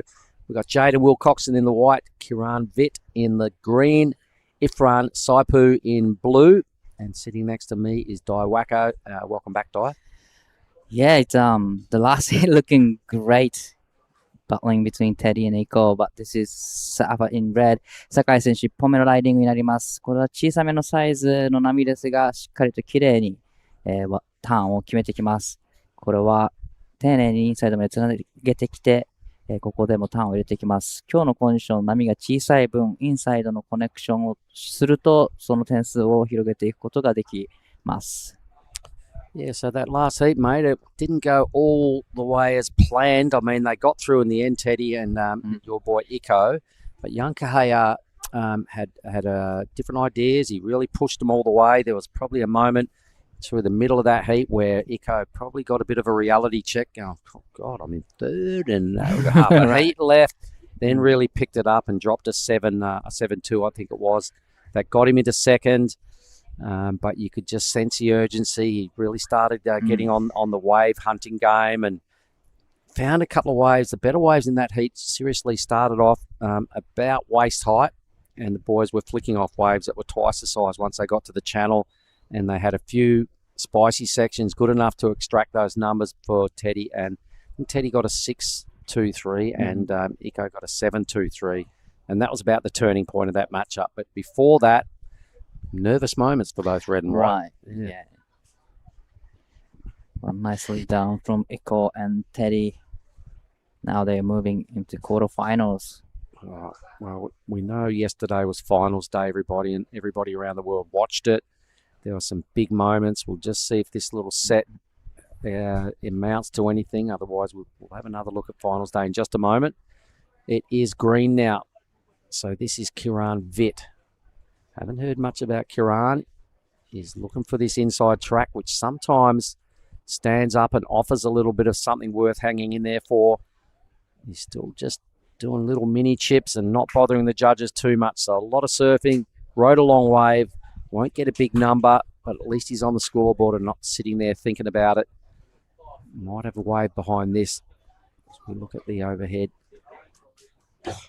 What's going on out the back? It might be a wave here for blue. Irfan Saipu up and riding at the back. A few times at the back, but it was on the smaller size waves. But looks like there's a set out the back. Saipu in white. Jaden Wilcoxon up and riding. Nice floater to come around the section. And definitely he'll be connecting all the way to the inside. Nice wall ahead of him, gets a great turn in. Yeah, looks over his shoulder and decides to flick out. And red now, chipping away, pretty sick turn.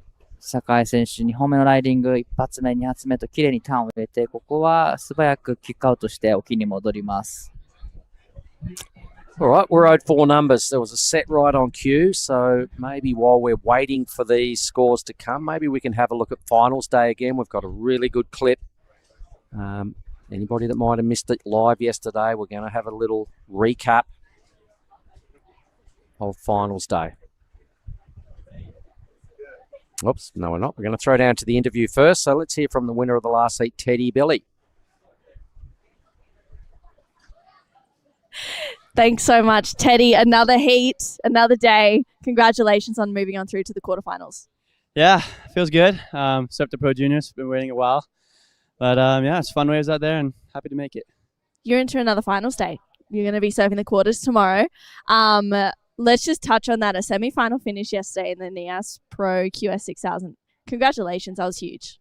Yeah, that was my best result ever in a QS, so I was super happy. And yeah, I just want to keep it going, bring the same energy and flair into the Pro Juniors, and yeah, hopefully take it out. Yeah, I saw the pre-heat routine seemed very similar as well. I mean, the Pro Juniors is so huge. Bronson Matey taking out the biggest event last year. Is that a bit of a, guess, confidence for you to aspire to be like that? Yeah, I'm good friends with Bronson. We hang out every day in Bali. And yeah, someone's got to take a spot, so I'm aiming to do that. You got heaps of confidence and energy. I know there's lots of people supporting you. You've been thanking them all week, so why not thank them now? Yeah, my family, mom, dad, my sister, I love you. And yeah, my sponsors, everyone for watching. Thank you guys. Another heat win, another bang bang for you. We'll send it back to you guys. Thank you. Well, thanks, True. All right, some numbers are in. Would you like to have a look at the leaderboard for us? So last of Centauro comes in at 533. That is a healthy number. And then last of Blue comes in at a 1.83. Last of Jaden, 2.67. And last of Kiran Bit comes in 1.67. So all the exchange, probably Centauro had a best wave so far. Yep, and it all probably started with that one big first blast. Would have got a majority of his points off that. There might be some more live action here. Priority currently sits with Irfan. Paddles over this little wave. All right. Looking like things might have gone a little sleepy out the back. As we just there's Dylan. He's finally made his way down here to the beach. Sleeping in today. His dad told me they were both pretty knackered yesterday when they got home. That was an early night all round by Team Wilcoxon. And it's also Kia Hewer sitting right next to him. She got a third as well, a semi-final yesterday. So big results right there. Happy campers all around. There is a bit of a break out the back. So why don't we see how this thing was won? Let's have a look at our highlights reel of finals day, if you don't mind.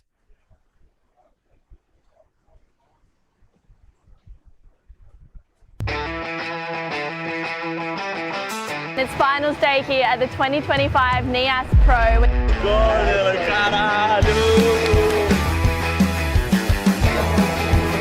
We're going to run with the women's semi-finals straight away into the men's, and then we'll be crowning champions. It's going to be a huge day of surfing, so make sure you stay tuned.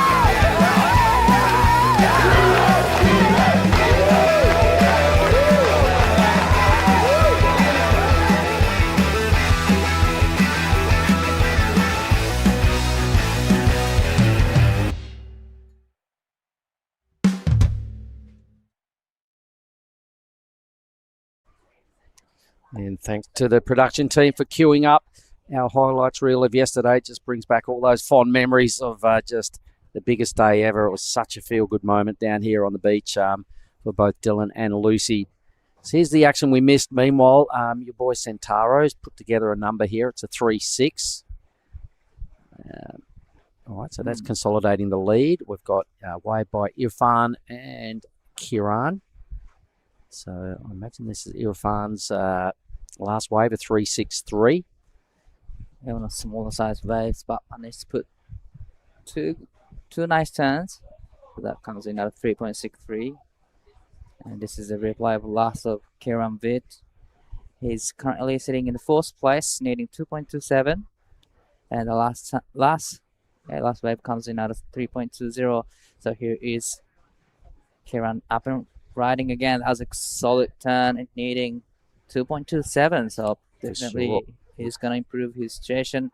酒井選手、これはいい波になってきそうです。3.60 以上でその差を広げてくるが、これは綺麗に2発のターン入れてきました。A great combination from Sentaro Sakai again. And no combinations, but a great turn for Vid in the green. So I think they'll both definitely improve their two-wave totals. Irfan and Jaden are going to have to be on guard here. These scores are going to definitely count towards qualification. Let's have a look at blue. Gives it a pump. Irfan Saipu hits a really strong section there. He's looking for something on the inside. He's part of the clan from the mental eyes. He's weaving. He's got himself a little runner here. He'll be hoping that he can offer at least a big spicy finish. Wow. Huge hit. Got to ride out, and he does. All right, I can hear some applause from the crew just in front of our restaurant here. So the athletes in his corner ripping in. They liked it. Yeah, he's stick to the landing, and that was a great surfing.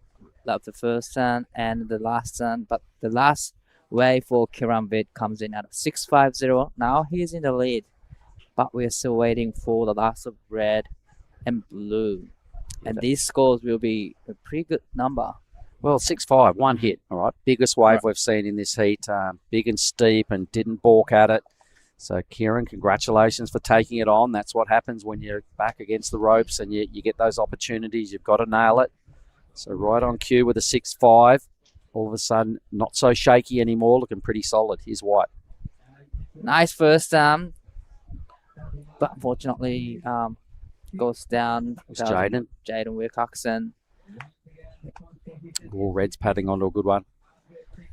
酒井選手、このライディング、その差を広げてこれるか。サイズのある波、一発目、レイバックターンをきれいに決めてきたところですが、少しコブに引っかかってしまったようです。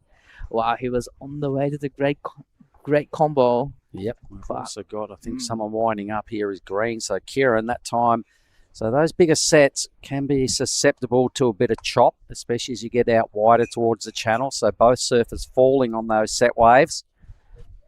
The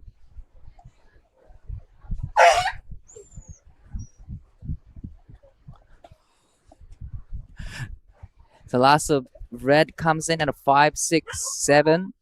So he's in the lead at the moment. 5.67 and 5.33. Kiran Vid is in second place, but we are still waiting for the last of Ifran, needing 6.08. But the last wave blue. It was a great wave, two-turn combo. So it was. Wow. That's going to catch him up. So he'll stay within touch, I reckon. So the judges are having a good think about this because some important scores here. Just 10 minutes to go. For everyone playing along at home, our next matchup is a big one. Dylan Wilcoxon. Yep, you've heard it right. He's got another crack at a title here. And that title's defense, or that title starts here today. Ricky is, how do I say his last name? Tomoshige Ricky. Ricky. It's against Renaro Atard and also Sudaman Dua. Well, on screen, that's QS 6000 winner Dylan Wilcoxon is getting ready. Haven't seen this board before. Might be brand newy.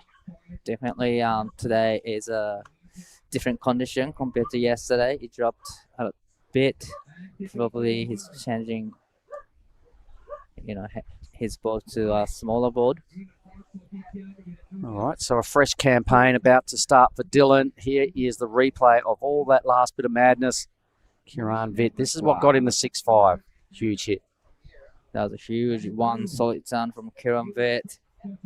And this is Irfan's better wave. I think the number is in. They've only thrown a 4.17 at this. That was a great turn. But probably just the size of the wave, maybe, and all this downtime in the middle. Because it's quite a good finish as well here. Definitely. Wave size, he got little slightly lower score, but definitely good techniques. So he needs to be on the set and doing exact same turn, and definitely he will get the 5.54 that he's needed. This is the last of red. Nice first time. He was on the way to the great combination, but fortunately the bump just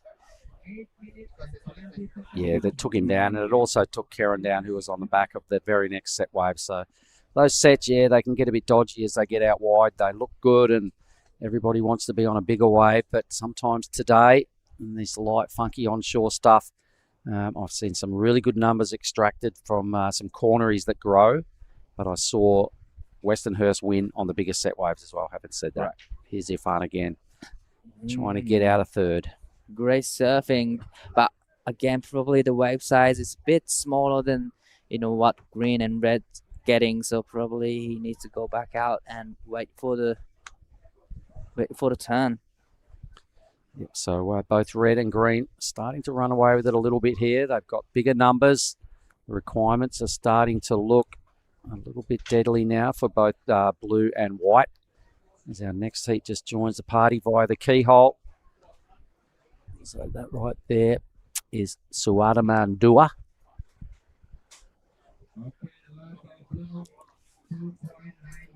Dylan Wilcoxon, of course, featuring in that very next matchup. So let's see if he's recovered from yesterday's heroics and doesn't have any sort of,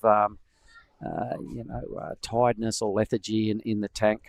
Now he's coming into the juniors. It's still a pretty big deal here. It's its whole separate title and crown is this Pro Junior division. And there's spots that get picked to go to junior world titles out of all of these mashups. So it's still quite a big deal. Time to regroup now and get his blinkers back on again and do what he did yesterday.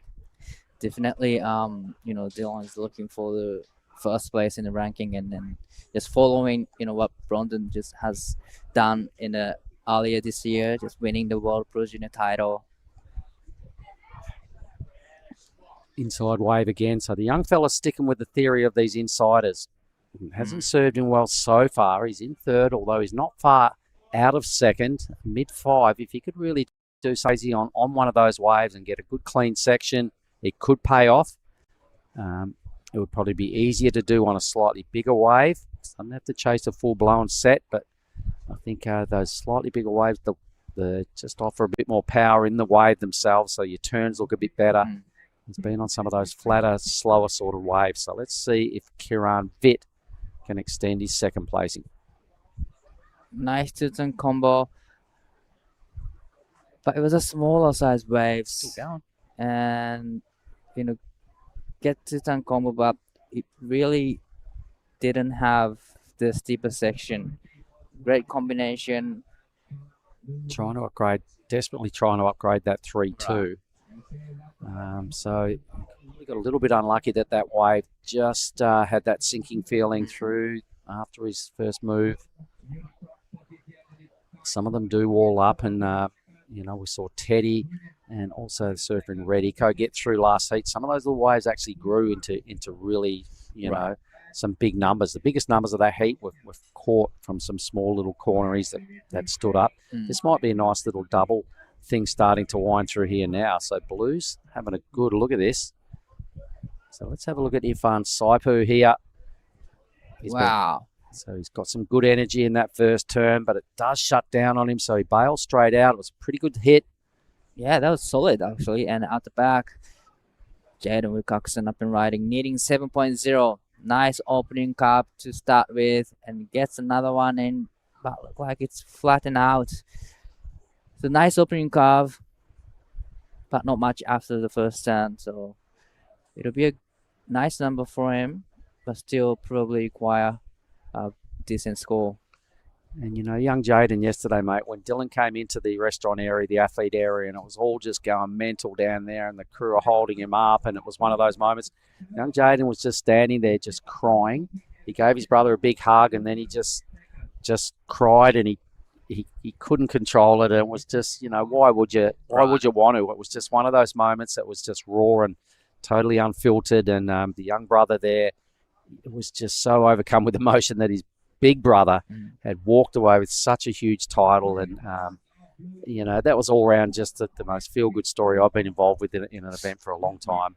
A bit a la Lucy Dara as well. But I think what went on yesterday for the Wilcoxon clan, out of the story of just where they're from and everything that went on this week was kind of pretty rare to see all that. Well, the last of blue comes in at 4.60 now, needing 5.11. Managed to lower the requirement. Here is first good time, but unfortunately goes down. Really going for it here, young Irfan. Sooner or later, he's got 3 minutes. He's got to make the next wave stick, you would think. He's got to get his best score, 5.11. He definitely attracted the attention of the judges with his 4.6. That was one manoeuvre. So if you could find a slightly better wave than that and actually maybe a bigger move or string two of these together. Let's have a look at it again. Yeah, that was unfortunate. That was a last of blue, needing 5.11, but he did go big, and he knew that he needs to do something big. Unfortunately, went down on the last one. So with 2 minutes and 25 seconds to go in this heat. Next heat, preps themselves, paddling into position. You can see them in the background. So Centaro, tell me a little bit about him. Well, Centaro is well-known surfer. He's a stylish and really relaxed style surfer, and I really love his style actually, how he approaches and how he do turns, how his hand movement is just it's beautiful. All right, so how old is he? About 18 years of age, All right. 17, 18. All right. Still young generation, and you know, he's really strong competitor as well. And has he been, I can't recall, but has he been through this region before, chasing these events? Right. He has? Okay. He's been following this tour a couple of years now, probably. He was here in Nias last year, and he had a great hit here at Nias this year too. Right, here's Irfan. Let's have a look at this. He's on the move again. He's kind of caught a lot of these little inside waves that drop under the guard of the crew that are hunting something better. White's also trying something similar. It's Jaden Wilcoxon. Jaden's in fourth. He needs a huge number here, folks. It's got to be the wave that he might be trying to identify a ramp here. He does. Takes to the air. Doesn't quite ride out, but the young Grom, you know, keep believing, keep practicing. Time isn't at this event, but he's kind of young, so there's plenty to like about what he's got coming up ahead. Definitely, he's inspired by his brother from the winning yesterday, and yeah, definitely he wants to showcase his skill and his heat. But last 30 seconds to go. Centaro controlling it now with priority also there in case a set does come. I'm sure he'd love to surf a wave into the rocks. It's always good to finish that way. Meanwhile, Kiran Vitt, who is in second spot out of America on his backhand. He's got the biggest score, the 6.5, looked really good. He had the hugest section of this whole heat. Helped himself to a big backhand blast. So that looks like it's it. We can see our second placing surfer right here, unless this wave turns into a 4.5. He might go into first place, but either way, he will move through to the quarterfinals, which will be surfed tomorrow. So what we'll do is we'll go over and out for now from Heat 4, everybody. We'll be back shortly with our very next heat. That's a weird looking smoothie, Vorno. Tell him, son, this ain't no smoothie. This is a smooth as broth base for our bonsai ramen.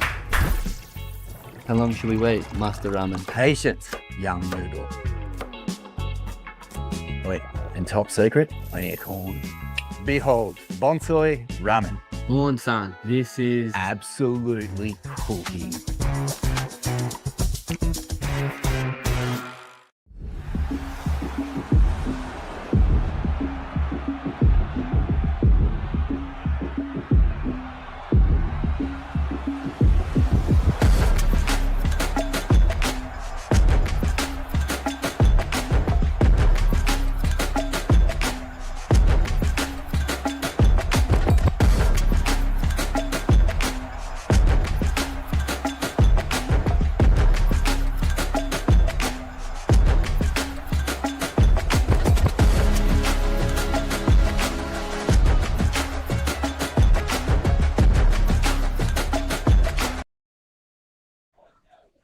Welcome back.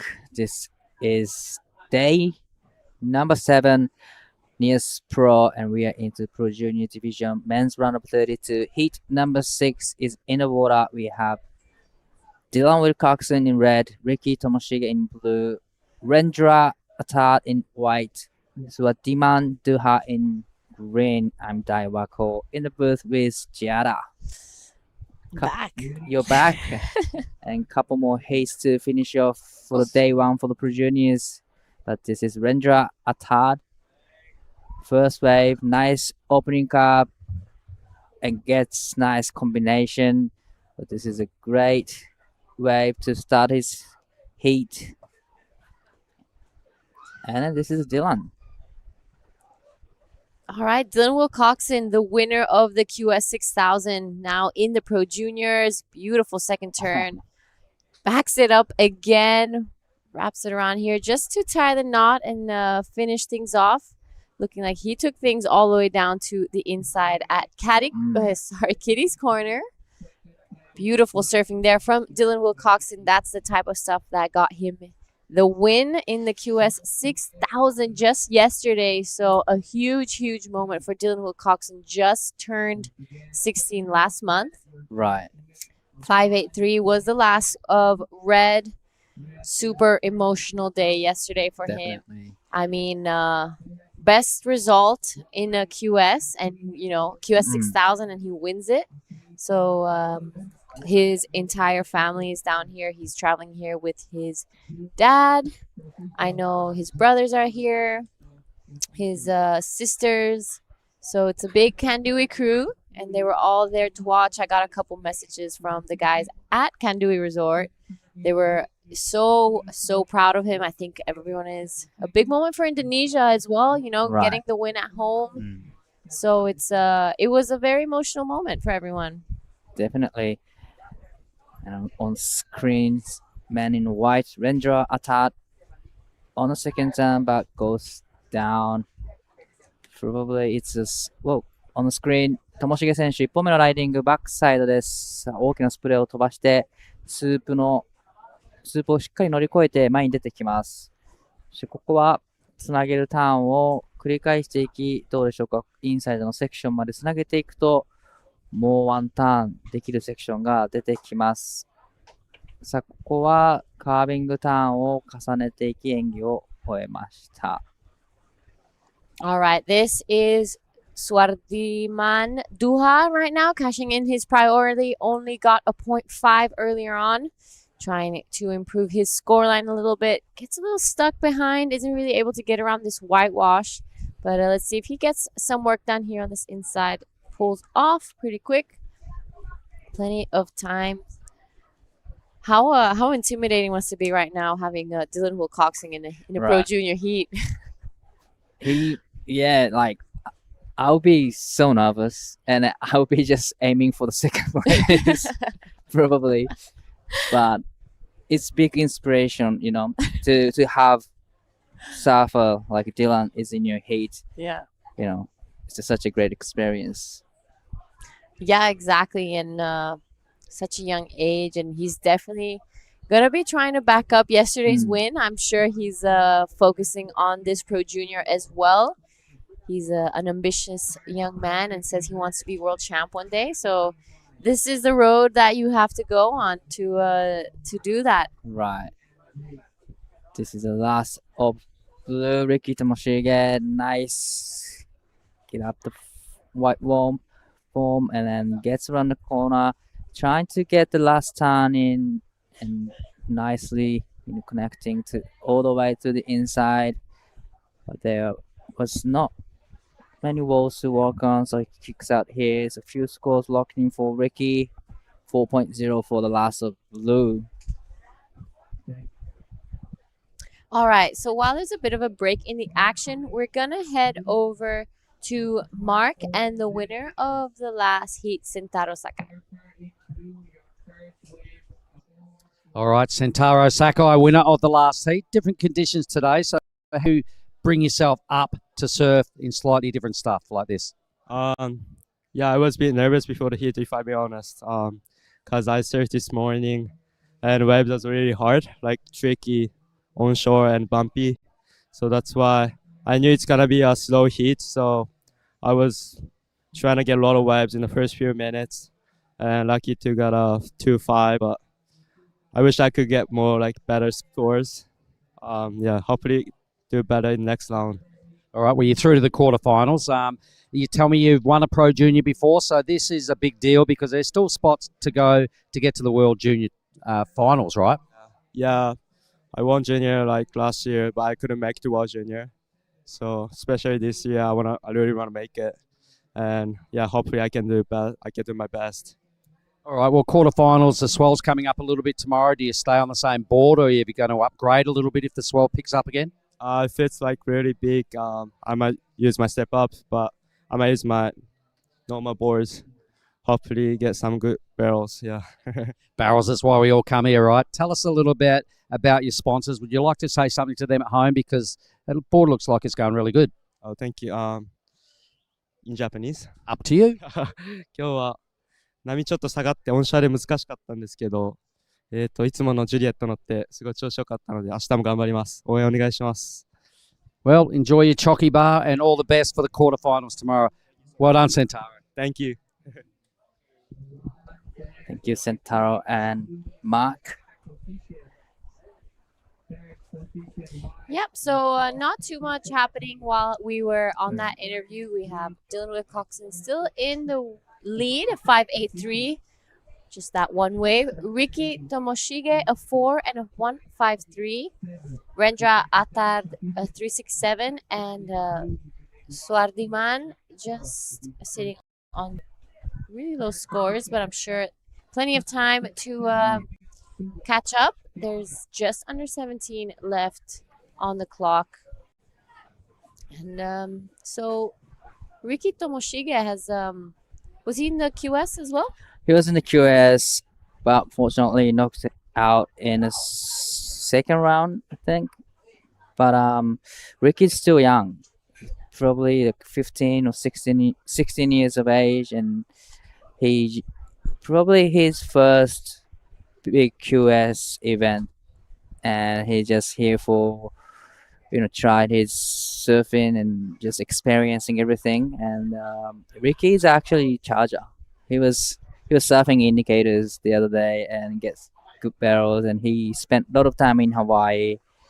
Pretty much every winter he spent in Hawaii for 3 months to just surf at Pipeline and Sunset, all the places. So he's a very experienced surfer. Still young. Yeah, I mean, still Pro Junior. During the pandemic, the Pro Junior changed to under 21. It used to be under 18. And they extended it to under 21, I think, to give one more year to everyone who missed it. And also gives just more opportunity, and it's like a stepping stone into the QS. So it's a great way to get heats under your belt and really practice and train under heat conditions. And winning a World Junior title is no small thing at all, and you can get some big rewards from it as well. Not only the title, but you get wild cards to the Challenger Series. Maybe sometimes I've seen people get wild cards to CT events. So it's a huge deal, and every junior wants that title. I know Dylan Wilcoxon definitely does and wants to be following Bronson's footstep. This right now, Rendra Attard Good looking wave. A little bit of a sleepy section here. Wraps it around again. See if he gets something a little more critical on the inside. Just trying to keep the flow, trying to keep the speed. This wave gonna be standing up for him. Good finishing there for our man in white. So he'll be backing up that 367. Wow, really that's nicely. yeah, that was a great surfing from White. But Dylan Wilcoxon is just holding on to the fast priority for quite a long time now. He starts this heat with 583, strong heat start, but been waiting for the second wave for about almost 8 minutes or so. Ooh, a bit of a priority mistake there for Dylan Wilcoxon. He Wow.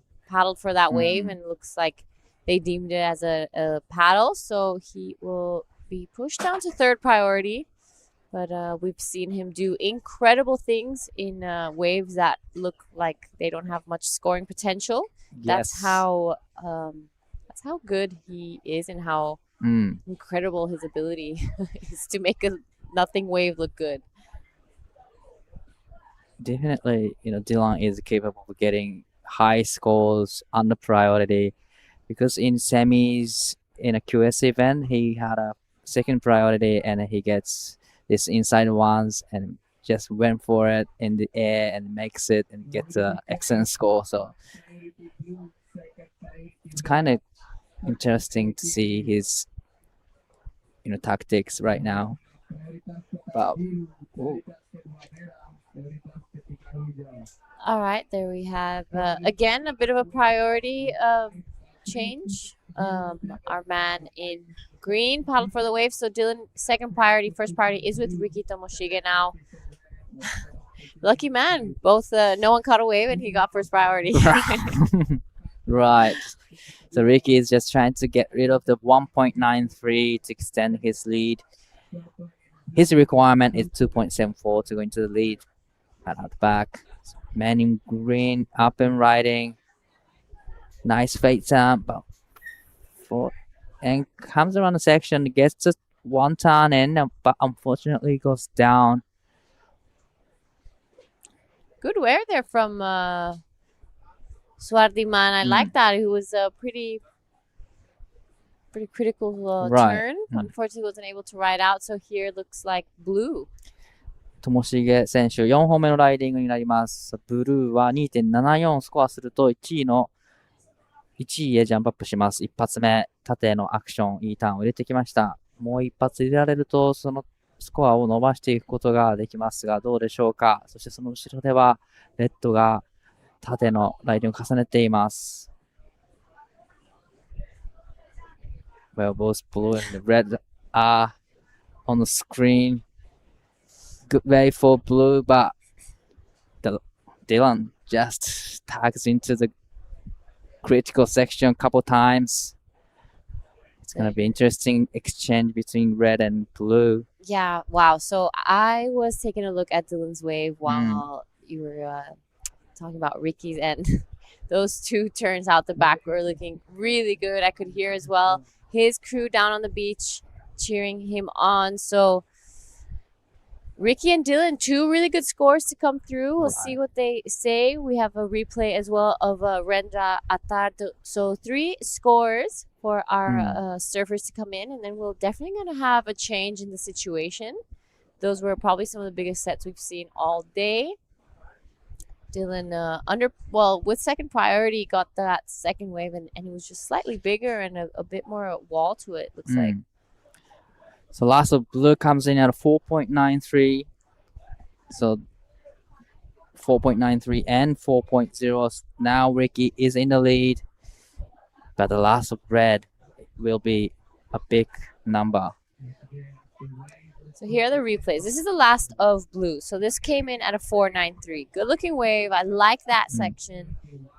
Super speedy. Got around the whitewash there. Got a little stuck. This wave not really providing so much scoring potential here on the inside, but he surfed it beautifully.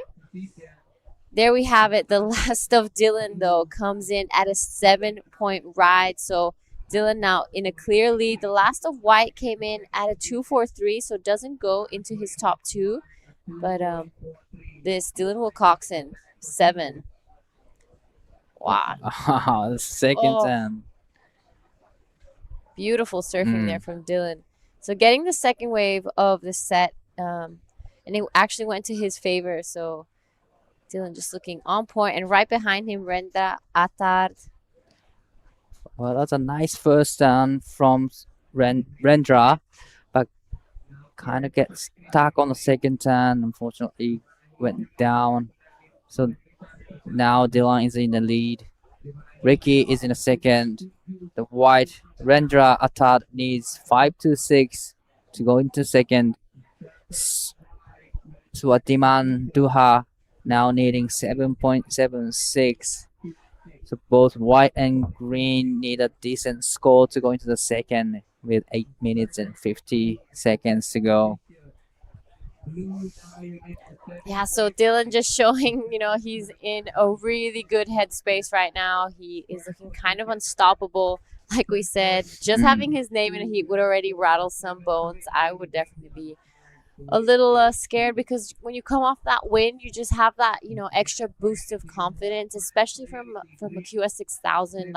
It's a really big title. He beat some big names and he had some stacked heats to get there, and you got to beat everyone to win. Right. And So Dylan really, really showing up. I can tell by his surfing that he's got a lot of confidence in his surfing. He doesn't rush anything. It's great surfing. All right, we're going to see a little bit of what happened yesterday with Dylan Wilcoxon. The win, the emotional win. Huge moment for him, 16 years old, straight out of the mental wise. Let's have a bit of this moment here, Dylan's last wave, and the moment he realized he won the QS 6000. Big turn there. How beautiful his surfing is. So mature at such a young age. Definitely so mature surfing. No rush in between turns and get in the air. And he did everything he could in the final. There we go. Super, super emotional moment there for Dylan Wilcoxon. What a way to, get that Nias title. His whole family was down there. All of Indonesia was cheering him on. We were all down at the beach. There we have the Indonesian coach as well. Dylan handing him the flag. His family's here. His sister. Everyone was crying. There we have Kia Martin. What a moment. Dylan Wilcoxon, 16 years old, QS 6000 winner. Incredible. Wow. So it's super surprising that he's still in the junior division and he's surfing again today, and how he can maintain his motivation in this heat. He just took a win, but he doesn't look it's over yet. Yeah, so Dylan didn't even have time to celebrate his win because he's back in the jersey today, and gonna be hopefully tomorrow we'll see him surf his quarterfinals, see if he can do a back-to-back win like we saw last year in the women's side in Krui. Here, this right now is Rendra Attard. Taking a look at this one. Big first turn. Loving that. He really pushed the tail there. Sets it up again here. This wave, not too much happening on the inside, so he decides to pull off. We're just under 6 minutes left in this heat. Yeah, Rendra needing a decent score, 5.26.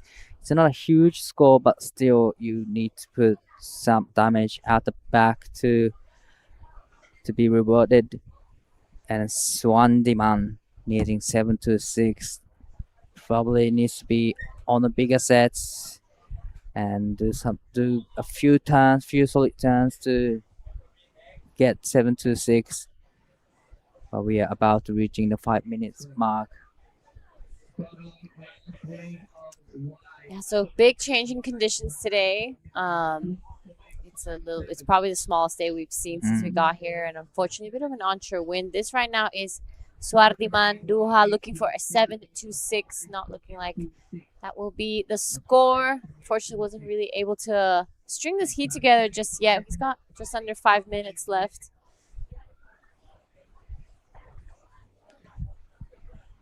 Here we have, I think, our man in white, Rendra. 5-6 is his requirement. He takes to the air. Unfortunately, falls. That looked kind of painful. Right. So coming up next in the round of 32, we'll heat 7. We have Taki Kanazawa, Sho Shirai, Shuma Nonaka, and Kenshin Matsunaga.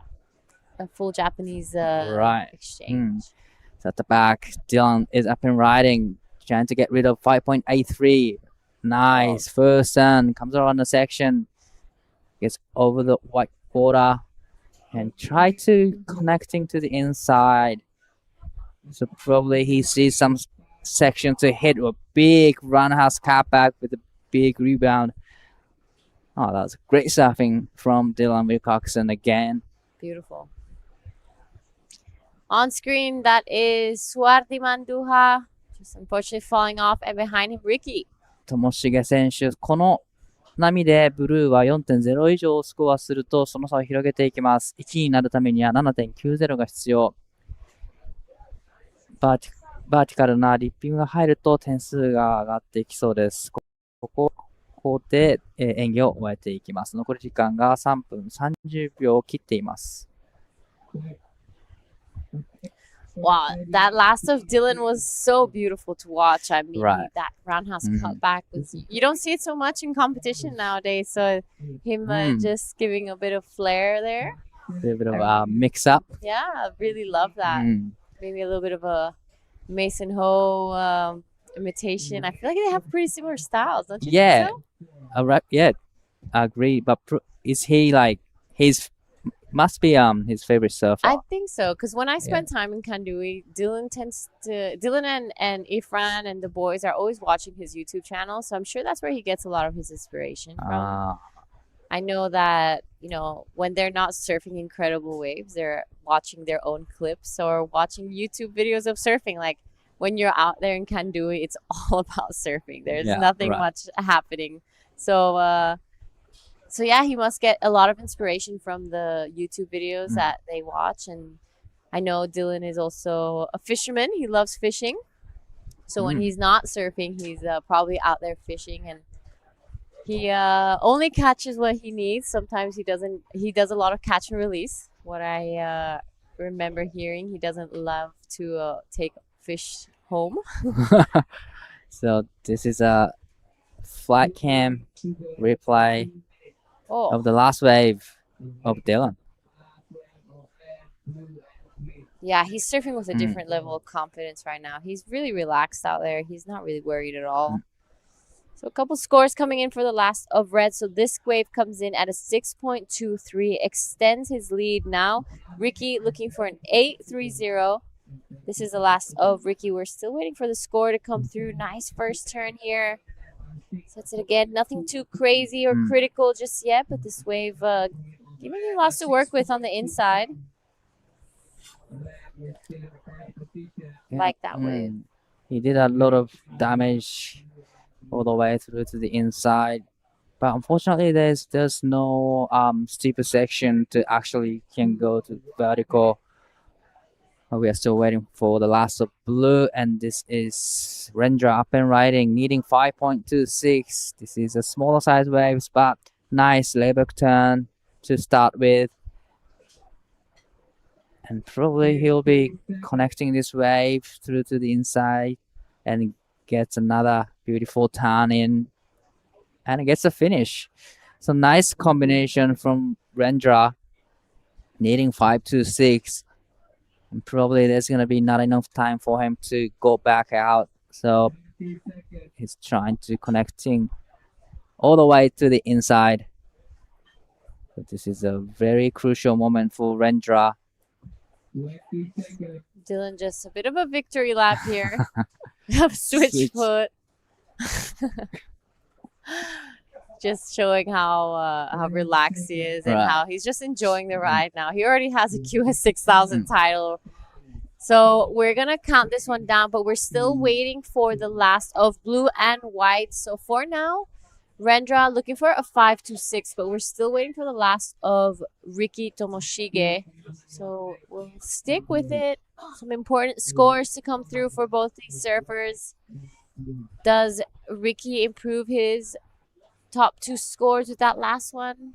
Or does Rendra, last second clutch? So there we have it. Ricky's last one comes in at 493. So does increase his heat total. Now, Rendra looking for a 619.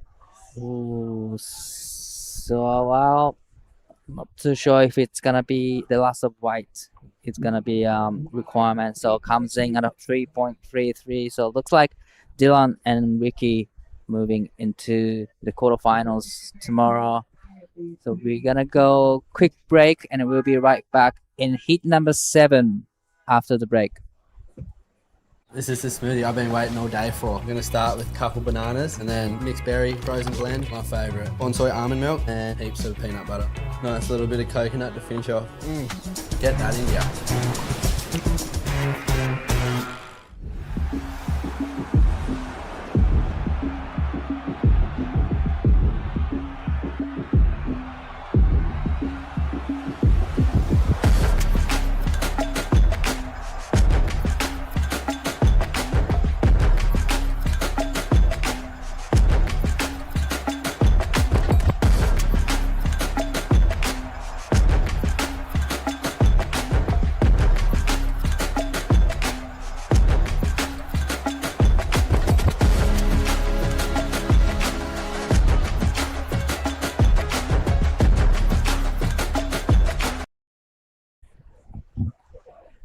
Welcome back. This is Nias Pro Day 7. We are into Pro Junior Division. Men's round of 32, Heat 7. And I'm Daiwako here in the booth again with Jara. Yes, we are going to be finishing off today with Heat 8, but right now, Heat 7, we have Taki Kanazawa, Sho Shirai, Shuma Nonaka, and Kenshin Matsunaga. 松永選手の1本目のライディングになります。フローターでセクション抜けますが、ここでプルアウト。このヒートはメンズラウンドオブ32、ヒート7、4名の日本人選手がクレジットされています。レッドに金沢滝、ブルーに白井翔、ホワイトの中シューマ、グリーン、松永健信、4名の日本人選手によるヒート7が行われています。本日はこの後ヒート8を終えると本日のスケジュール終了となります。さあ、レッド、金沢滝選手、1本目のライディング、大きな一発のターンですが、これはいいスコアになってきそうです。本日少しサイズの下がったコンディションでヒートが行われています。一発の大きなターンでも、点数が出てきています。Well, last of red comes in at a 5-0, so great start from Taki Kanazawa. Yeah, so a 5 and a 0.5. That's already a pretty good start there for our man in red. Kenshin, a 2-1-0. So it is now Shoshirai and Shuma Nonaka looking to start off their Heat 7, round of 32. We will be finishing off the day with the Heat 8. So coming up next, we have Raiha Onu, Aoi Oguri, Sinar Tanjung, and Philip Duke. Exciting matchup. Alright. 松永選手、グリーン、もう一度波にテイクオフしていきます。ここはスピードのあるフローターでセクション抜けますが、少し緩慢なスープのセクション、難しいセクションにアクションを仕掛けていきます。そして裏ではレッドがテイクオフ。2本目で5点を出しています。一発目大きなレイバックターン。そしてこれは技を変えて大きなカービングターンを入れてきています。ここはどうでしょう、インサイドつなげていくとその点数を広げていきそうです。さあ、ここでもまた大きなカービングを入れていきます。ここでキックアウト。そしてその後ろでは白井翔、ブルーが1本目の波に乗っています。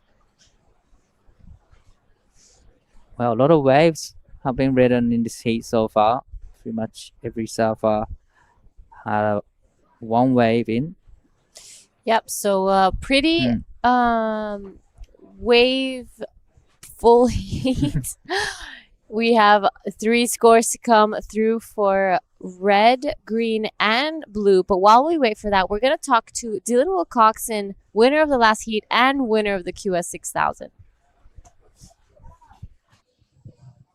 Thanks, Giada and Di. Dylan, another day, another heat win.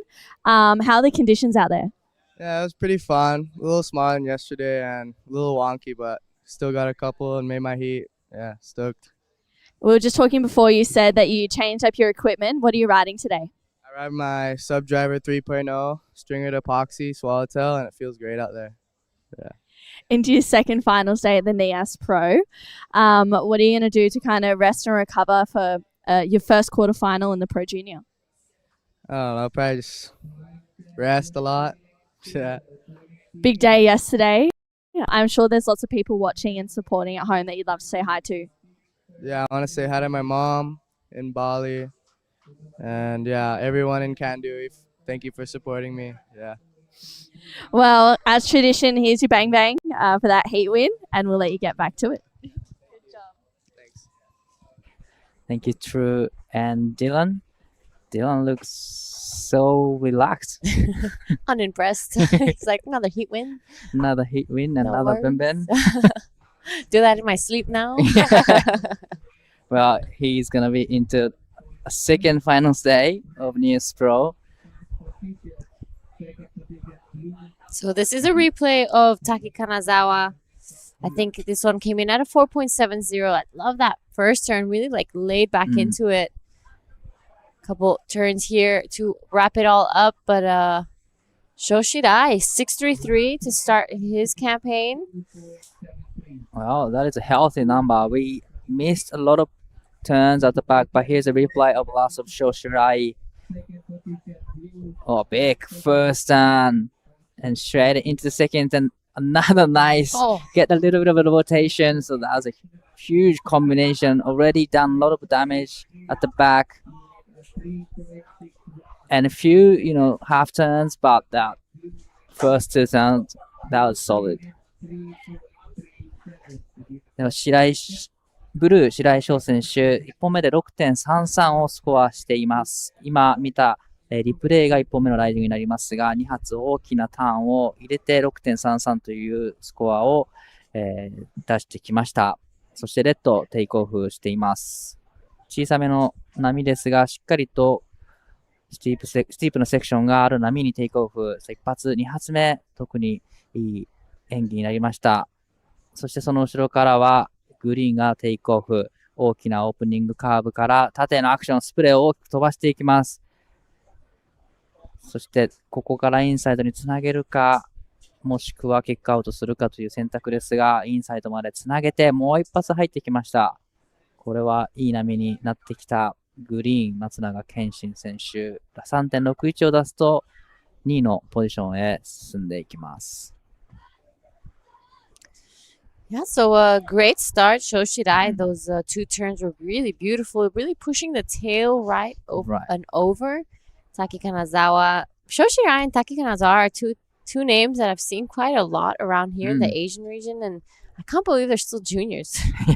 Yeah, like Kenshin is still in the junior division as well, and he was doing great, but this is a replay of Kenshin.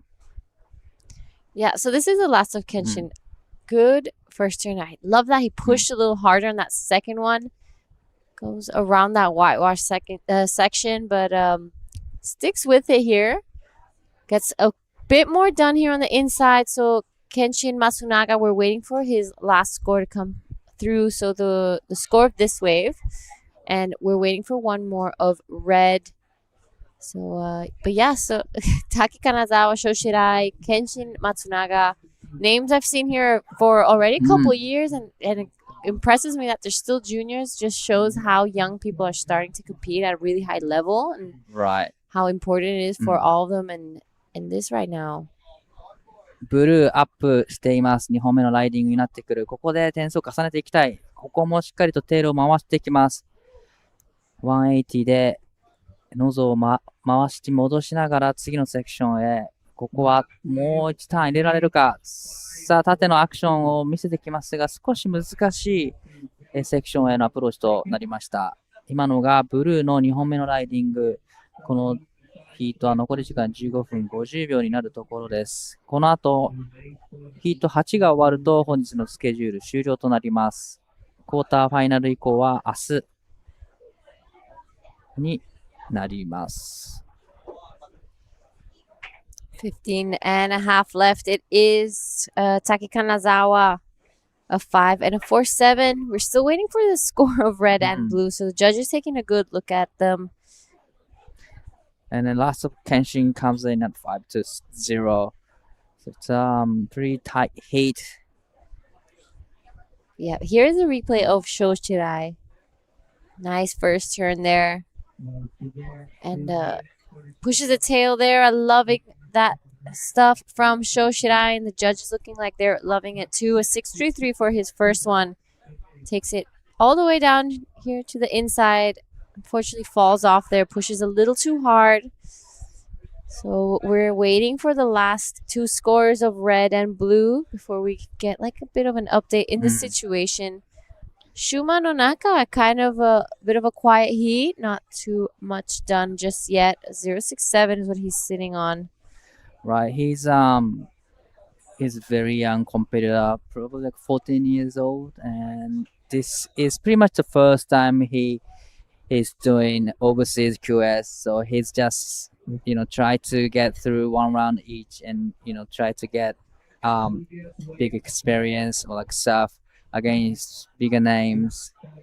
But at the moment he is in the first place, needing a decent score, but he has a first priority. That looks like a few scores dropped in. The last wave for red comes in at a 3.97, and last wave for blue comes in at a 3.33. So red is in the blue in the second. Green Kenshin needs 4.47 to go into second. Shuma needs 8.99. It looks like at the back there's a motion in the ocean. 野中選手、ここでテイクオフ、2本目のライディングになりますが、これは少し波が早かったか。Is Shuma Nonaka traveling with Takumi? Yes. Okay, I've seen them out in the lineup together. He's a very, very young competitor. Yeah. Yes, super young competitor. So he's probably first time here in Nias as well, and as well as in Kurui, and probably first time traveling with big guys, With the Takumi. big boys. Big boys. So probably he's experiencing a lot of new things. Yeah. Especially with Takumi. Takumi has been around a lot and is a very loved character in the QS. So I'm sure they're having a great time. I saw Shuma and Takumi paddle out in Krui. It was actually a pretty solid afternoon. So this is him right now. 野中選手、これは小さめの波ですが、しっかりインサイドまでつなげて、さあ大きく一発ターンを入れていきます。ここはワイプアウトしてしまいます。Yeah, I saw them paddle out in Krui one afternoon. It was a solid day, and Shuma, no fear in his eyes. So it was great to watch. ブルー。さあ、これもインサイドの波になりますが、一発二発とターンを重ねていきます。3.33 以上出すと、その差を広げていき、3.37 で1位のポジションへジャンプアップします。さあ、残り時間12分を切ったところ、どうでしょう、セットが来た。アウトでは、レッド、テイクオフしています。現在第1位のポジション。さあ、一発目大きな鋭いターンを入れていき、前のセクションへ、ここからつなげていくと点数が広がっていきますが、どうでしょうか。ここはポテンシャルがなかったか。そして沖ではグリーンもアップしています。ここは早めにキックアウトします。このヒートは波風が多く、たくさんの波が来ていますが、残り時間もう11分20秒を切ったところです。All right, so waiting for scores of red and green to come in. Well, there's a bit of a break in the action. We'll be finishing off the day with Heat 8 of the round of 32. Raiha Onu, Aoi Oguri, Sinar Tanjung, and Philip Duke. And tomorrow we'll probably be starting with the men's quarterfinals. So a couple stacks heats coming up. The women are already in the semifinals, so it's already going to be finals day here. Day 2 of the Pro Junior. we're gonna be crowning our Pro Junior winners tomorrow, and wrapping up the Crew Nias tour already. Big Indonesian leg will be Mhm. finished tomorrow. Yeah. So tomorrow we'll be having our complete winners for the men and women's side of the Pro Junior before we head over to Korea in a couple weeks. I'm very excited myself for the wave pool. I've never been to Korea. So I'm excited to see how it all goes Right. down. Such a great event at the wave pool. It's just perfection. And well, on the screen, the replay of the last of red.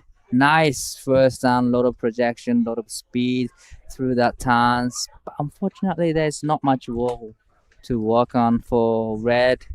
So the last wave comes in at a 3.40. It's not gonna be in his best two scores, but Taki Kanazawa is in the lead with 5 and 4.7, and Shoshirai is in second with a 6.33 and a 3.33. So now Kenshin is in third place, needing 4.47 with first priority. Shuma Nonaka needs 8.23 to go into second with 9 minutes and 10 seconds to go. Yeah, so while there's a quick break in the action and we're waiting for some waves to be ridden, just looking at the heats tomorrow, we'll have in the women's semifinals, Heat 1, Sumomo Sato, Kia Hewer, Hinano Shimizu, and Ora Zeflin, also known as Allen. In Heat 2, we have Jasmine Studer. We'll be seeing Hanasuri Jabrick, Hinata Shimizu, and Imari Hearn. And on the men's side, in the quarterfinals, we have Heat 1 quarterfinal, Weston Hurst, Riki Sato, Hiroto Mori, and Iko Watanabe. In we'll see Yuma Nagasawa, Nathan Johannes, Teddy Billy, and Raflin Wow. Heat 3 has Sentaro Sakai and Dylan Wilcoxon, and we're still waiting for the athletes to come in for Heat 3 and 4. And Heat 4 already, Kiran Vitt and Riki Tomoshige. So here's a couple replays of what went down. Shoshirai, good looking first turn here. I think this is probably his 6.33 that we saw earlier on in this heat. So top two surfers of this heat and the next one will be joining the last two heat of the quarterfinals tomorrow. A couple waves ridden while we're on that replay. Right. Wow, the last of Kenshin, he was on the way, but that was solid couple of turns out the back. So with 7 minutes and 30 seconds to go, we have a score to lock in for green and red. But green's last wave looks like it's gonna be a great number. We love to see the replay of green. Here is the last of red. さあ、レッドのリプレイになります。一発目、ターンをして、フィンを抜きながら前へ出てきます。スピードをつけながら、ここはプルアウト、そしてグリーン、これはいい波になりました。一発目、大きなカービングターンスプレーをきれいに飛ばして、セカンドターンもいいところに一発入れました。そして大きく長いカービングターンを入れて、この波を終えます。Last of green comes in at a 5.20, goes straight to first. Now Taki Kanazawa in second. A 6.53 is his requirement to take the lead again. Shoshirai now 3.37 and Shuma Nonaka an 8.27 to get himself back into this heat. But he is a very, very young competitor. He has a bright future in front of him. I mean, for the surfing we've seen him do in this heat, he's really good. Right.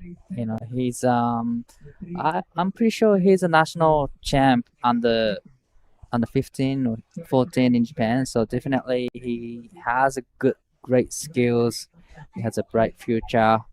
This is a pretty big experience for Shuma. With the 6 minutes to go in this heat. Kenshin holds first priority with a 6.33 and a 5.20. Looks like out the back. 野中選手、ホワイト。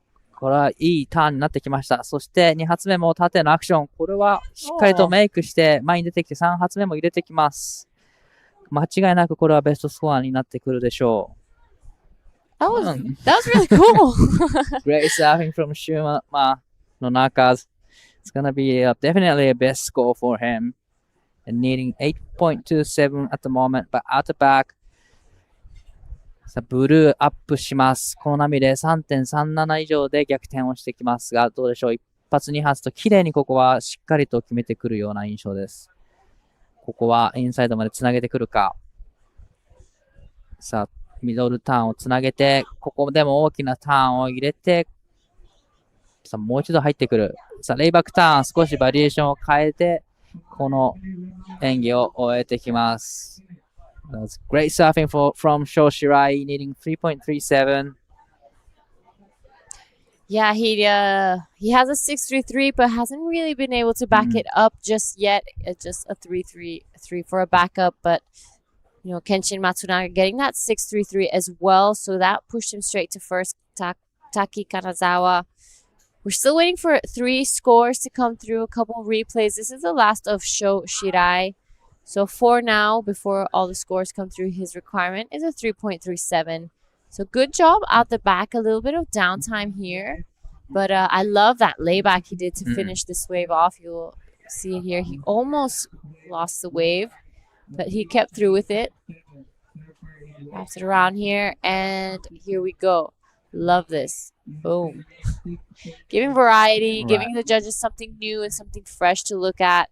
So last of red, a 3.97. He doesn't go to his top 2. Neither does the last of white, a 3.57. So goes to his top 2 and does lower his requirement to a 6.13. But the last of Sho Shirai, a 5.17. So he goes straight to second again. Here's a replay of blue. This is the 6.33 of blue that we saw earlier on in this heat. With 3.5, a good way to start. Look how close the scoreline is between first and second.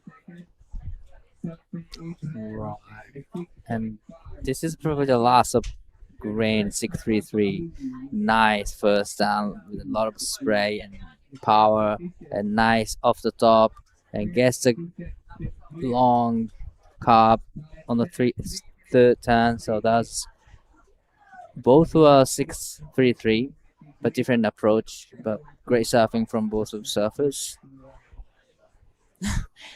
The difference between first and second, 11.53 and 11.50. So it's super, super close. Now it's red with a little bit of work to do. A 6.50 is his requirement. Shuma Nonaka in white, a 7.93 with 2.5. They're going to have to be on the best waves now, because otherwise it's not going to be too easy to do it on an average wave. Right. Big definitely. scores, you need good waves. But you know, Shuma did a great job on the last wave. It's got 3.57, not a decent score, but still he managed to put 2 good turns actually. Yep, so he just needs to get a bit of a set that works to his favor. A couple big turns out the back, and maybe Sho Shirai, as he did on the inside, a big turn to finish it off. That's a little bit of like textbook contest surfing. You know, usually your coach tells you, start big and finish big, because you want to catch their attention, the judges' attention at first, and then make sure it's an impressive and big finish. 残り時間が90秒になるところで、現在シチュエーション、グリーンが1位、そしてブルーが2位のポジション、レッドの金沢選手 6.50 で逆転、ホワイトの野中選手は 7.93 をスコアすると2位のポジションへジャンプアップします。残り時間1分15秒になるところですが、ファーストプライオリティがグリーン、セカンドプライオリティレッド、サードプライオリティがホワイト、そしてフォースプライオリティがブルーといったシチュエーションになります。残り時間が少なくなってきました。本日の波のコンディションだと、セットの波での大きなターンが、しっかりとしたスコアを出すのに必要な、ターンになってくると思います。残り時間50秒です。So down to 50 seconds to go in this heat. Looks like Ocean goes a little bit quiet. don't really see any line on the horizon. See, that's I think Takumi Nakamura is caddy for Raiha Onu for the next heat. Just paddling, passing the lineup. Yep, so we're going to be counting this one down soon, and it's looking like Kenshin Matsunaga and Sho Shirai will be passing on to the quarterfinals and surfing in finals day here at the Nias Pro Junior. That will all be tomorrow, though. We count this one down. Congratulations, Kenshin Matsunaga, Sho Shirai, as well as Taki Kanazawa and Shuma Nonaka. We're going to head over to a quick break, and we'll see you guys in Heat 8. There's one thing we all love to bits, it's a fresh spritz. A little bit of ice, juice is worth the squeeze. Now the magic elixir. Next up, a bit more citrus. Mint, agave. Hey, that is incredible.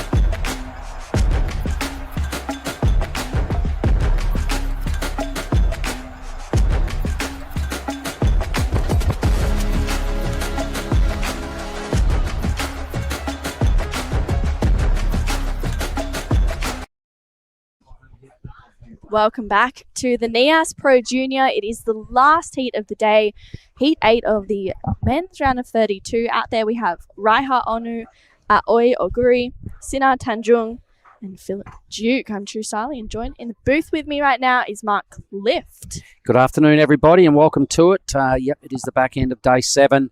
So we are rapidly staring at one more day to go. It's going to be finals day for the Pro Juniors tomorrow. Have had a look at the forecast, and we'll get to that in a minute. But let's just have a little look at Heat 1. It's Team Japan up against Team Indonesia. Raiha Onoi in the red, Aoi Oguri in the blue, Sinar Tanjung in white, and young Philip Duke in the green. So our final matchup of the day, and that last one looked pretty good. The big killing machine of Kenshin Matsunaga just keeps storming through the field. Wow, how is that? An 11.53 for Kenshin winning that heat. Sho Shirai getting 11.5.03 between first and second right now. Unfortunately, we say goodbye to Taki Kanazawa and Shuma Nonaka, but it's been pretty incredible day so far for the first day of the Pro Juniors, and what a heat to finish this one off as well. 2 Japanese surfers taking on 2 Indonesians. Philip Duke just progressing through his heat this morning, needed a 3.83, got a 4.17. It was pretty nerve-wracking times for him, I think. Yeah, he dodged a bullet. I spoke with him after it, and he went, it was quite a crap, eh? I said, well, you got through. So it's not all disaster, but you got to get through one way or another. So this is blue now. It's Aoi. He's picked one of these little growers that start off right in the corner. He's doing some pretty decent work just to get this campaign underway. Sections just keep dropping, and he's helping himself to some points. Out wide, one more foam climb, and things get pretty sleepy and deep out there, so out he goes. But not a bad start. Yep, young Philip, he had a pretty good campaign also down there in Krui. Kept taking out giant names all over the place, and just kept getting through heats in the QS. But this is a different draw. There's a lot of big hitters in this, particularly with Dylan and Co. and Western, and then Team Japan. And so you've still got to be on guard. Oh, definitely. It's always one of those. It seems like this whole Pro Junior event so far has been one of those moments where it's like you must perform at the best whenever you can. Otherwise you're going to get caught out. It's a 5-1-7 for this first wave of Aoi, and good first turn for him as he drives through a second one. And it's when he just really starts to open up here, gets a fourth turn there, and a 5.17 is a good way to start his heat for the last heat of the day. And Raiha, he's been here, unfortunately not progressing too far in the Nias Pro QS 6000, but he's back here in at the Pro Juniors and ready to make a couple of rounds. And Sinar's been everywhere this week. He loves it down there in the athlete area, supporting all the Team Pisoi and the Team Mentawai. He loves getting around everybody and just hanging out. So that's him in the white, the younger brother of Varun, the son of Rizal and Chandra. So good afternoon to the crew down there in Bali. Let's have a look. It's 2:15 in Bali time. It's an hour behind that up here in Western Sumatra. The sun's come out. Geez, it was a dreary old morning when we woke up. There were puddles. The wind was kind of white capping and stuff from the onshore. So at least the wind's dropped, the sun's out, and it's starting to warm up. Yes. It's a great way to finish the day. And Raiha, quick float. Unfortunately, just a one turn there for Raiha. We are going to see an increase in the swell tomorrow, which will be great, which means that we are going to have the quarters for the men tomorrow. And that was a big motivation and incentive for everybody that put their leg ropes on today. It's like, hey, get through this. You're surfing something more substantial tomorrow, and everybody's like, are you sure? It's like, that's the word. I've checked all the forecasts, and I've been listening to the locals. So, yep, they've just had to get down and get their head around this round, progress through to the better stuff tomorrow. It's Sinar on the inside. Can't quite put in the big paddles to get over the edge. Yep. So the boys just fumbling around a little bit. They're starting to make the 517 seem like a really good decision there for Aoi. Never had any really big moments on that wave, but at least there was 4 of them. So we tagged every one of those sections. Well done. It'll release some nerves. Can't even see him at the moment. He might be sitting out a bit wider away from these crew, realising that they'll be pretty anxious to get their campaign started. So speaking of that, let's have a chat with Kenshin Matsunaga and Dai Wacko. Take it away, Dai. さあラウンド1から出場していた、このプロジュニアですが、しっかりとラウンド2も、クリアして、次はクォーターファイナルです。今回のヒートを振り返ってみてどうですか？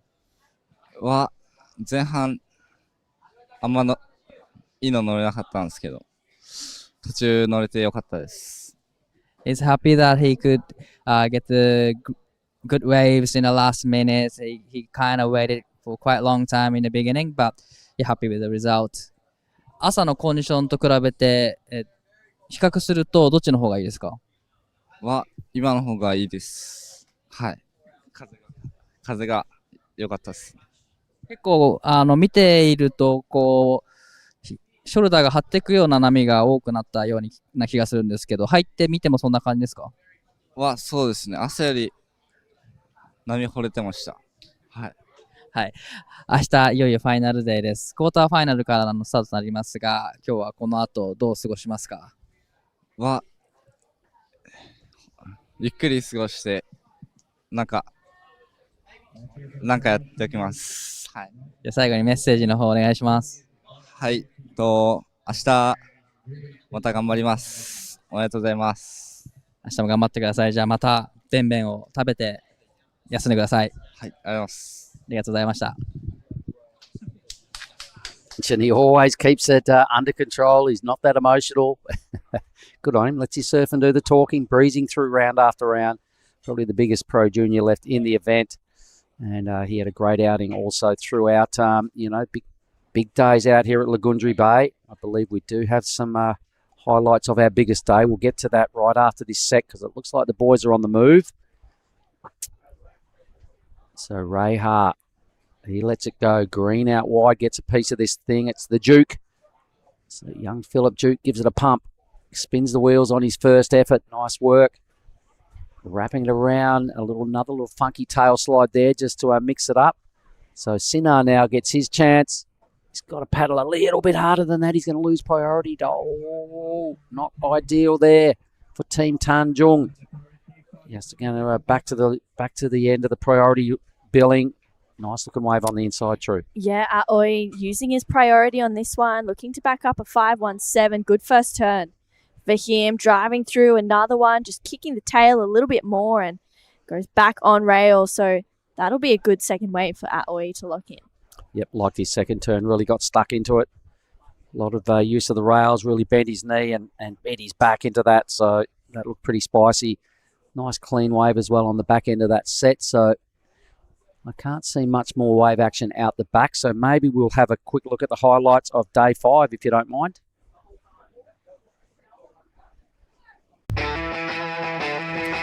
Okay, everybody, and welcome back to the Nias Pro for day 5 of action.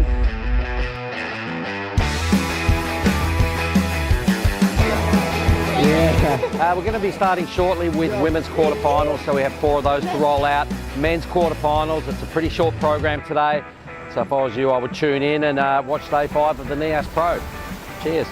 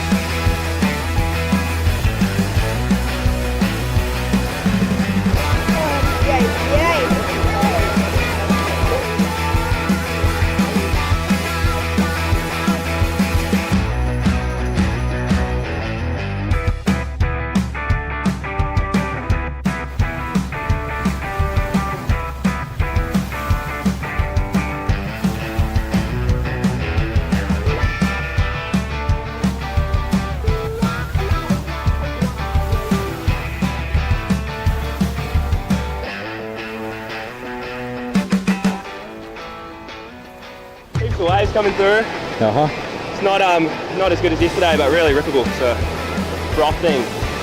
Stoked to take it. Yeah, so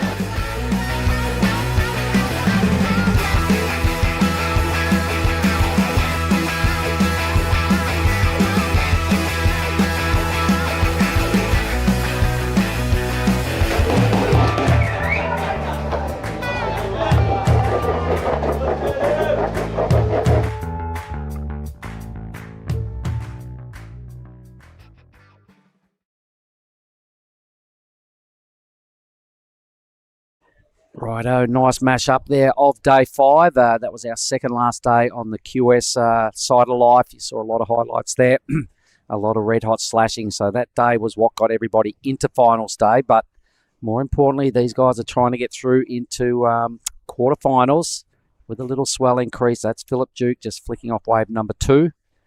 And we still had no waves lock in for Sinar just yet. We've got a little board swap going on out there with the caddy. So even though it is a smallish day, most surfers still taking a caddy with them. Yep. This is Sinar on his first wave as well. Just driving through that one on his backhand. Unfortunately, catches a bit of rail, but I feel like he's did a fair bit of work to get down there regardless. And yeah, Raiha looking to change his equipment right now, wondering what was going on there, but it's not going to matter. He's going to head back out. We've seen people change their boards a little bit today with the drop in the swell.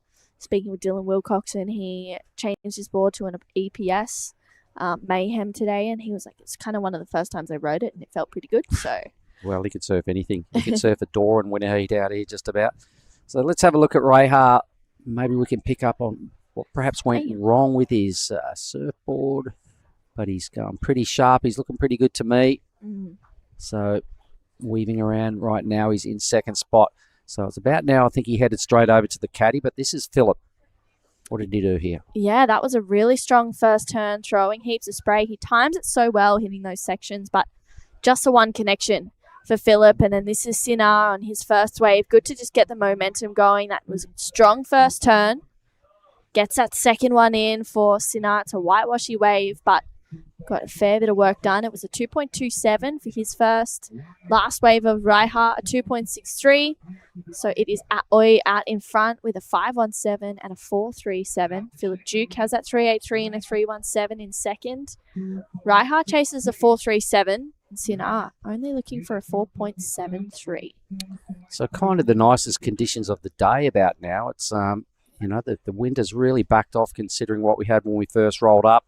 We've got 2 surfers want a piece of this one. It's looking like it's young Philip that takes it off the man in red. I love spicing it up at every opportunity. So we'll we'll see how that score locks in. We've got Aoi, good connection there. And unfortunately, doesn't quite get the second one in. So it was just that one turn for Aoi Oguri. He'll get back out there, so priority goes to Raiha Onu with 11 minutes. All right, back end of Pro Junior Day, everybody. 13 heats on our format. We're just about there. Quarterfinals remain on the men's side of the draw. The ladies have their semi-finals. So according to my maths, we've got 10 heats to go tomorrow to crown our Pro Junior champions. Dish out a whole lot of points for the junior tour and a whole lot of cash as well. He goes, Philip. He loves getting involved in these paddling duels. He's taken the inside track here. Looks like he's not really putting in 100% effort. But anyway, a nice little bit of care. He's trying to stay out of the in the blind spot there for blue, but he takes a different track. I'm not sure where he's heading, but this is red heading towards the channel rapidly. Reha Onoi on wave number 3. He's in third spot. Needs something to get up into second. That might be close. We'll have to have a look at the whole replay again. Needs a 4.37. That'll be his better wave, I think. 10 minutes to go in our day here, everybody. We hope you're enjoying day 7 of the Nias Pro. I think we're going to ramp it up again tomorrow. The ocean's starting to come to life again out there by all the modules on the forecasts. So the juniors will be licking their lips. They watched all the QS warriors stand tall in a lot of barrels. I think that was on day 4. Was our real highlight day. But we'll just get these replays done, and then we might have a look at finals day again because yesterday was so good. But Philip just spins the wheels. He likes to funk it up. Yeah, he has a fair bit of fun out there, doesn't he? This is his last wave of Reha. It's a 4.77, so his best wave of the heat. Strong first turn, gets the fins out, drives through a good carve there for Reha, and just jams it once again. Straight into second spot right there. So, yeah, we'll let's have another look at finals day, everybody. Yesterday was just a ripping day. Sure, the production team have got that queued up, if you don't mind, gentlemen.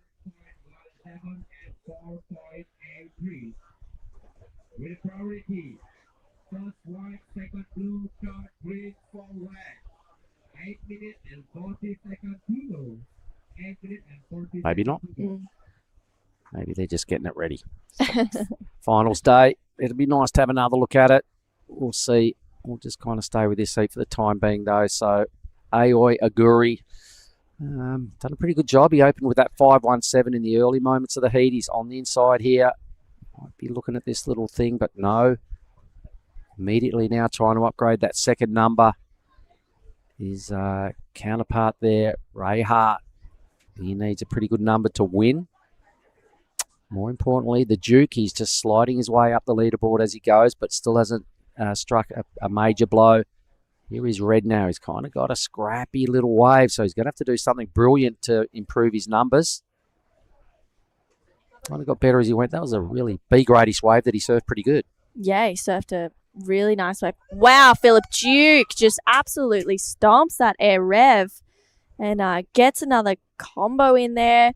Bit of a bonus section. He takes this one through, just really selling the fact that he made that and it was huge. Tags it once again, just milking this wave, redirects to the left. Good snap and comes out the back. So that was a really well surfed wave for Philip Duke. He only needs a 3.58. Oh, every bit of that. Would have got more than that off his first move. That air rev was pretty slick. He covered a lot of distance in the air, nailed the finish, added to it. Right on cue, the Duke starting to put his best foot forward here. He's a cheeky little grom and he loves surfing lots of waves when he's in the water. So it doesn't surprise me that he's just, adding to his wave count, adding to his total. For sure, he's also going to add to his position on the scoreboard, on the leaderboard.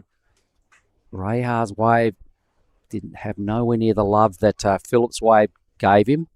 So I'm not sure whether Reha will improve too much here. Although he surfed a B-gradish wave, he did some stuff that was respectable, but this is really good. Boom.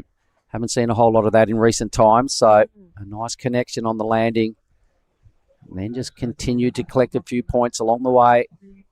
Looking for the inside track. I thought he was going to try and boost again.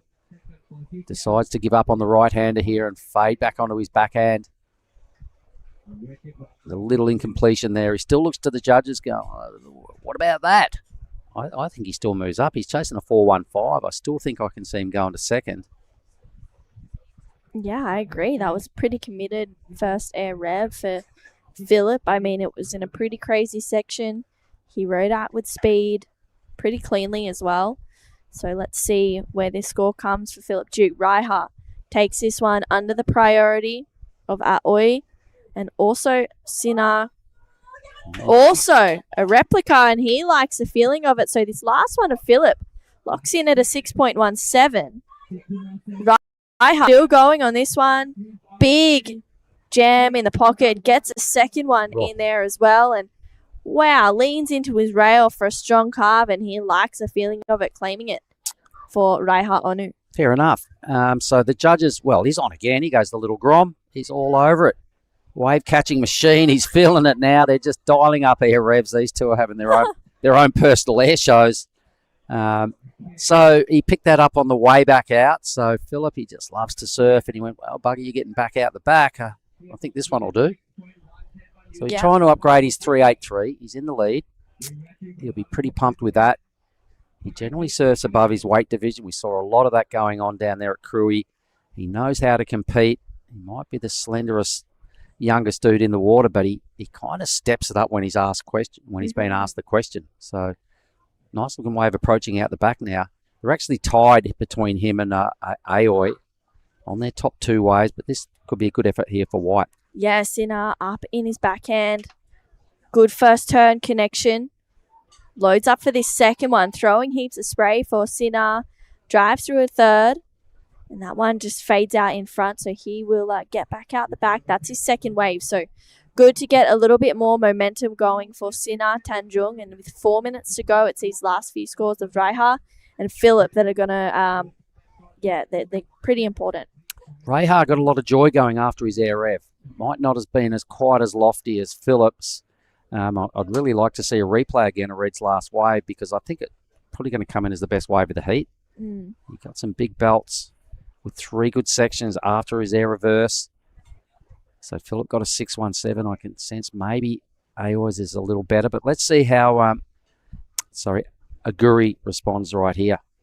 Yeah, Aoi drives to another carve. This wave hasn't really had that steep critical section that we've seen on his previous rides.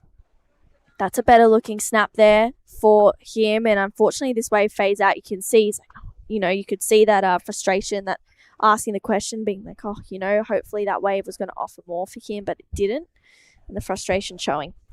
I think red and green are going squarely into first and second. We're still owed the thoughts from the judges.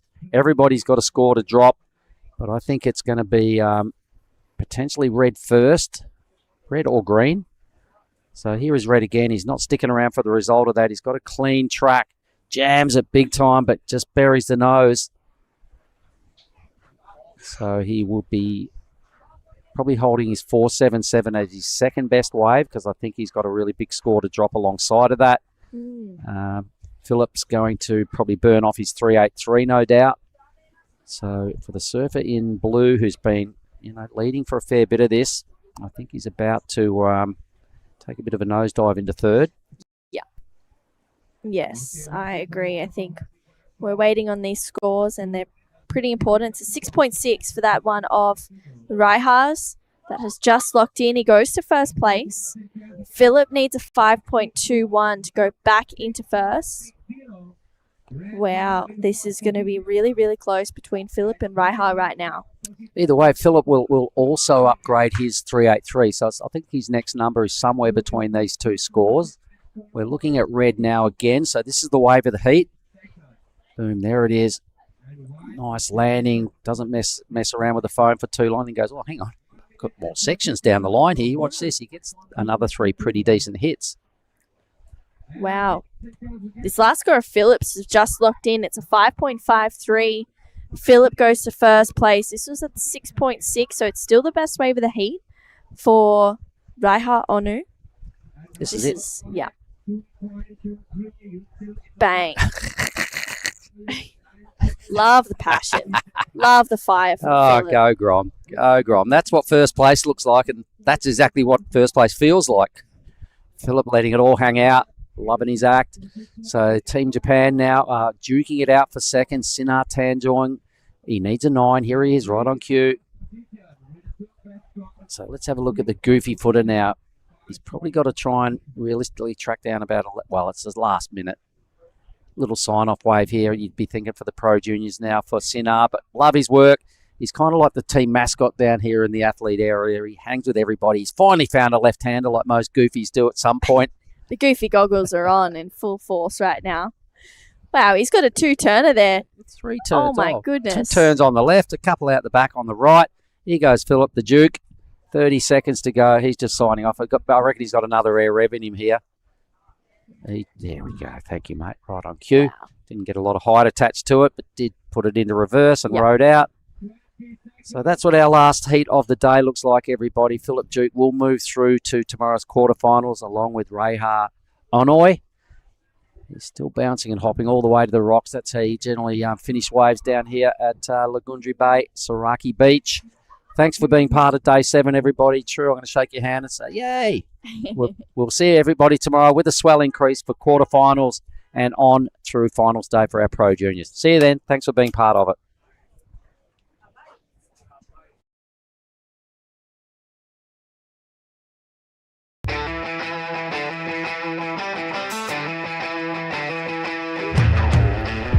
Woo.